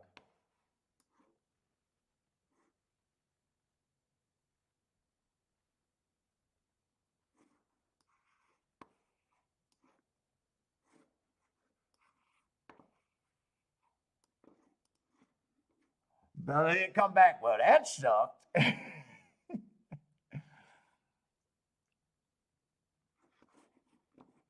What has Oaklawn been doing today? This is going to be a nice exacta. What has Oaklawn? Has Oaklawn been great? You guys been kind of quiet at Oaklawn. 18 to 1 exacta the race before that. Maybe Oaklawn's not having the results today. 18 to 1 exacta. Yeah, kind of blah. Oh, there's a nice 151 to 1 exacta earlier today. Then another 19 to 1 exacta. I can see why you guys are kind of quiet. Oh, 40 to 1 exacta is not bad, but a whole bunch of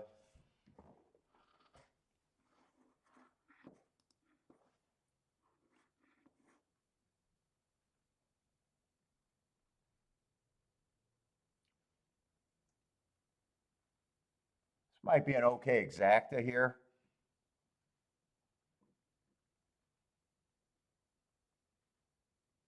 Hit the pick for Kathy.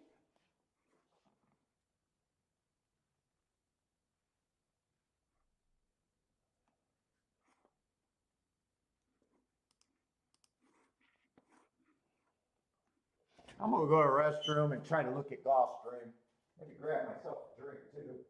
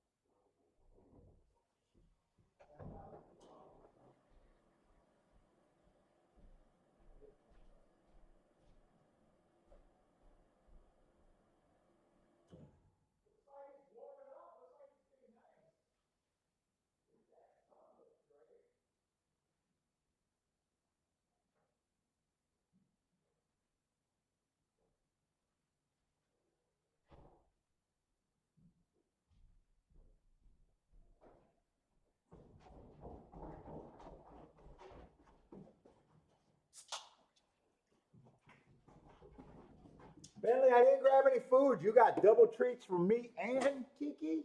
From me and Mama, you got double treats?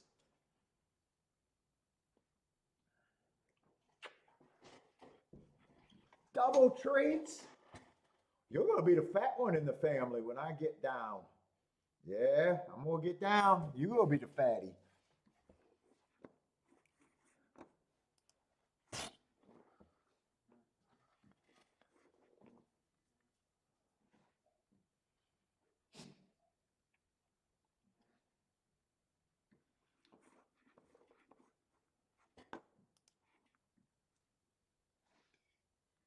Oh.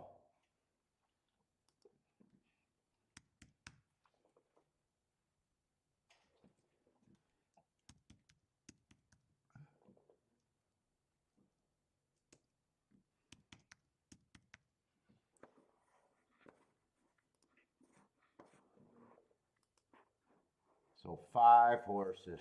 Oh, not that exciting.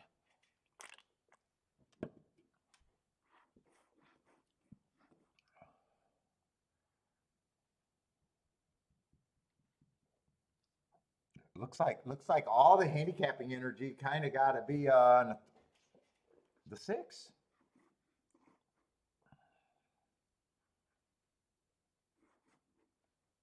What does these horses look like? Because the 6 honestly don't look that bad.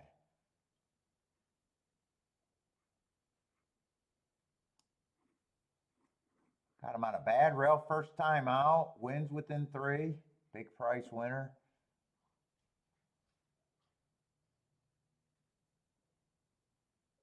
Speeder Stalker.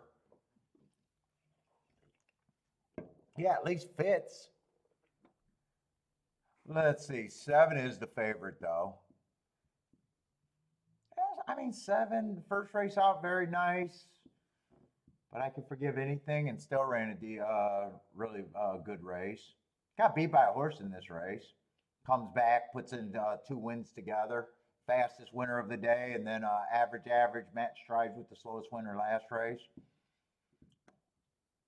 We got a problem if he wins, just got a problem at the price.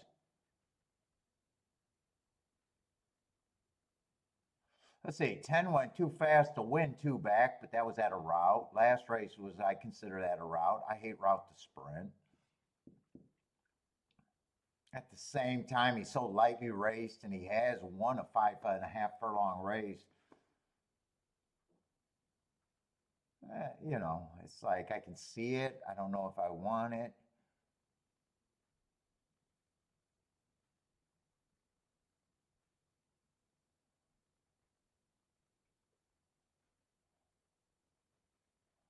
Let's see, the 5 horse done nothing wrong, went too fast to win first race out. Plus, you can forgive anything first race out.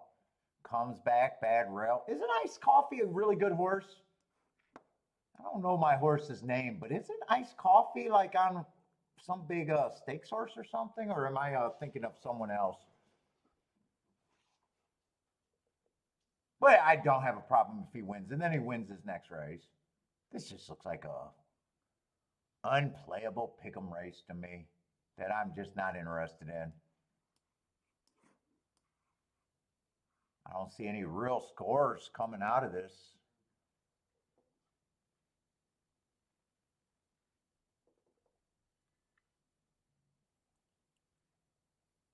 Who is Iced Coffee? Oh, I can figure out who Iced Coffee is. I should have that form. December 26th.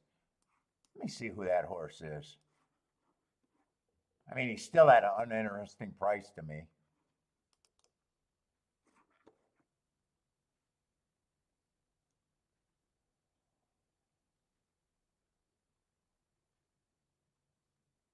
How the hell do you remember that, CJ?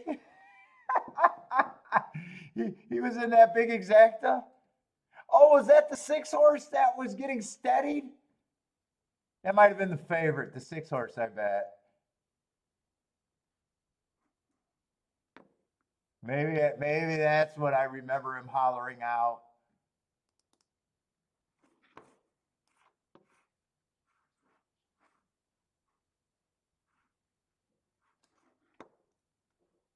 Well, he's definitely not who I was thinking about because he only ran. Yeah, he's so lightly raced. Yeah, I was thinking of someone on a big trail or something. Maybe I subconsciously just remember the race call that. Oh, because you bet you remember because you bet the him.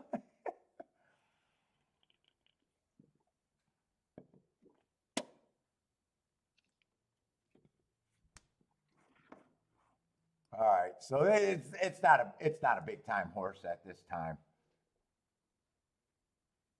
Yeah, really, to me, unless I can get to the 9, I could care about. Or I'm sorry, the 6 at 9. Unless I can get to the 6 at 9-1, I don't care about any result in here. 210 would probably be the best result without the 6. 210 or 10-6 on a 5 horse race, 2 7-2s. I don't, 15-1 or 18. Yeah, I'm not. It's just, I was called, what was I called? What was it? Industry mouthpiece, an industry shrill? Yeah. Shitty product at Gulfstream today. I'm going to lose my sponsorship. No bet. If I was a shrill, I'd be going, bet this race, bet this race, bet this race. This is a wonderful race. It's going to be exciting. It'll be great. No. I looked at a whole card and forced myself to play one bet there. Industry shrill. Get the fuck out of here, you retard.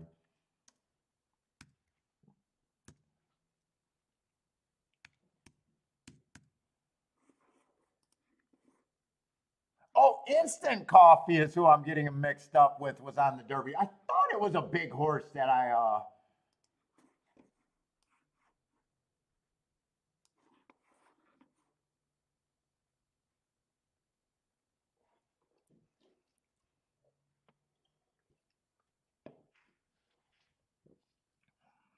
Instant Coffee.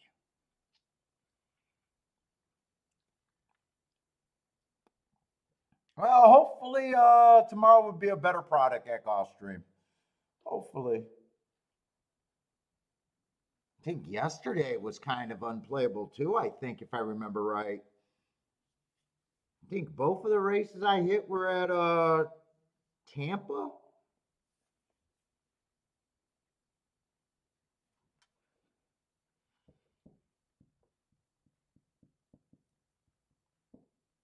And the day, the only race I hit at Fairgrounds, but a nice ticket, 12-1 winner in Exacta.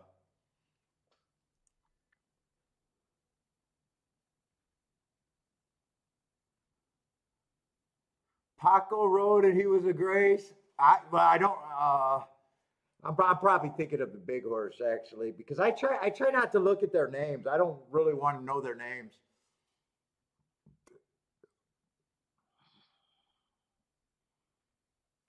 I don't want to hold grudges and that kind of thought. I want to look at just the running lines and my notes. I don't want to. In fact, when I get horses that I like in a race, it makes it harder for me. Let's see. Blair likes the 267 over there at Gulfstream. Oh wait, no, 267. Oh yeah, 267. I see the 7. I thought 7 was a scratch there. Yeah, I try. I don't know. I've always done that. I've always tried not to know their names.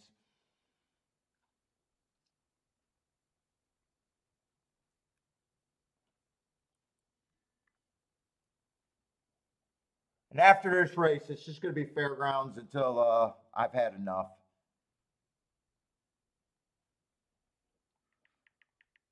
Till Kiki calls, tell me it's time to walk the dog. I know she's hurrying to get out of work because it's fucking beautiful sunny out there and we got cabin fever. Even though we go outside every day and walk the dog, we still got cabin fever for that damn sunlight.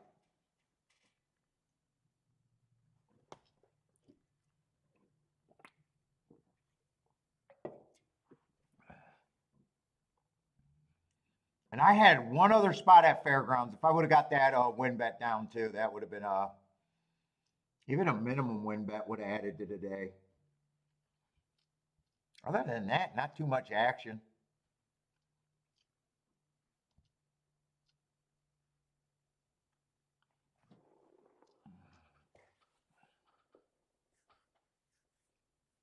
Let's see, they're getting ready to load over there. I didn't realize the 5 was a decent price here. Actually, there might be a little more interesting, but I already checked out of this race. I guess the 10's 4-1, 5's 4-1, 2's 7-2. There might be some combinations in there, maybe. Oh, 5, I actually like the hearts.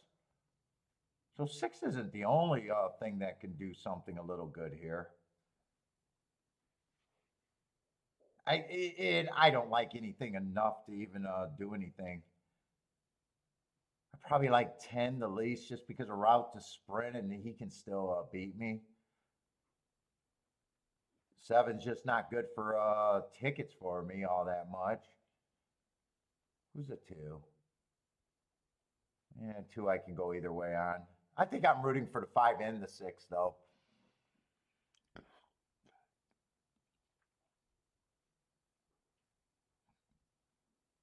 7 gets the lead. 5 is back there. 6 is getting squeezed in a 5-horse race. How do you get in trouble in a 5-horse race?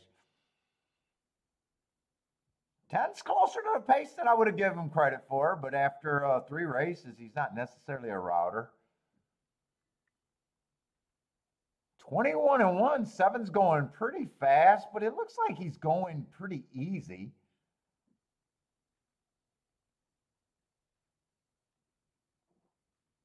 Six is quickening, but so is a 2. It looks like the best 6 could get his 3rd. 10's not quite going away, so 10's still going to fight it out for 3rd. The race for the first 2 is over. It's 7-2, whatever. 7-2, 10-6.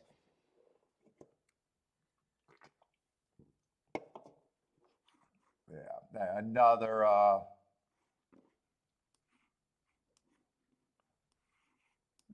just, chalky result. Did I already save this form? I don't remember if I did or not. All right, Gulfstream's done. Gulfstream was almost a never ran today for me. Only played 1 race there.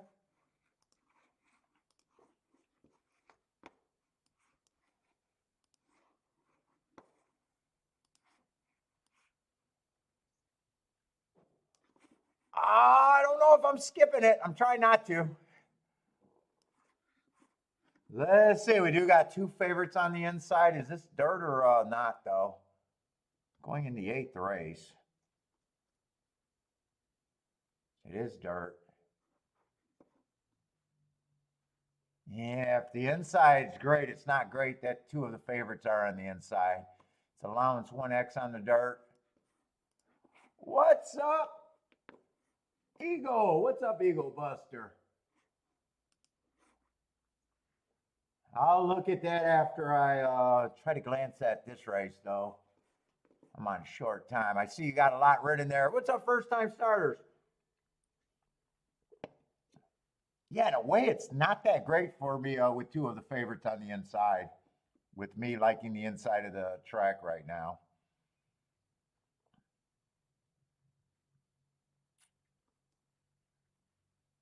They lack speed, though. 2's got enough pace to get in position. So does the 3. In fact, 3, I like the mark last race. If I'm right about him running on an inside stalking closing day, he completely ran against the bias there. But I already know as a bettor, 2 and 3 cannot be hooked up 1st and 2nd for me.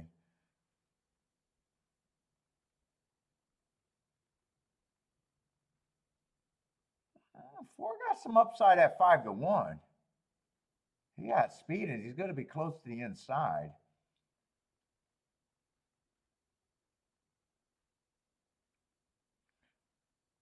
But man, I bet that's kind of ABC on the end. Actually, it's worse than the 2 favorites being on the inside. It's actually ABC on the inside. And if my first starting point is that the inside's great on the dirt at Fairgrounds, this actually becomes a bad race for me in a way.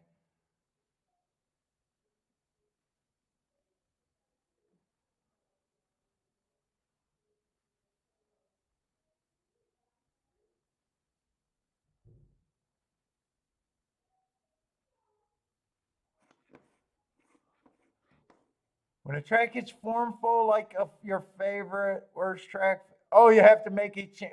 Well, yeah.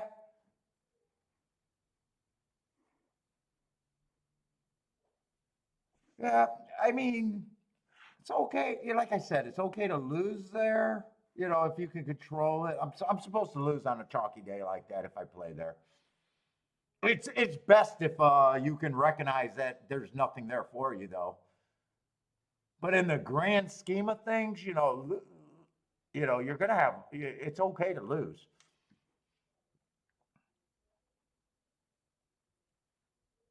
But I get what you're saying. It's not really. I see the other point about bankroll purposes. It's not really having to worry about that because your bankroll should not be at risk on any particular day.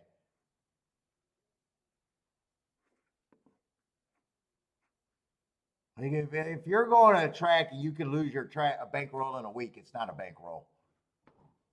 You can lose your bankroll in a day. It's not a bankroll. It's what you're going to the track with, kind of deal.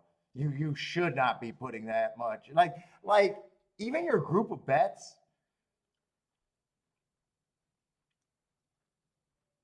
That should never be risked. In fact, you should, you got to protect your bankroll, but it's not by that because a losing week, a losing day, even a losing month should just be the price of doing business, really.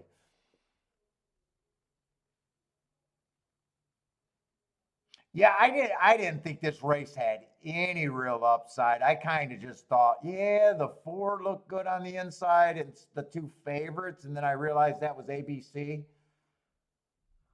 I didn't make it to this seven horse, but at the same time, I was already kind of checked out here. Seven's able to clear and get to the inside. I thought no one should be able to get inside of the four from the outside. Oh yeah, well that's a big skill without a doubt. That's a big skill, knowing which races you should be in and out.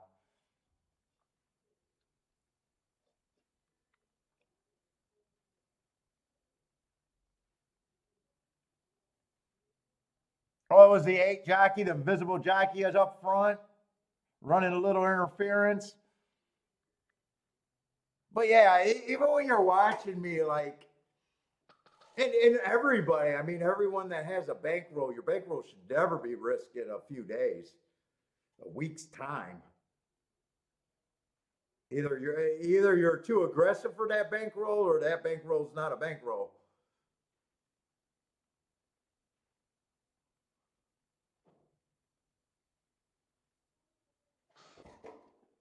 Four's gonna win. I'm not sure who that is. Wait, I'm not even sure. I'm not sure who's in second. Four's gonna run well. I don't think it's a seven. I think it's four with either the two or the three would be my thought. And that's all I can get to there. And maybe if four wins, I don't think that could have been a three horse exact. About oh shit, four actually went down to 3-1. Yeah, I'm not sure that could have been constructed anyways if that 4-2 or 4-3 or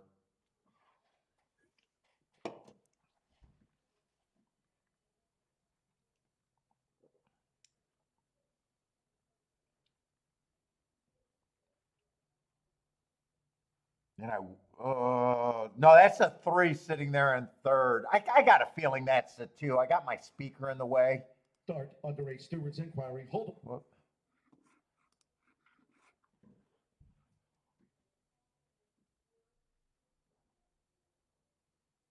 Charles, what's up, Charles? Jumped in and got that four. Was he always 3-1? I thought he was 5-1 when I first spotted him and realized he was basically the third choice.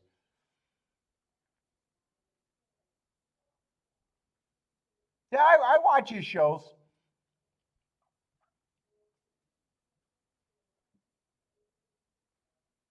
Past the wire.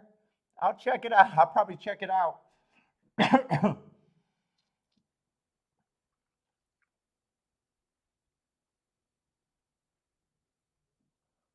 You got to play today, Eagle Buster, or nothing going today?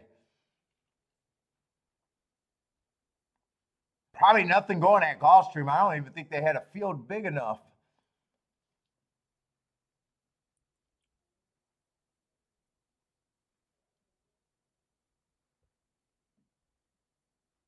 I think their inquiry has nothing to do with the win here.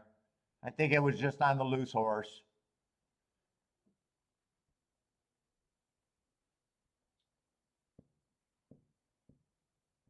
I still like my man Sam the gambling man. I like his. He's just funny. I don't know why he's doing lay bets. I do not get those guys over there.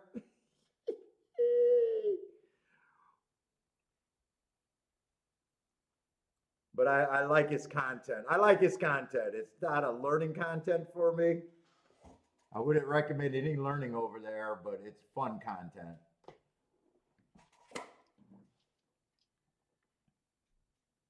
He's trying to get to 10,000. He's trying to turn 1,000 into 10,000.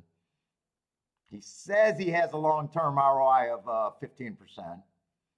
But I'm watching this handle be about $100 a day and going, me knowing what it takes. This is how you know if handicappers are lying. To get to 10,000 with a 15% ROI, how much money do you have to bet an entire year? 75,000. And if you're handling $100 or $200 a day, there's not enough days in the year. I don't want to say liar completely, but you know. He didn't do a time frame on the $10,000, but come on. He keeps defending himself with well, I'm going to be 15% ROI. Well, I'll give you that. I'll give you that because people can get 15% ROI. I know they can. But how much you got to bet to get to 10 G's? $75,000. You're not going to do that $100 a day. Unless we're talking years. We might be talking years.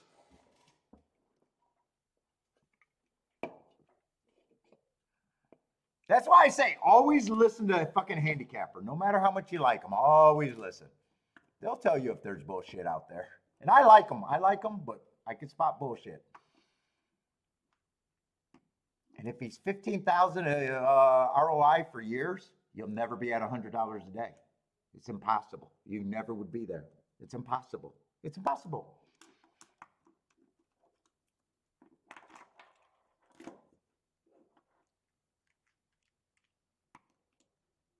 Oh, I did see that. I did see it. I can't watch it then.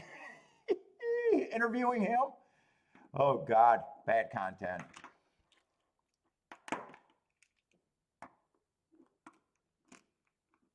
Oh, I didn't know that there was a real inquiry here. I thought everything had to do with the jockey falling off.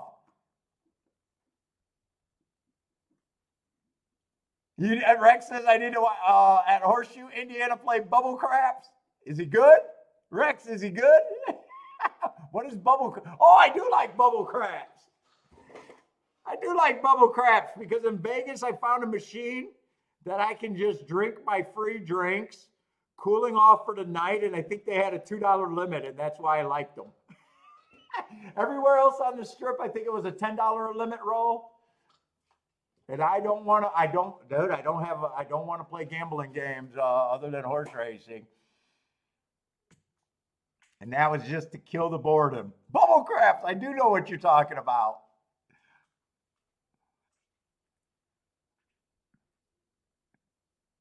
Bubble craps with Greg. Hey, Rex, does he talk about dice control? Dice control, man. In the bubble crap machine, I got the dice control.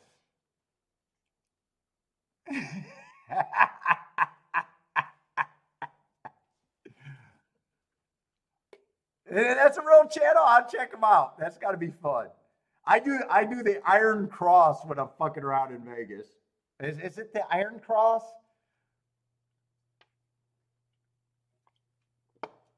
The Iron Cross.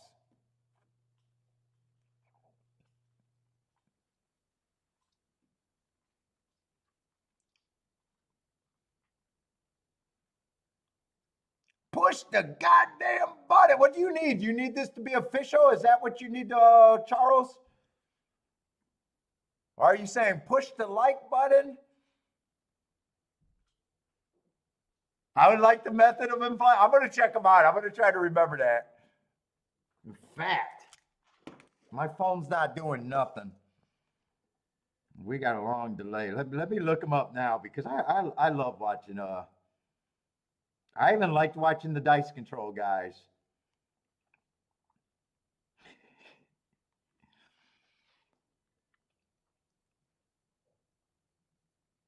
Bubble craps with Greg. All right, I gotta check that out.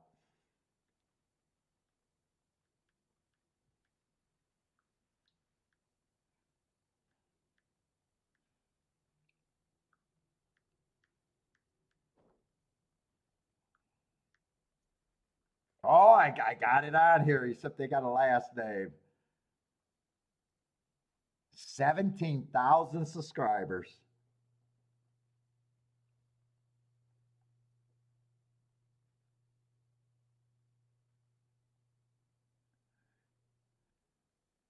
Oh, I'm definitely checking this. Oh, look at all those vouchers. Nice.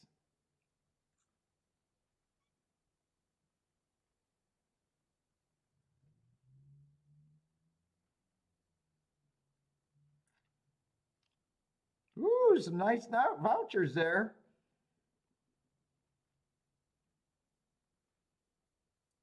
Who's that slot player that fucking he lost like $500,000 doing a YouTube channel for from slot machines, and he turned that into a fucking deal with cruise lines, and now he makes millions of dollars with these cruise lines in a deal.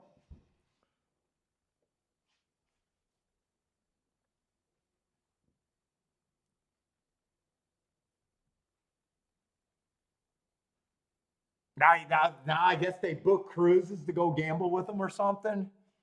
Kiki was telling me about that. She's like, check out this dude. I was like, yeah. Or I seen an article.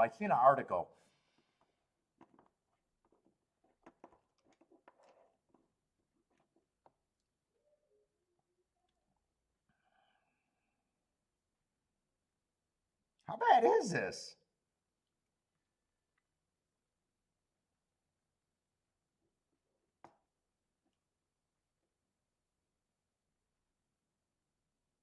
Two's kind of coming out on the four. They both kind of mutually crashed there. I think they're just riding. There. Is that anybody's fault right there?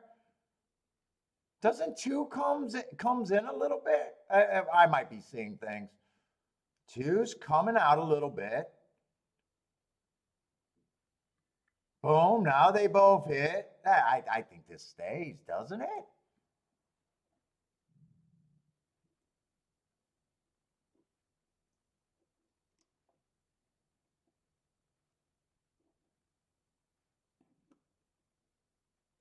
Oh, that's the stupid machine. That's why you were saying push the button.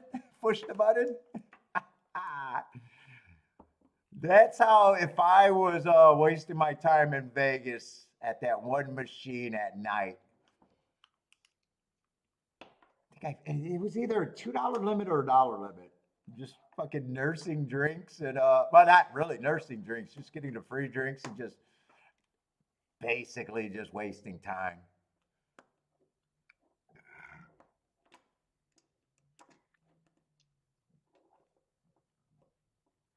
Wow. All right, they did it.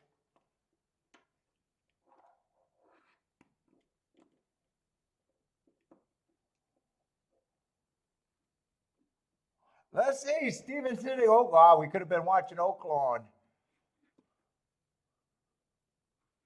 Oaklawn, exact and try. For Steven. Nice hit, Steven.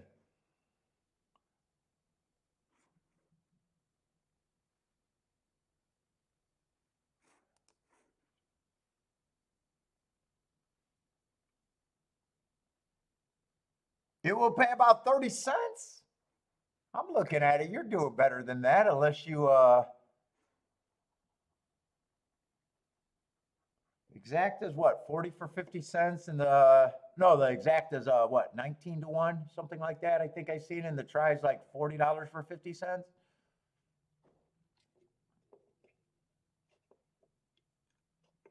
Yeah, I'm actually kind of surprised that because I thought the two actually started that at Fairgrounds. Yeah, it always comes down to a 50-50 call.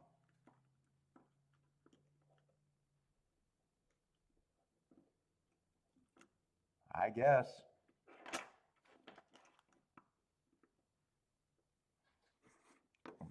But the exact is not any better if the four would have stayed on, or really. That's all I could see on that race.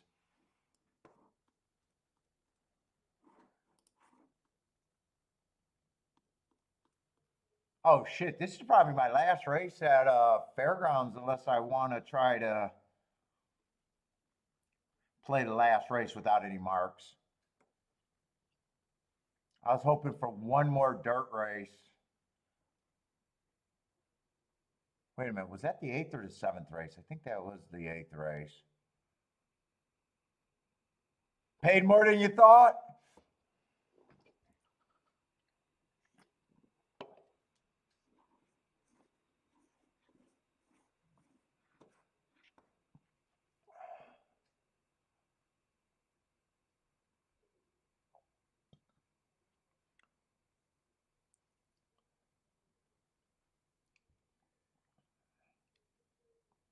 Man, I just seen this a little bit different. And a cap. All right, show it. They're running next to each other. Oh no, show it before. The 2 comes out first and then the 4 comes over. Show the whole thing. Why wouldn't you show the whole thing? I mean, that made it look worse. That did make it look worse, but that's not the whole sequence of what happened. No dog in the fight, though. No dog in the fight.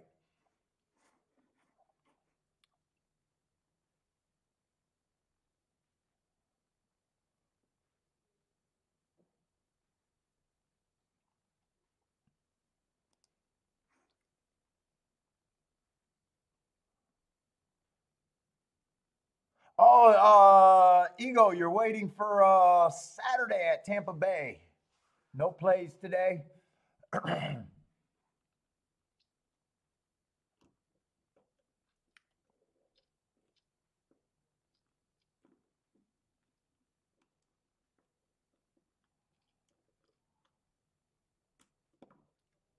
Well, I definitely can't mess today up. It's already either the last race for me or 2 more to go.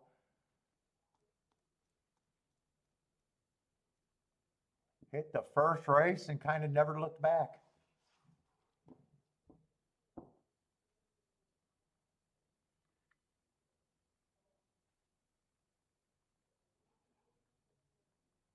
The only thing that happened bad is I got shut out on a 27-1 winner that I said I wanted to bet.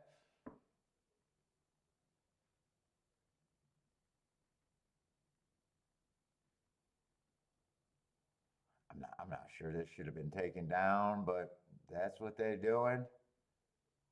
I think the 2 came over first, 4 retaliated with a bump, and they just grinded the rest of the way.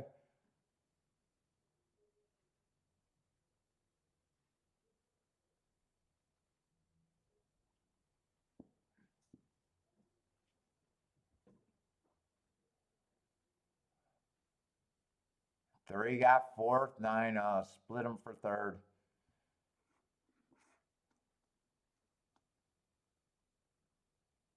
Let's see, 12, 13. We're going to have a field of 11.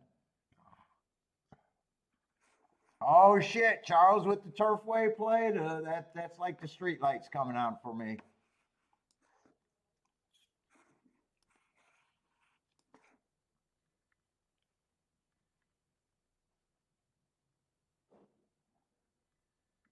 No, I got time. Let me make sure Ben is Ben still down here? Let me let him outside. I'm not sure he's been outside all day.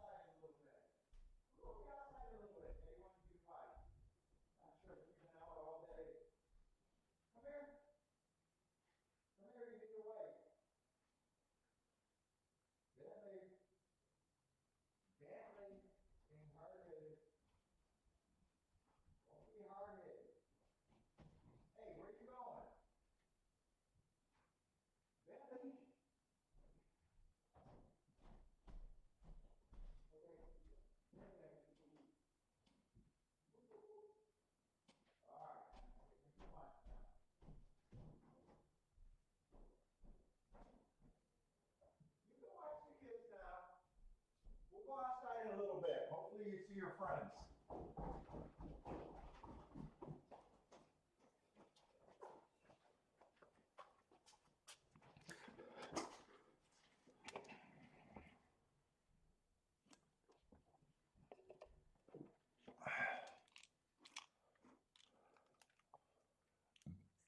Fairgrounds Paddock Show. Let's see, we are going to have 11 horses in here. Am I missing a horse?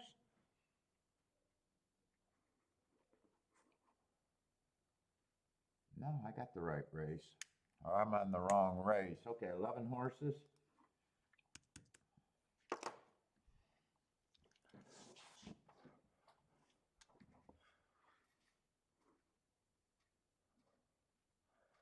Oh, Rex needed the 4 there too.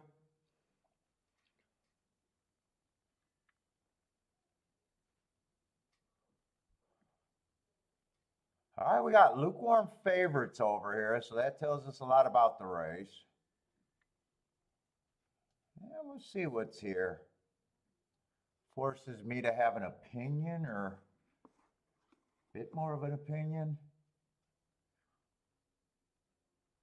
How did that first route race? Did we only see one route race? I'm anti-speed there. I just don't remember that first route race. Oh, that was a race for the 6-1. And he closed.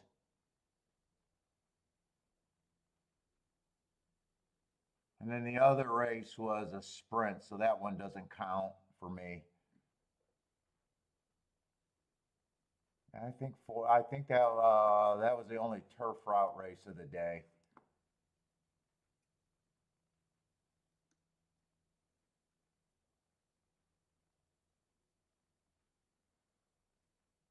I just want to look at that chart because I think I got a ton of time right now.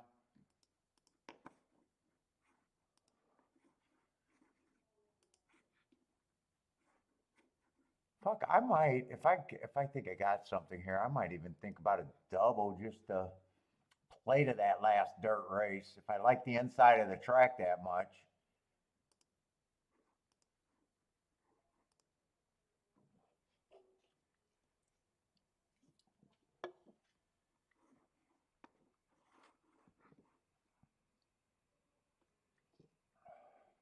See, that was the 4th race.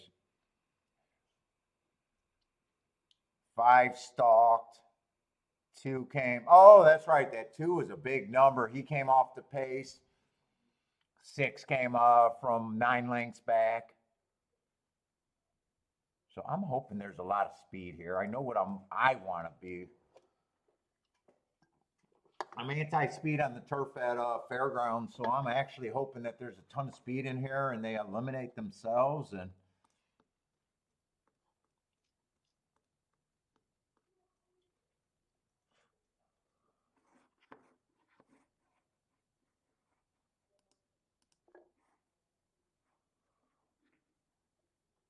minutes for the first race at Turfway Park. Went all the way and he won quite easily in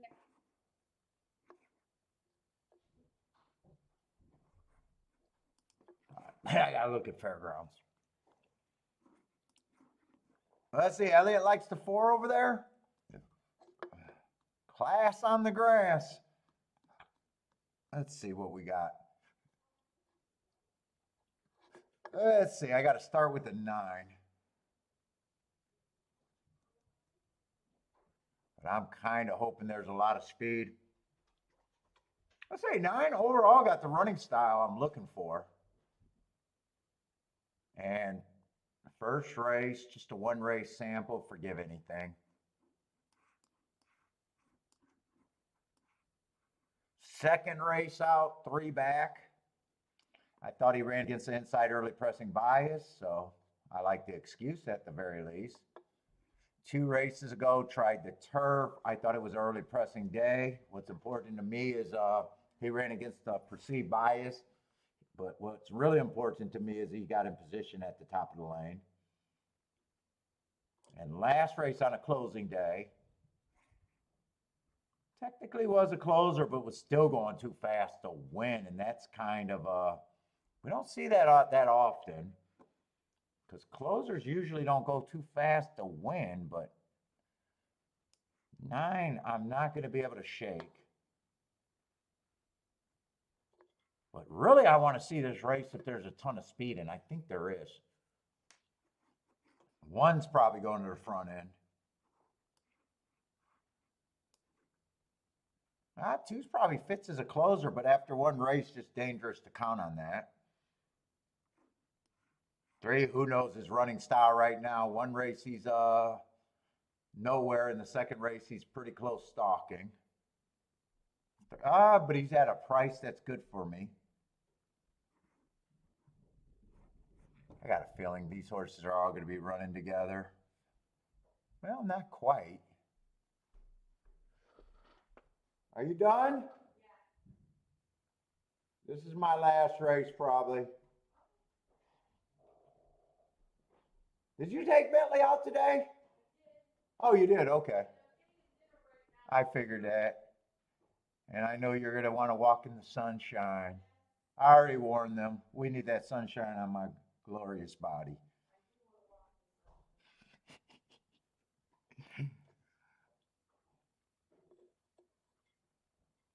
Can't rule out the, I can't rule out the 2 either. Just depending at 9 to 1. I can't rule out the 9. I probably do think 9 is at least what I'm looking for. 4, I like the marks, so I'm just anti-speed. Plus, they'll have to try like turf.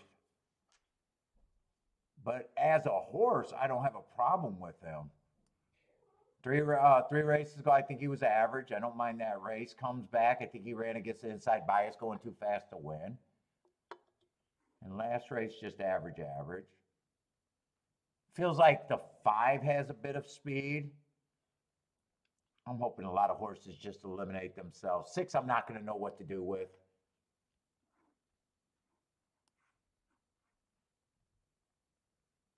Huh, 11 was not near the front, but he was going too fast to win. But you can't call him a closer on the 7. But at 29 to 1, I'm probably using with the 9.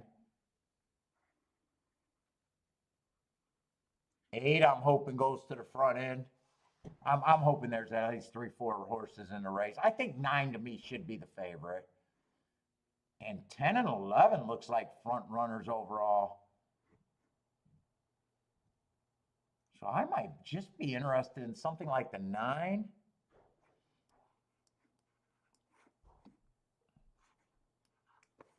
That might be my group if I'm remembering my numbers right. I am looking at this race like I already think they're going to back up.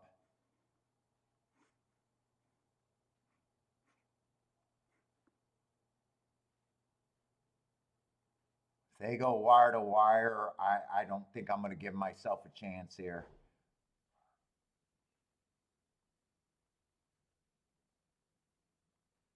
Eight might be the only horse that being close to the pace that I'd be willing to use. He's at a price that's still good for my ticket. I think I'm just looking at that group, mostly with the 9.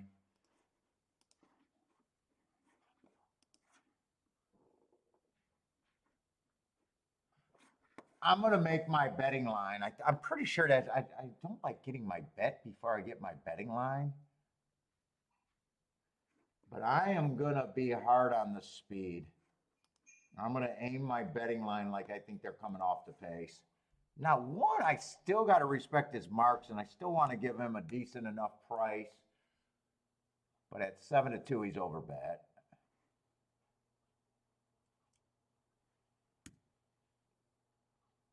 Let's see, they all got 11%. I might be giving too many points at 15%. Let me see what the other ones look like.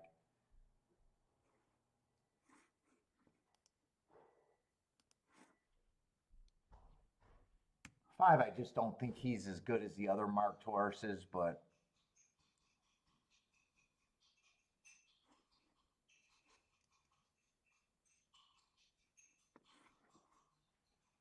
eight, I just think it's going to be an overlay.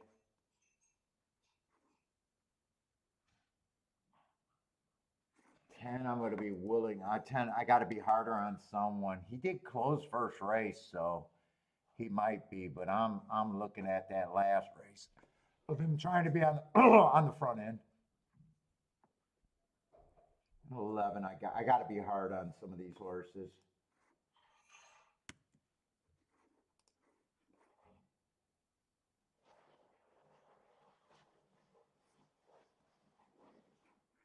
Seven, I don't know what he is. I like the heart. I'm hoping he's a deep stalker or deep stalker, or maybe, but I think he could get something out of that race. He still looks like a long shot to me that I'm interested in, though.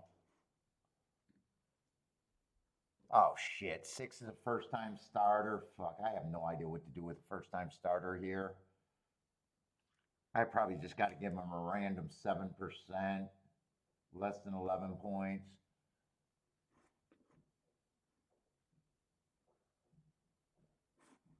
Oh, this horse is going to be an overlay.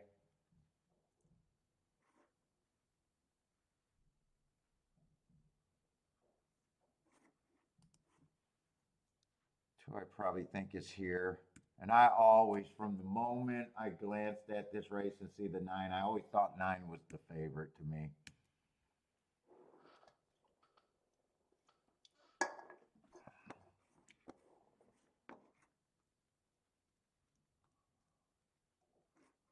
I don't mind that, but I might want to get some presses. I got to make sure I like that overall ticket. 9-2's paying 32 to 1. 9-3's paying 38 to 1. They should all get better. 9-7's 100 to 1. And 9-8 is 36 to 1. That's a little low. That's high. High. Yeah, most of that is good. And if 9 gets second, it gets even better. I might press this a couple ways. I might play the 9 straight also.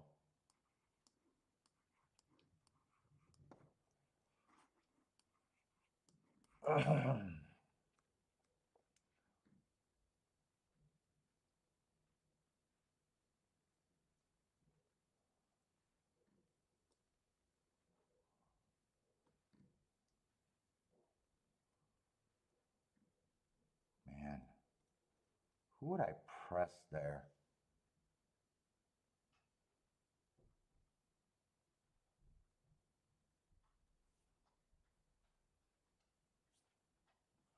Three and the 7 combination got more upside. Did I want to do any win bets before I do this?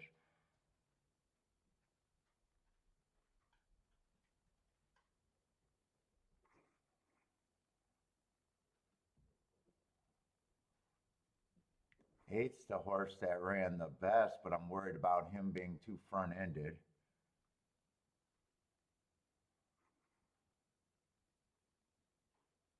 Well, it'd be the 3. It'd be the 3 and another horse.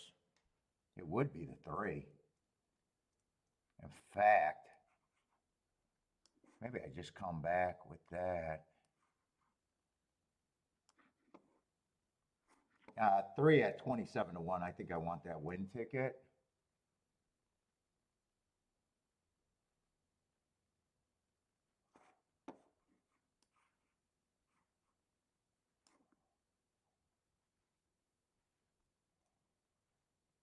Can anyone else rate? Someone else rate. I'll kind of be surprised if they don't get caught up.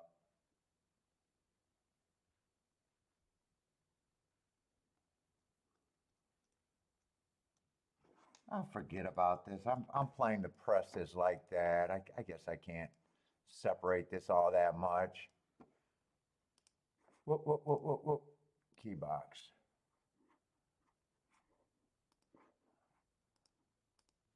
Three, 2, 7, 8 is all I want to use. Then a straight after that. The same horses.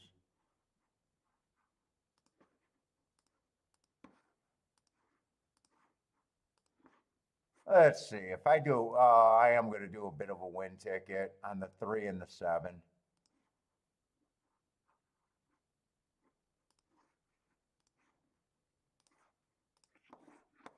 Three and the 7, both of them are at odds. That would piss me off.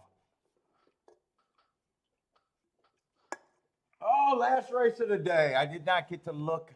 Man, I probably should have. I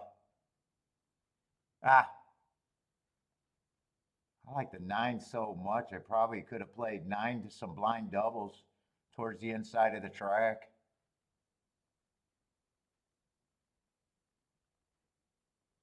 I need to get the pace that I'm hoping for, though. I need to get the pace that I'm hoping for. Because 9, I don't think can be there without a pace. Let's see, and I don't want 3. So I thought there was a lot more horses going to lead here. 1's coming off the pace. That just changed the complexion. 4 stalking.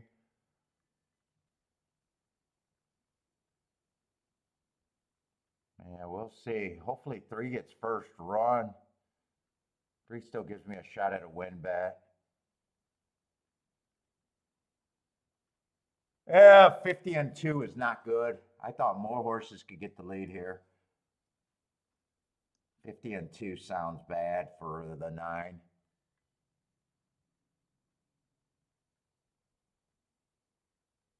Really bad for me. 3 got run at this. I think I got to just hope that the 3 can give me a win ticket.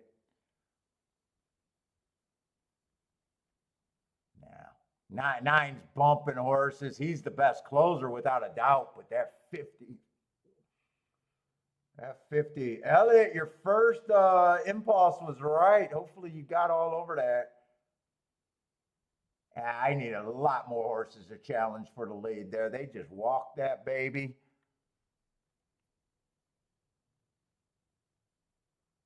They'll get me on that one a little bit. They'll get me there. Going to be a nice exacta. Class on the grass. Man, if I'm anti-speed there, I do not like seeing 24.50.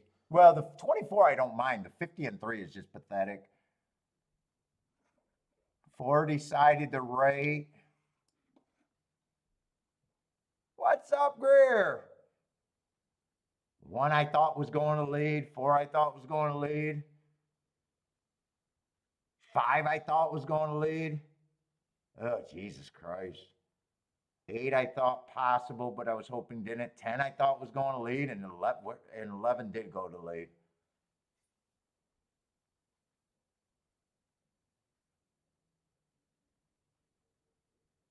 I said I thought he was the best closer. He was closing, and then he started bumping into horses. So I don't know if he got wobbly or just knocked off course, or maybe he was never the best closer. Charles is booming. Is that at Fairgrounds? Oh, Fairgrounds with the 11. Oh, yeah, you got that exacta.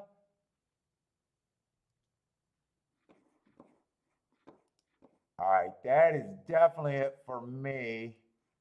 Unless I want to watch Oaklawn.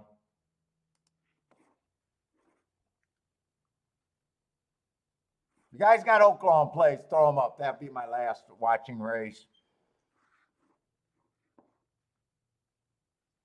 Boy, I thought I had enough speed in that race.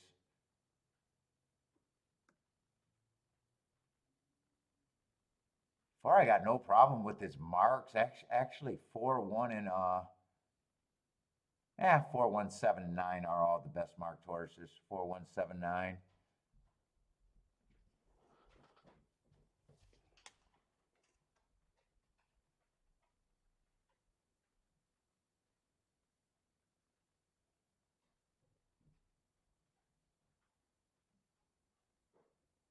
One did not go to lead either. Oh, come on with the late changes. If this is a delay, I might just sign off.